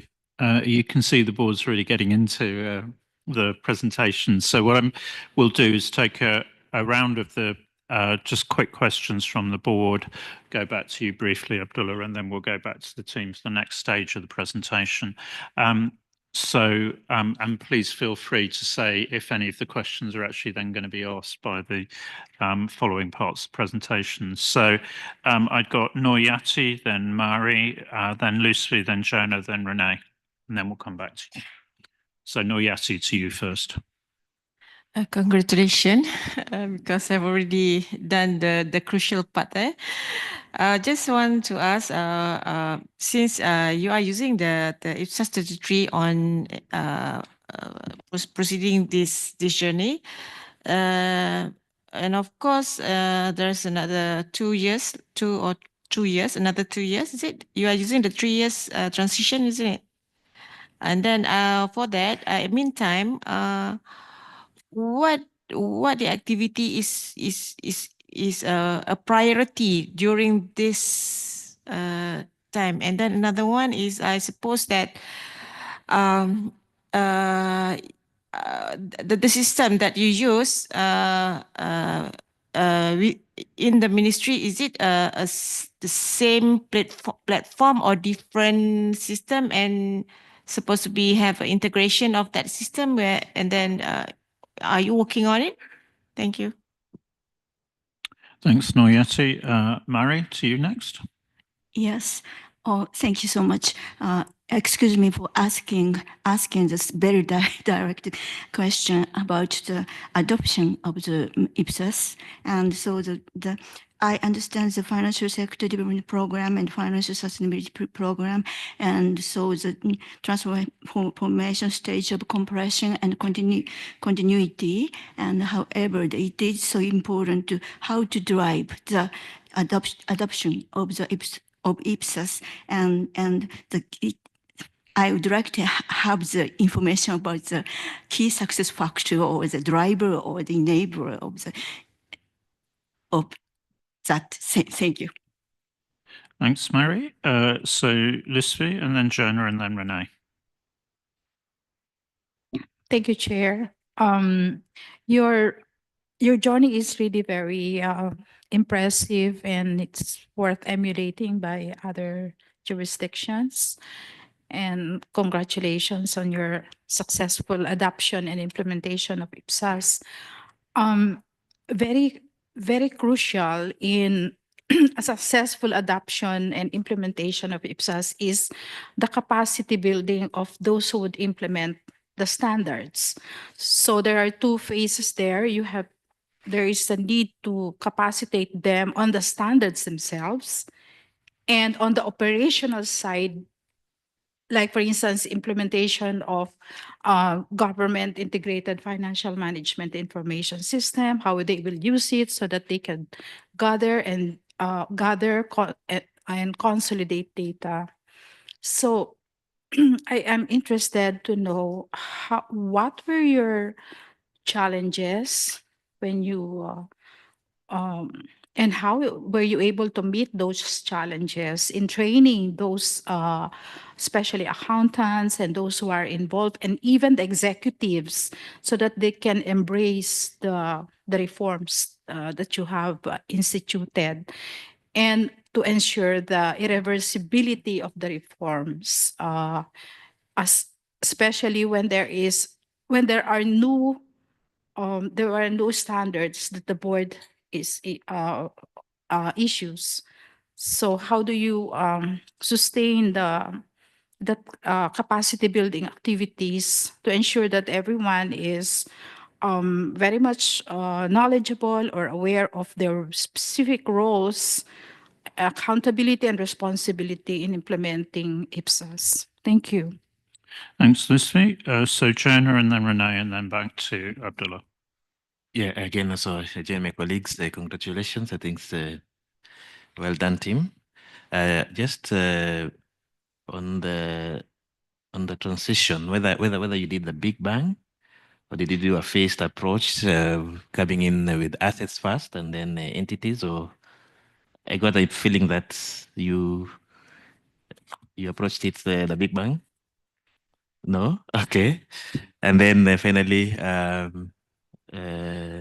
On the business processes moving from cash to accrual, how did you get that, your engineer? Thank you. I didn't get the second one. On the business processes, when from cash to accrual, how did you get that, the engineer? Okay, Renee, to you, and then we'll go back to Abdullah. Yes, I will echo everyone's comments. It's very impressive. Congratulations. So you talk about 4 phases. I'm thinking you're probably coming up to your 5th phase, which is going to be the audit of that information. So I'm curious to see where you're at with, have you started to involve maybe the auditors earlier on? Have you, maybe not, have you started to prepare for the auditors to come in?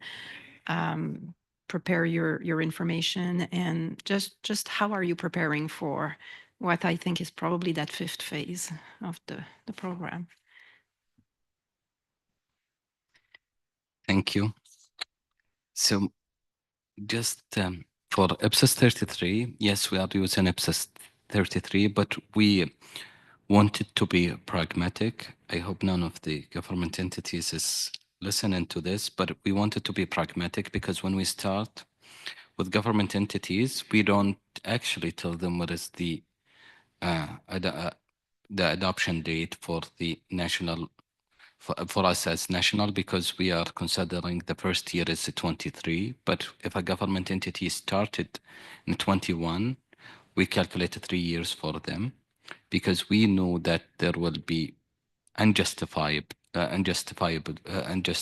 delay until the last moment, and considering that we do the support for them in case of providing partners for them or just supporting them with our team in the accrual center. And just how we prioritize, we look into each government entities, we see their budget in terms of cash, we see their capital spending, then we look into their accounting transactions to look into their threshold that we would expect under their liabilities. So we just look into that and to understand where they sit on there. So it's just materiality thing that what we're trying to monitor for.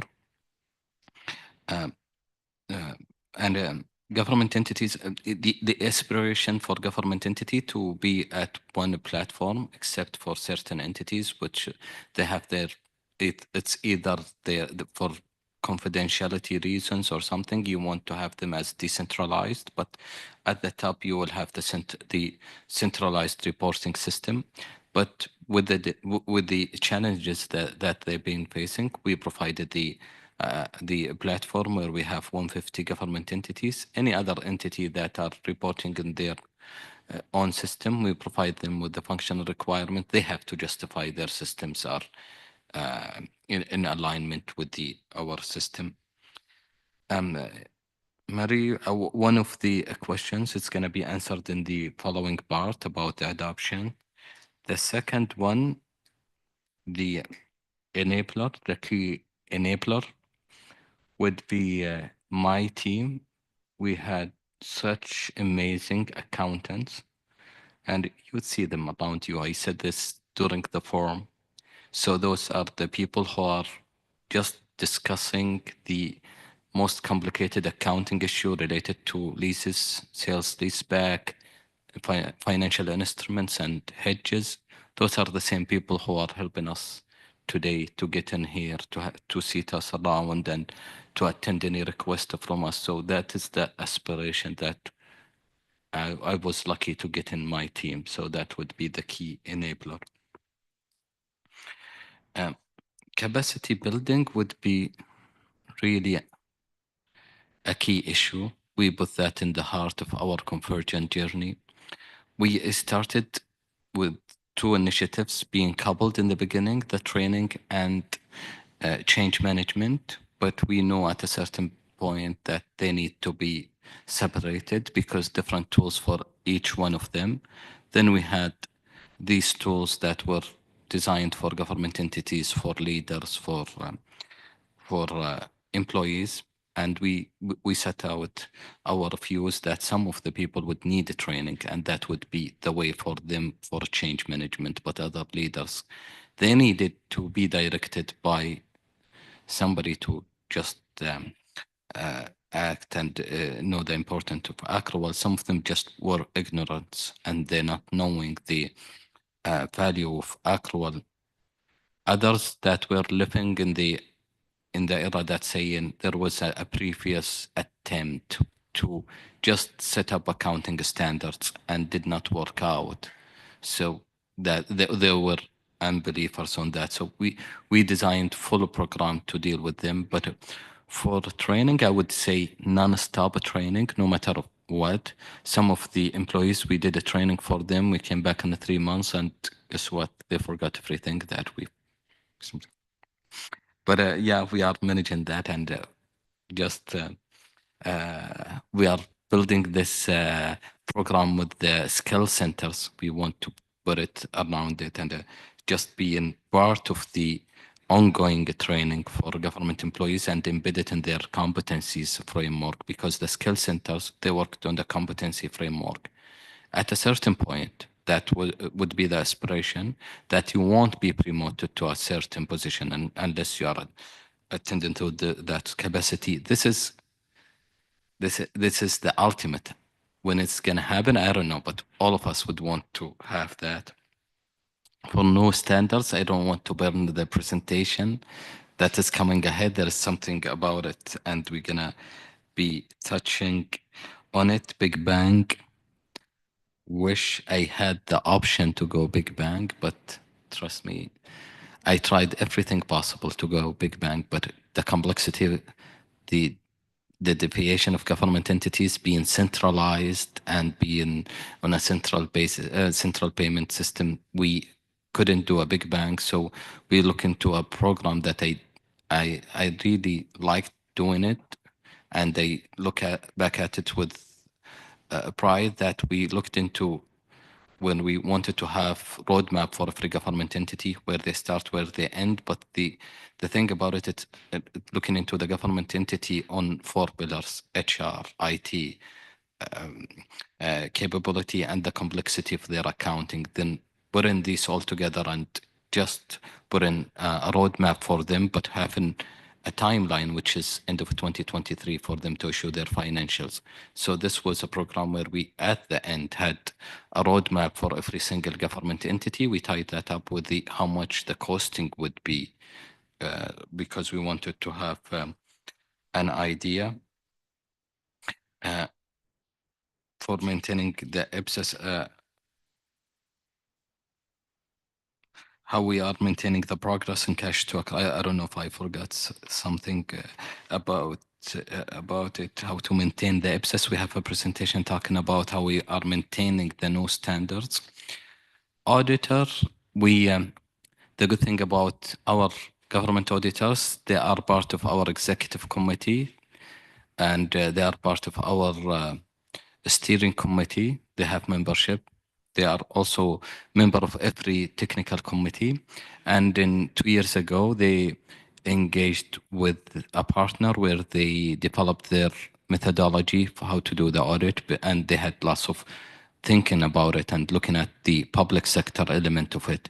So they developed their methodology. They run pilot where Ministry of Finance elected to be the first to start their audit with them, and now they are working with 20 government entities. Plus, they had this exercise where they built a framework agreement with a number of partners where they can help them do an audit with some of the government entities. But from our side, we try to help government entities. We kicked in an exercise with agreed upon procedures where we said this is this is how you need to support your opening balances, and we looked into it from the auditability, because auditors sometimes they are itchy when you get into their space. I'm sorry for any auditors that are with us today, but we wanted to say we want to prepare the government entity to the point that they can have their financial being auditable, and that is where we worked on the agreed upon procedures, and it was a lengthy exercise, and I hope the government auditors will build on that and government entities benefit from that. So those are the questions that I'm... Okay, that's great. The more I hear, the more impressed I am. So I think probably the way I'd suggest we handle this is if we complete the presentations now, and then we'll go for another round of questions at the end, if that's okay. What? Thank you, Chair. Thank you, Mr. Abdullah. Next up, we are going to take you through a story that will explain the journey of how we adopt any standards that come out from the IPSAS board before we move on to implementation. So let us give you a peek into our kitchen that we have named it Public Sector Accounting Standards Committee. So Rima, please take us through that. Thank you, Waad, for giving me the opportunity to welcome our guests from all over the world in Saudi Arabia. We are pleased to meet you all. And in this part, I will take you through the process of issuing the Saudi releases for IPSAS standards. So please, let me take you back to September 2017, when we started our journey with the Saudi Technical Committee. This committee has been a cornerstone of our efforts to modernize public sector accounting. With a team of 10 experts, the committee developed key standards, policies, and manuals between 2017 and 2020, establishing the foundation for consistent financial reporting practices. Technical committee issued 2 manuals to enable the consistent application of public sector financial reporting requirements by public sector entities. Now let's take a closer look at the achievement of the Public Sector Accounting Standards Committee during its first term from 2020 to 2024. The committee primary role has been to develop and update accounting standards, policies, and procedures. So over the past 4 years, the committee has convened 15 meetings to discuss and decided on key issues. The committee issued 146 resolutions reflecting the committee's active role in driving reforms, developed and updated a total of 4 manuals, which will be explored in more details later. These accomplishments are a testament to the dedication and collaborative efforts of the committee's members, ensuring we are well positioned to meet both national and international accounting requirements.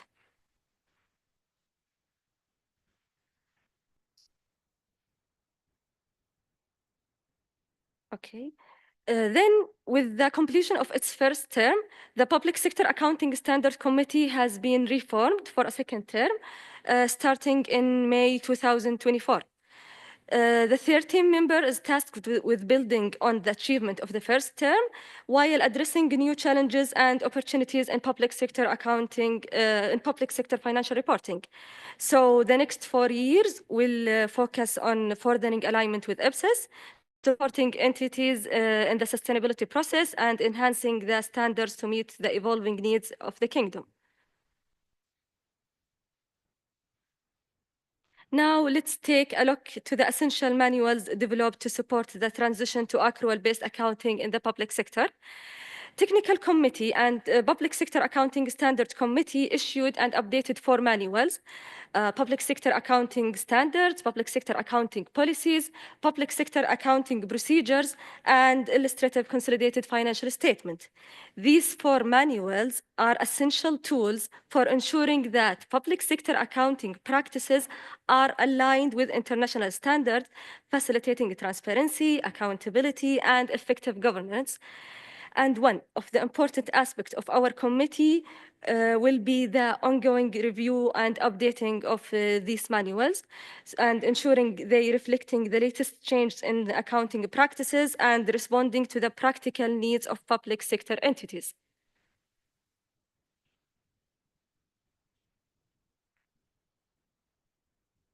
Let's now look at the Kingdom's approach to its relationship with the IPSAS board. The Kingdom of Saudi Arabia started with the retroactive adoption. This means that we adopt previously issued IPSAS standards to ensure consistency and accuracy across all public sector financial reports, including those from past periods. Then we was ready for immediate adoption. So when IPSAS board issued a new standard, the Kingdom adopts them immediately after issuance. This ensured that our public sector accounting practices remain up to date with the latest global standards and continue to reflect the best international practices. And when we talk about the interactive engagement, Saudi Arabia also takes an interactive approach by actively commenting on the IPSAS board consultation papers. This allows the Kingdom to participate in shaping the development of IPSAS standards, ensuring that our specific needs and concerns are considered in the international accounting framework. Finally, Saudi Arabia is a participant and has a representative as a member of the IPSAS board, and Mr. Abdullah Al-Mahdil, and our technical team support whenever needed. So as a member of the board, Saudi Arabia contributes directly to the development of IPSAS standards. And as a participant, we work to ensure that our unique perspective and experiences contributes to inform and guide global public sector accounting practice. Through these multiple adoption strategies, Saudi Arabia demonstrates its commitment to aligning with international standards, while also actively participating in evolution of public sector accounting globally.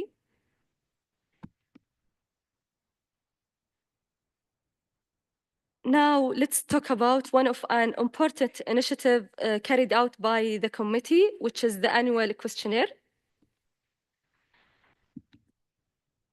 This is the annual questionnaire journey, which is distributed to entities that have adopted the accrual-based public sector accounting standards as outlined in our manuals.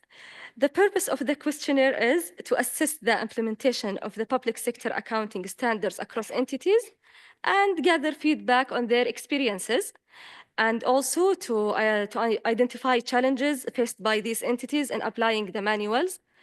This allowing the committee to refine the standards and provide targeted support whenever needed or whenever necessary.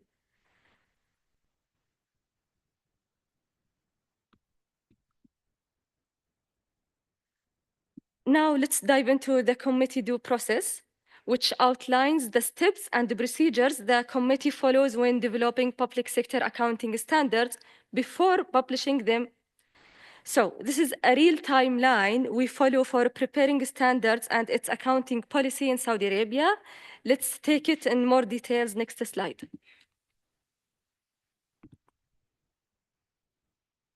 We're starting our journey by monitor the IPSAS board project and emerging issue. Then we develop our pronouncement based on the IPSAS board pronouncement. and notify stakeholders in the kingdom that the IPSAS board document is open for public comment, and call for comment to be submitted to us within no more than 60 days. Then we review and present the comments received to the committee, so we can finalize the comment letter and submit it to IPSAS board. After that, we develop a draft standard and the proposal for the related accounting policies and present them to the committee to update the draft standard as decided by the committee. Then again, we share the draft standard and the proposal for the related accounting policies for a comment period of no more than 45 days. After that, we update and present the draft standards and the proposed related accounting policy to the committee to finalize them and put them forward to the Minister of Finance for approval. Finally, we publish them. All of these steps was behind the scene before publishing the standard and its related accounting policies. And my colleague Sarah will elaborate more on post-standard issuing process. Thank you all, and switched back to you, Waad. Thank you, Rima, for taking us on this journey. Hope you enjoyed it. Do you want us to take a few questions now or proceed with the final part? I think if you proceed to the final presentation, and then we'll loop back around the board for further questions at the end. Okay. So Rima already gave us a teaser about what's coming next. The accounting standard that approved after the magic number 40, we feel it needs more effort to apply and implement. So let's see how Saudi Arabia is considering that while implementing. So Sarah, please take us through that. Thank you, Waad. Thank you. Good afternoon, everyone. It's a pleasure to welcome you all here in Saudi Arabia. And today we're going to walk you through a journey of implementation process of the new IPSAS standards in KSA. And for the purpose of time, we're trying to make it as concise as possible. So here it's just a quick summary of what we are trying to achieve here. So we as Ministry of Finance are very much committed to be aligned with IPSAS board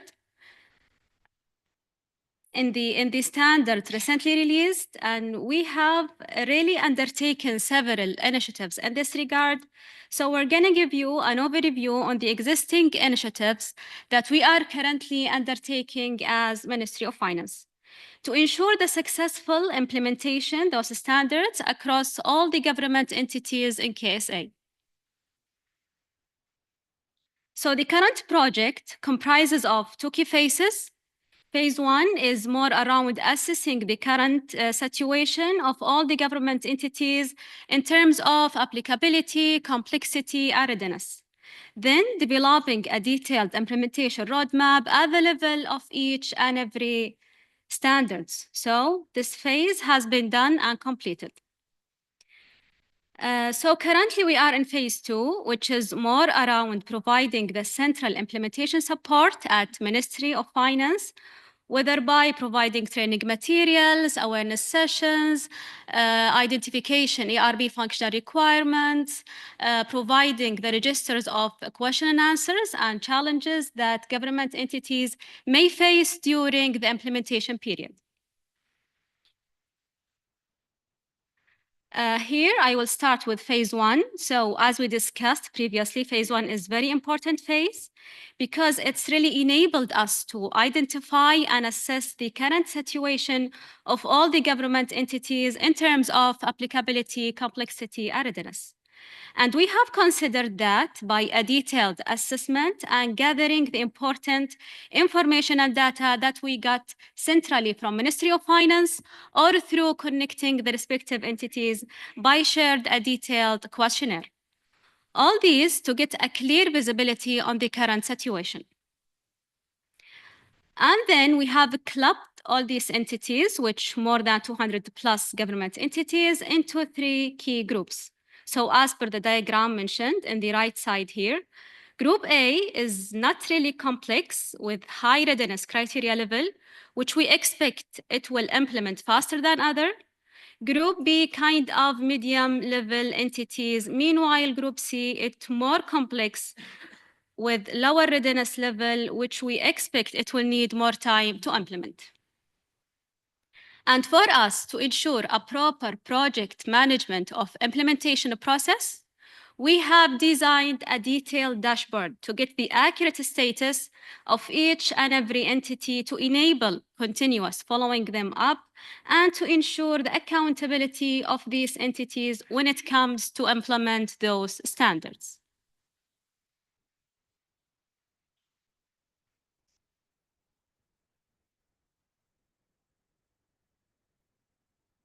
So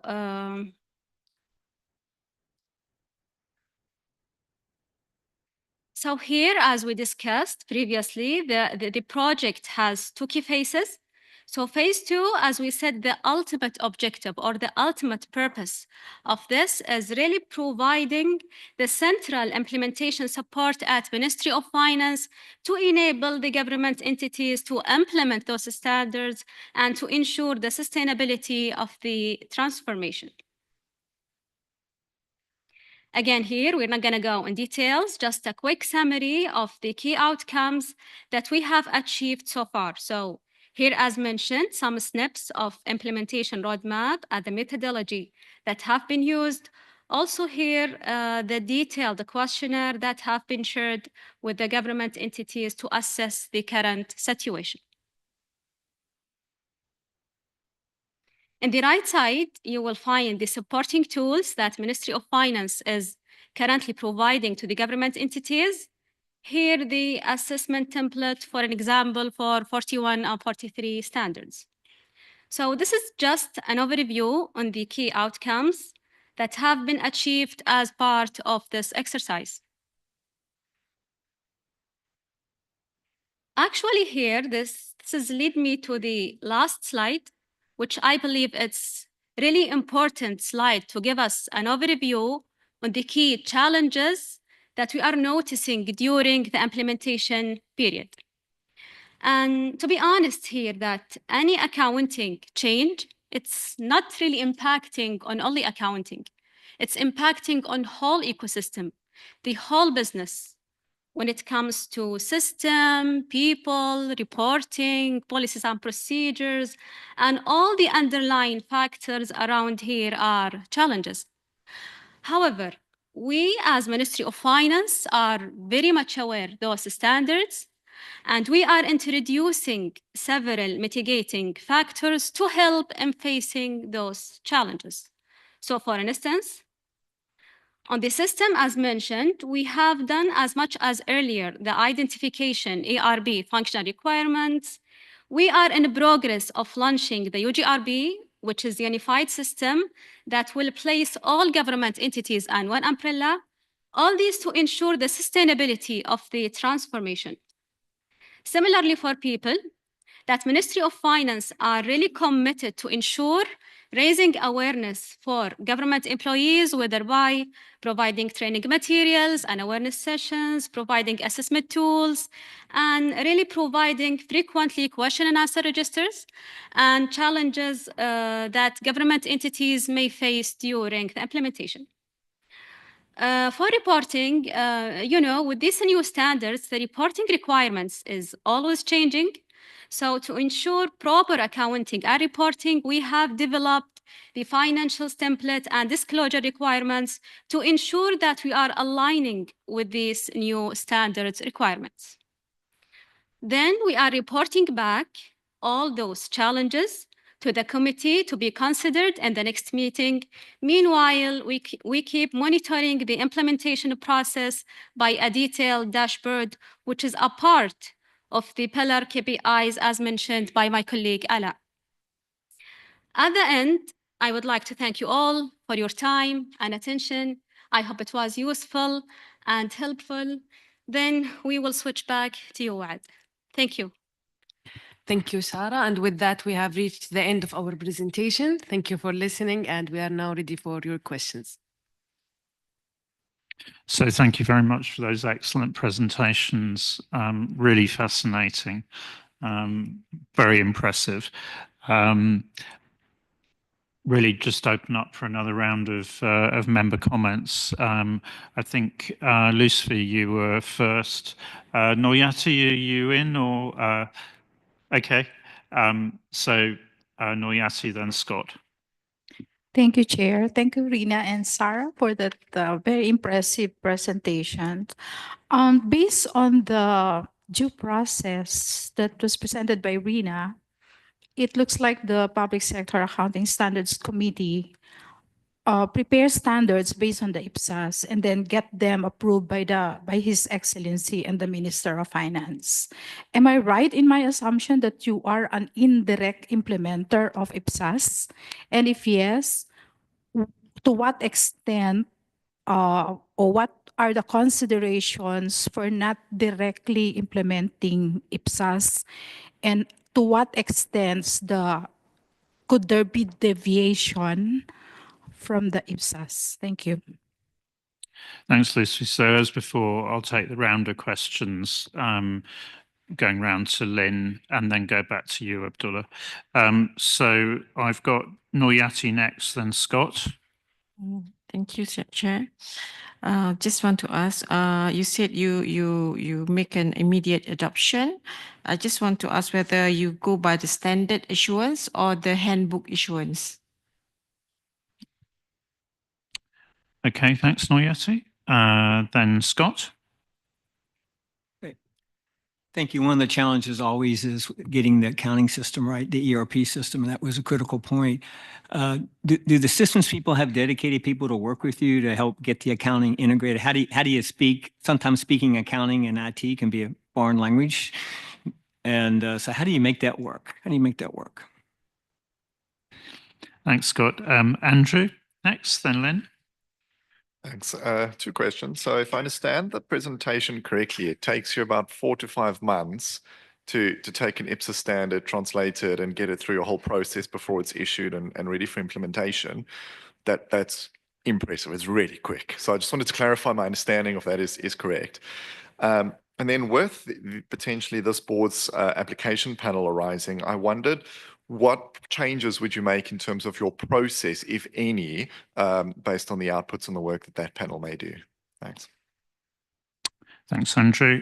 So I'll take Lynn's question, and then I think we'll go back to you. And then I've got you, Kuba, and Patricia after that. Thanks. Yeah, really impressed again with what you've done here. I think I'm building on Lucy's question, actually, which I was impressed that your standards committees had 15 meetings, done 146 resolutions. They've been busy making lots of decisions, and inevitably there are decisions on where you've got a choice within a standard, which choice to take. But I was interested in any particular areas where you haven't been able to adopt the standard, where you felt you needed to adapt the standard. I attended on Sunday the consolidation workshop, and we had a really interesting discussion around how you define, or how does a jurisdiction define the accounting boundary, which entities are within or without. But I was interested particularly, are there particular standards where you have had to adapt them to make them fit for purpose for you? Thank you. But can I just answer a question for Noah from first round? I forgot about the process because just one of the things, and it would also touch on the Claudia's, if there is anything that I would have changed, that would be, we focused more on government entities and we focused less on the consolidation, the Ministry of Finance itself, when we were working on the conversion, because we worked on the from top to down structure, competency, processes. We linked those processes with their KPIs, but on the overall level, we kind of did that ourselves. So we are now trying to capture for that. But to go back for our due process, and yeah, we have established that we have a committee. The committee is consistent of 13 different members from different backgrounds, academics, from accounting offices, from law and economics, and practitioners as government entities. Once they form their opinion, they raise it up to Minister of Finance to approve, and that is just out of the process. And we have only 4 deviations from the IPSAS standards so far that we are having. 3 are minors, just one where we had the currency of Saudi, we changed it, the unit of measure, we added in the currency of Saudi, and 2 wording where we thought it was not appropriate, we labeled them with just to change the wording. The only deviations that was the taken for IPSAS 35, where it's for independent entities, we labeled some independent entities, and we elected to go with the equity method, even though at this moment we are debating this, because Lynn, you've seen our consolidation team, and they would want to consolidate everything. They're saying no, equities, you're taking the easy way out, and we don't want that. And I would say, yeah, we implement, and this is one of the other issue that I'm having with our standards and policy team. They are adopting the standards immediately once they issue the standards, and they start their due process. Then they, at the end, if they issue it and the handbook is out, they align with that. If it's not out, they just issue the standard, and we issue our annual book. And I'm having issues. We are having discussion with them. If there is any delay, that would be me in the process, where I'm trying to slow things down, but considering the few of government entities. But once they have a standard out there, they would want the remand the team, they want an early adoption. So some of the standards between 40 and 49, we had already had an early adoption on them, even though in 48, there was not a permission for early adoption yet. We thought and that was one of the resolution for the committee, that we wanted to have an early adoption because it was more logical to us. Scott, this is live streaming, and this is, I'm not gonna comment a lot about ARBs, but yeah, sometimes you find yourself forcing yourself to know another profession, not yours, and that is what we did. We just engaged our own team into technology, then that is what we're working on. And now we have a dedicated center for national resources. They had a presentation yesterday, and they want to get the information and the functional requirements that we have developed on accounting, from an accounting perspective, to embed it on the GFMIS or the UGRP that we are building. But definitely that is one of the points. But I'm proudly to say a couple of my guys are now functional IT functional, because they had to learn it the hard way. Andrew, I'm struggling with the 4 months from my team. They are forcing me out, and even the 4 months, they are still paying. They wanted to make it even shorter than the 4 months. Now we have all the standards being translated, options being looked into, benchmarked, presented to the committee. It's only IPSAS 49 that I'm discussing with them. And that would lead me to Lynn's point, other than 35. I'm now having a discussion point with the team about 49, because we have one pension fund. And one of the issues that we are discussing about the presentation of cash flow. And I don't know why Mr. David Watkins insisted on having cash flow as a mandatory statement in the set of statements. I know their logic, and they wanted to have it there just because jurisdictions are liable for the liabilities of the pension funds. That is usually, but that is one of the standards that we are discussing. And in the application due process, I'm suggesting something. So I would say 3 things. I'm not going to suggest anything, but I will just share some of our experience.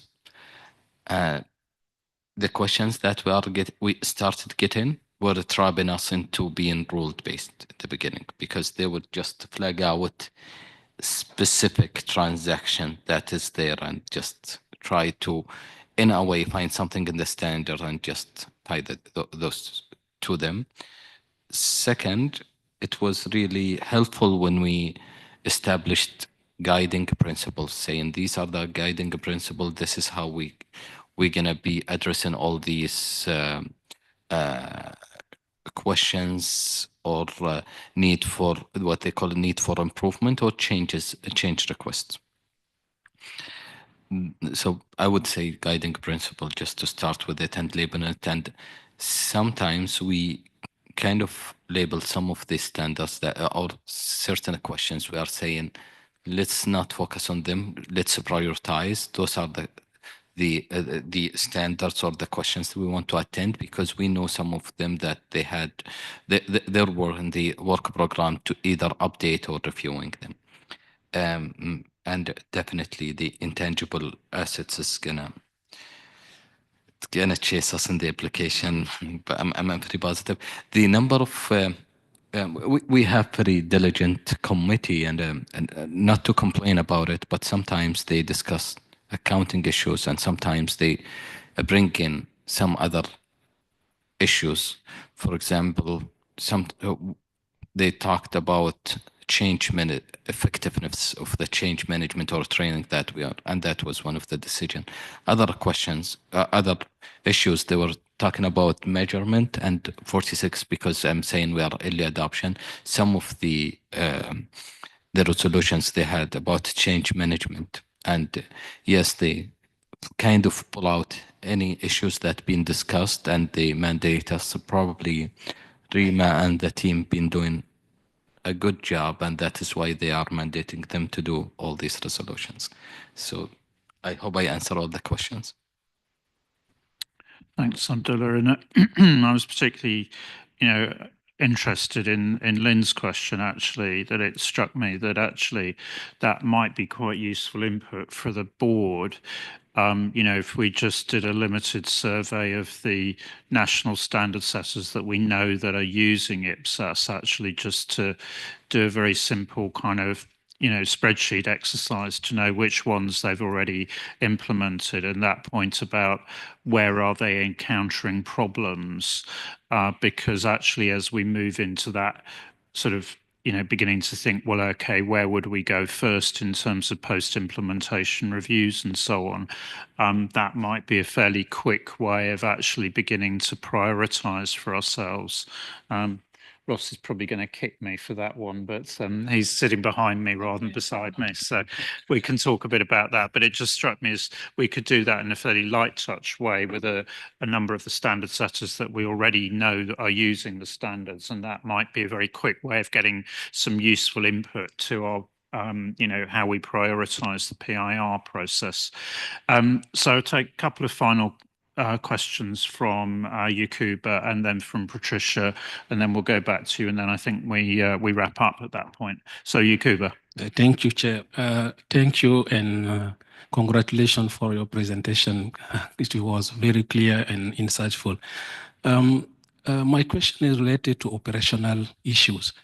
I'm seeing that people were very key in the process. So when it's come to capacity building, at what time in the process, in your journey, you take that into account, and in what way? Did you provide capacity building to those who are in the ministries, or to the preparers, to the auditors as well, so that we have this great journey coming? Thank you. Thanks, Yakuba, and then to Patricia, and then back to you, Abdullah. Congratulations for the incredible journey. And I think that document about for promoting the lessons, I need to be updated. No? Yeah. But my question is about the consultations. There are some instruments to consult stakeholders in some states. I would like to know about the number of and quality of responses in the profile of the respondents. Because this is normally so challenging to receive response. Okay, back to you, Abdullah. Thank you. And I just to answer the question, our team in phase 1, before even I joined, they visited the UK, France, Austria, UAE, and another country. And one of the things that they agreed on, and it was a key lesson that they took away, that is saying you have to focus on people from day one and not to stop when you issue your financial statement. That means just another round will start with you. So it's day one.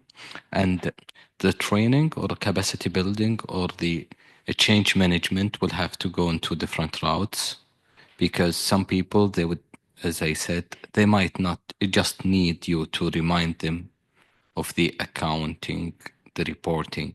Some other people, they would not have the base knowledge. So it's either they get the knowledge or you replace them or you do something with them. And others, just they need to see others being successful for them to just catch. And that is why and those who joined us on Sunday, so the competition that we throw, we were there were 680 in the room, and still there were gonna be more, but those whom didn't show up because of they did not win the prize, so they called their employees not to join. And yet we will start something next year, and we'll see how it ends. And the consolidation, it is we built a process. We started by identifying the government entities that would be included in the consolidation.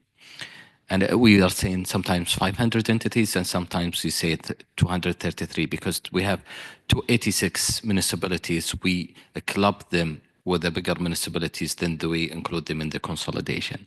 Then we do the exercise where we ask them to show their financial statement, then we develop these reporting packages, then we review the reporting packages with them, then we upload them in the engine, the consolidation aggregation, we call it, then we issue the consolidation. But for the questionnaire, the responses spot on. In 22, we got 8 responses. And in 23, we got around 28.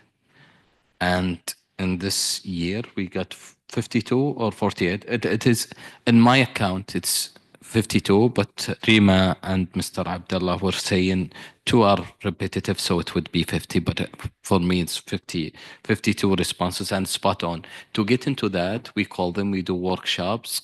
Responses are just an issue for them to come, but yeah, this is what we do. Call them, do a workshops, pay visits to them. But yeah, and we acknowledge their comments. Once we receive a comment, we acknowledge them. We write to them back and we thank them for their comments, and we tell them either if we accepted their comments, we're saying it's a good comment, and yeah, please keep on providing your comments. So yeah, those are answers. So thank you very much, Abdullah. I think that's been an absolutely fascinating session. And I'd really like to congratulate the team on the clarity of the presentations and the content.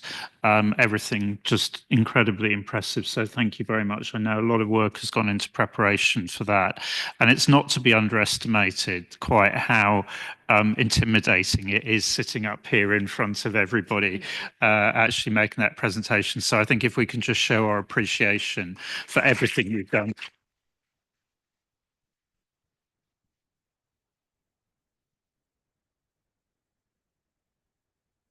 So I think that brings us to the end of a really good first day of the meeting. I think we've had a lot of very good discussions across a range of topics, and I think thank you very much to everybody that's contributed to the discussions. Thank you very much to the staff for providing the material to help us have those really good discussions. In terms of day 2, we will come back here and start again at 9 o'clock tomorrow morning when we go into presentation of financial statements. Of course, we will have the breakout sessions for the various different questions then, and we also have the board has an opportunity then to input to the World Bank research as well. So looking forward to seeing you all back here at 9 o'clock tomorrow morning, refreshed and ready to go. Thank you very much.